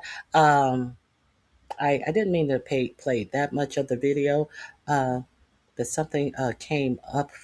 I apologize for that. So there seems to be some movement on the ballroom situation. If you are unaware that Keg Breath has come out and let you know that AI will be a part of our permanent military, let's hear that announcement. He wants you to believe that this is a real good thing that's happening, that AI will be used in our military. Let's check this out. And when we see how AI thought that a whole fake meme was real, so our military will be using AI. Here it sitting idly by. Under the leadership is now officially using generative AI. Listen to this. The future of American warfare is here, and it's spelled AI. As technologies advance, so do our adversaries. But here at the War Department, we are not sitting idly by. Under the leadership of President Trump, America will lead the charge on this technological transformation by revolutionizing the way we win. And that's why today we are unleashing GenAI.mil. This platform puts the world's most powerful frontier AI models, starting with Google Gemini, directly into the hands of every American warrior. At the click of a button, AI models on GenAI can be utilized to conduct deep research, format documents, and even analyze video or imagery at unprecedented speed. Building on the great work of Undersecretary Emil Michael and his team, we will continue to aggressively field the world's best technology to make our fighting force more lethal than ever before. And all of it is American-made. The possibilities with AI are endless. Now, let's get to work. Probably the dumbest person who's ever been Secretary of Defense in this country's history, Secretary of War Crimes, Pete Kegsbreath. The fact that he's so excited about this should be the warning for you that this is a horrible, horrible idea. So let's think about this for a second. We already know AI is being used in war. We already know that. And it's being used specifically, Israel is using it to do the genocide of Gaza. They're using it already. And there's these different programs like, well, and they want you to be happy that the United States military is using a generative AI. Why? What is there to rejoice about if you already know what drones were doing to people in Palestine? Why would you be happy? What do you gain from this? What do you gain from any of this? What have you gained from all of these military strikes that the peace president have done on the Americans' behalf? What have you gained from all of this? Absolutely nothing. Why are we going to all of these wars? I told you earlier. Now, we can sit up here and pretend like we're in la la land, like the economy is doing great and people are being paid more on their jobs. But the absolute truth is they're trying to take all of the jobs from most of the jobs from the American public, and they don't care that a lot of the American people in the tens of millions are about to lose health care. So, what is this AI going to patrol? What is it going to patrol if you say something wrong about your government? You know, the government that is making sure that they spread the ability to have free speech all over Europe, but is clamping down on your free speech. If you don't believe it, I told you about this stuff quite a few times. Let's see what the government is up to. Let's see what they up. Trump's enemies list meets media blackout. The media doesn't have much to say about Trump's enemy list. Why the NSPM7 fueled FBI blacklist isn't considered news. This is what the news is not bothering to talk about. Readers here knows about the FBI new enemies list. Yes, you do. If you have been with me, I gave you the report on the FBI new enemies list. Let's see if we can go back. FBI making a list of American extremists. Leaked memo reveals. So here, Attorney General Pam Bimbo is ordering the FBI to compile a list of groups or entities engaging in acts that may constitute domestic terrorism, according to a Justice Department memo published here exclusively. I shared this with you. The target is those expressing opposition to law and immigration enforcement, extreme views in favor of mass migration and open borders. So if you have extreme views, what they consider extreme views on mass migration and open borders, you're going to be on the list. Adherence to radical gender ideology. If they feel that you have radical adherence to gender ideology, you're going to be on the list. They determine that what is radical gender ideology is. You can be put on the list. Yes, the list. The list that many Jewish people were put on while nobody's paying attention, as well as anti Americanism, anti capitalism, and anti Christianity. So this administration will put you on the list if they deem you to be against Christianity. Did you know that your government has this list that they are compiling American citizens on? That language echoes the so-called indicators terrorism identified by President 4547 Directive, National Security Presidential Memorandum 7, which the memo says it's intended to implement. Where the NSPM7 was a declaration of war or just about anyone who isn't MAGA. This is the war plan for how government will wage it on a tactical level. In addition to compelling a list of undesirables, Bondi directed FBI to enhance the capabilities and publicly. Wait a minute. The capabilities and the publicity of its tip line in order to more aggressively solicit tips from the American public on, well, other Americans. So they want to make sure that you are familiar with a tip line where you can report your fellow Americans. Didn't they do this in Poland? Didn't they do this in Poland? Weren't people turning in their neighbors in Poland? So if you're unaware, so are you happy about these drones that were used to hunt down Palestinians in their hiding places? And do away with them drones? Are you happy about AI being a part of your military? Are you aware of these memorandums that has gone down in this administration?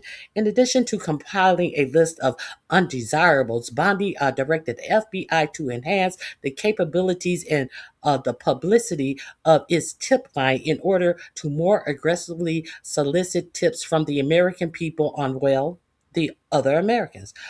To that end, Bondi also directed the FBI to establish a cash reward system for information leading to the identification and arrest of leadership figures within these purported domestic terrorist organizations. The memo later instructs the FBI to establish cooperators to provide information and eventually testify against other members of the group. So they're going to entice you with money to report people who they deem, who this administration comes out and tells you that are terrorists or are against the government or should be arrested based upon things like what is your radical gender ideology, your anti-Americanism, your anti-capitalism, your anti-Christianity, the opposition to law and immigration enforcement. Okay, so this is what your government is doing. Let's go back. If you haven't checked out this Ken Klippenstein, let's go back to what the newest thing. That's some old shit right there. If you are not up on that, and you can also hit on that NSP M7 to find out all the things that it entails, saying that you could be considered to be Antifa, a non-group, a non-entity group. That has no official members, no official representation, has absolutely nothing.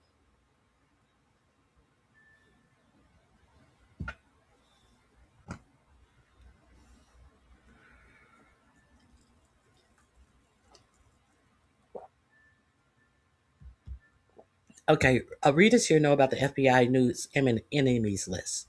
Okay, in September 4547 signed the National Security Directive giving marching orders to some 250,000 federal law enforcement officers and intelligence analysts to target anti-American activity as they defined it. Then last week, the Justice Department directed the FBI to compile a list of Americans whose activities may constitute domestic terrorism. Whose activities may constitute domestic terrorism? Under whose, well, who is going to constitute the things that you are doing as domestic terror? Your government. Your government. While people are about to lose their health insurance, while they are about to revamp the SNAP program, because these are the problems in America. See, these are the things that are problems in America. No, the thing is that's going to be the problem in America when all of these people have no health care insurance. The problem in America is going to be when all of these people lose their jobs to AI. The problem in America is going to be when people are starving on the streets. The problem in America is going to be when you have the audacity to say that the way the government is functioning for the rich, capitalism is a problem. That's going to be what is going to be considered un-American. Because the rich people are going to be fine through all of this. The rich people are going to be fine. And if you open your mouth, they're going to say that you are a terrorist. You have a problem with what? Capitalism. This is just simple capitalism. Are we clear? Mm-hmm. Okay. Let me see. A list of Americans whose activity may constitute domestic terrorism, according to a memo I published this weekend. The administration also released last week its national security strategy that prioritizes defense of the homeland over every other challenge facing America. The Justice Department memo I published has elicited outrage across the political spectrum. The memo I published has elicited outrage across the political spectrum, but hardly any major news outlet can bother to even write about it, and how law enforcement is now targeting speech and the basic activities that constitute American civil life. This is an object lesson in everything that's wrong with corporate media. It's particularly incredible for a story so creepy and it seems to write itself. A blacklist, a cash reward system for public cooperators, and a supercharged FBI tip line where anyone and everyone can tattle on their neighbors for anti-American thoughts and activities. Let me see. Is this part of the? I think this is part of the memo. Number 8, leveraging existing FBI capabilities to identify tips that will dismantle domestic terrorist organizations and activities. Within 30 days of the issuance of this guidance, the FBI, with the assistance of its Counterterrorism Division, Operational and Technology Division, and Criminal Justice Information Service National Threat Operations Center, shall establish recommendations to better publicize the FBI tip line for submitting tips related to domestic terrorism. When individuals witness threats or acts of violence and domestic terrorism, they should be aware that they can quickly report such activities to a certain tip line within the FBI. The FBI shall respond appropriately to such tips and use the information to better investigate domestic terrorism. The FBI is also directed within 30 days of the issuance of this guidance and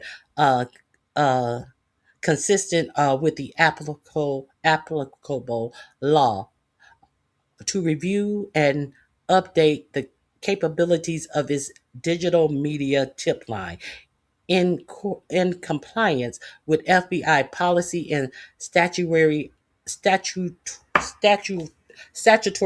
obligations, so that witnesses and citizen journalists can send media of suspected acts of domestic terrorism to law enforcement online. Further, because information from within the organization is often necessary to effectively dismantle large criminal enterprises, the FBI shall establish a cash reward system for information that leads to the successful identification and arrest of individuals in the leadership. So they are going to take they're going to take input from independent journalists. You know, those independent journalists that are following ICE agents uh, disappear people against the law without giving them any due justice. You know, those people that they tell you what you are seeing them film is not what's really going on. Something happened before you got there, and the person that they were trying to apprehend hit them with the car, hit them with a leaf blower, all these things that they tell you you don't see in this independent journalism that's going on out here. But when you're reporting your fellow American citizens, those are the types of independent journalist reports they will be taking. Make that make sense. One of the only media outlets that had even wrote about the Justice Department order is Reuters. But they failed to mention some of the most alarming developments contained within, instead of focusing on what could be the only boring part of the entire document: tax laws and the IRS. So when they did mention it, they only references as in the tax laws that you will that are expected to be upheld in this document. Anyone For all anyone would know, reading this headline, it was just another story about Trump's designation of Antifa as a domestic terrorist organization months ago, and now, of course, that that designation is the tip of the iceberg that allows law enforcement to treat anti-government activity as terrorism. Reuters started its story with a bullet point summary that incorrectly makes it sound like Pam Bondi order only applies to Antifa. In actuality, the memo cites anti-American sentiment in general as a anti-mating principle of the new domestic dragnet.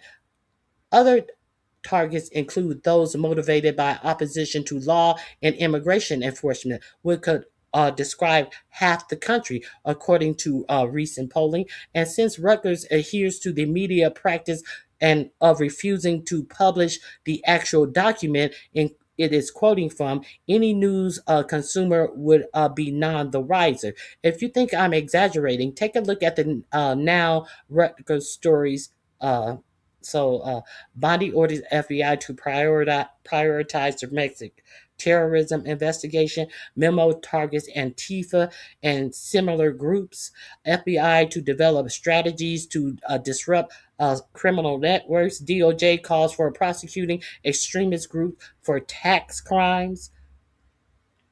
Again, literally every one of these bullet points describe what the Trump administration has been doing for months, not what's new or is news. But it gets worse. Rutgers continues. Washington on December 4th. Attorney General Pam Bondi on Thursday ordered federal law enforcement to step up investigations into the anti-fascist Antifa movement and similar extremist groups and asked the FBI to compile a list of entities possibly engaging in domestic terrorism, according to an internal memo reviewed by Rutgers. There it is, reviewed by Rutgers. In other words, we won't be letting you see this memo, but that's okay because we in our wisdom have reviewed it to decide which details you're allowed to know. I call this trust us journalism, where some editor, probably in DC or New York, unilaterally decides what the public interest is. They, of course, always get this wrong. Not for any nefarious reason necessarily, but because elite, educated urban professionals living in the most expensive places in the country aren't the best judgment of what regular people want to know about. So, if you want to peruse this, it is going to be in my. Let me drop it in the chat, and I will drop it in the description box. Here you go. I'll go over there and check that out.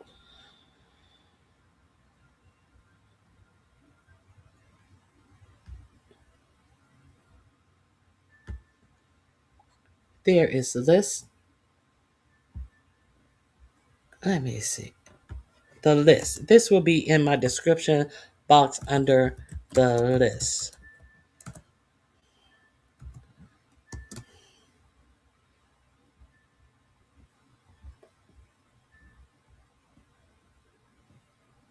So, all right, I think that's it. I just wanted to give you some information of the day. I'll see you guys back tomorrow. Hit the like button on your way out. I appreciate your support, and I hope you have a fabulous remainder of your day.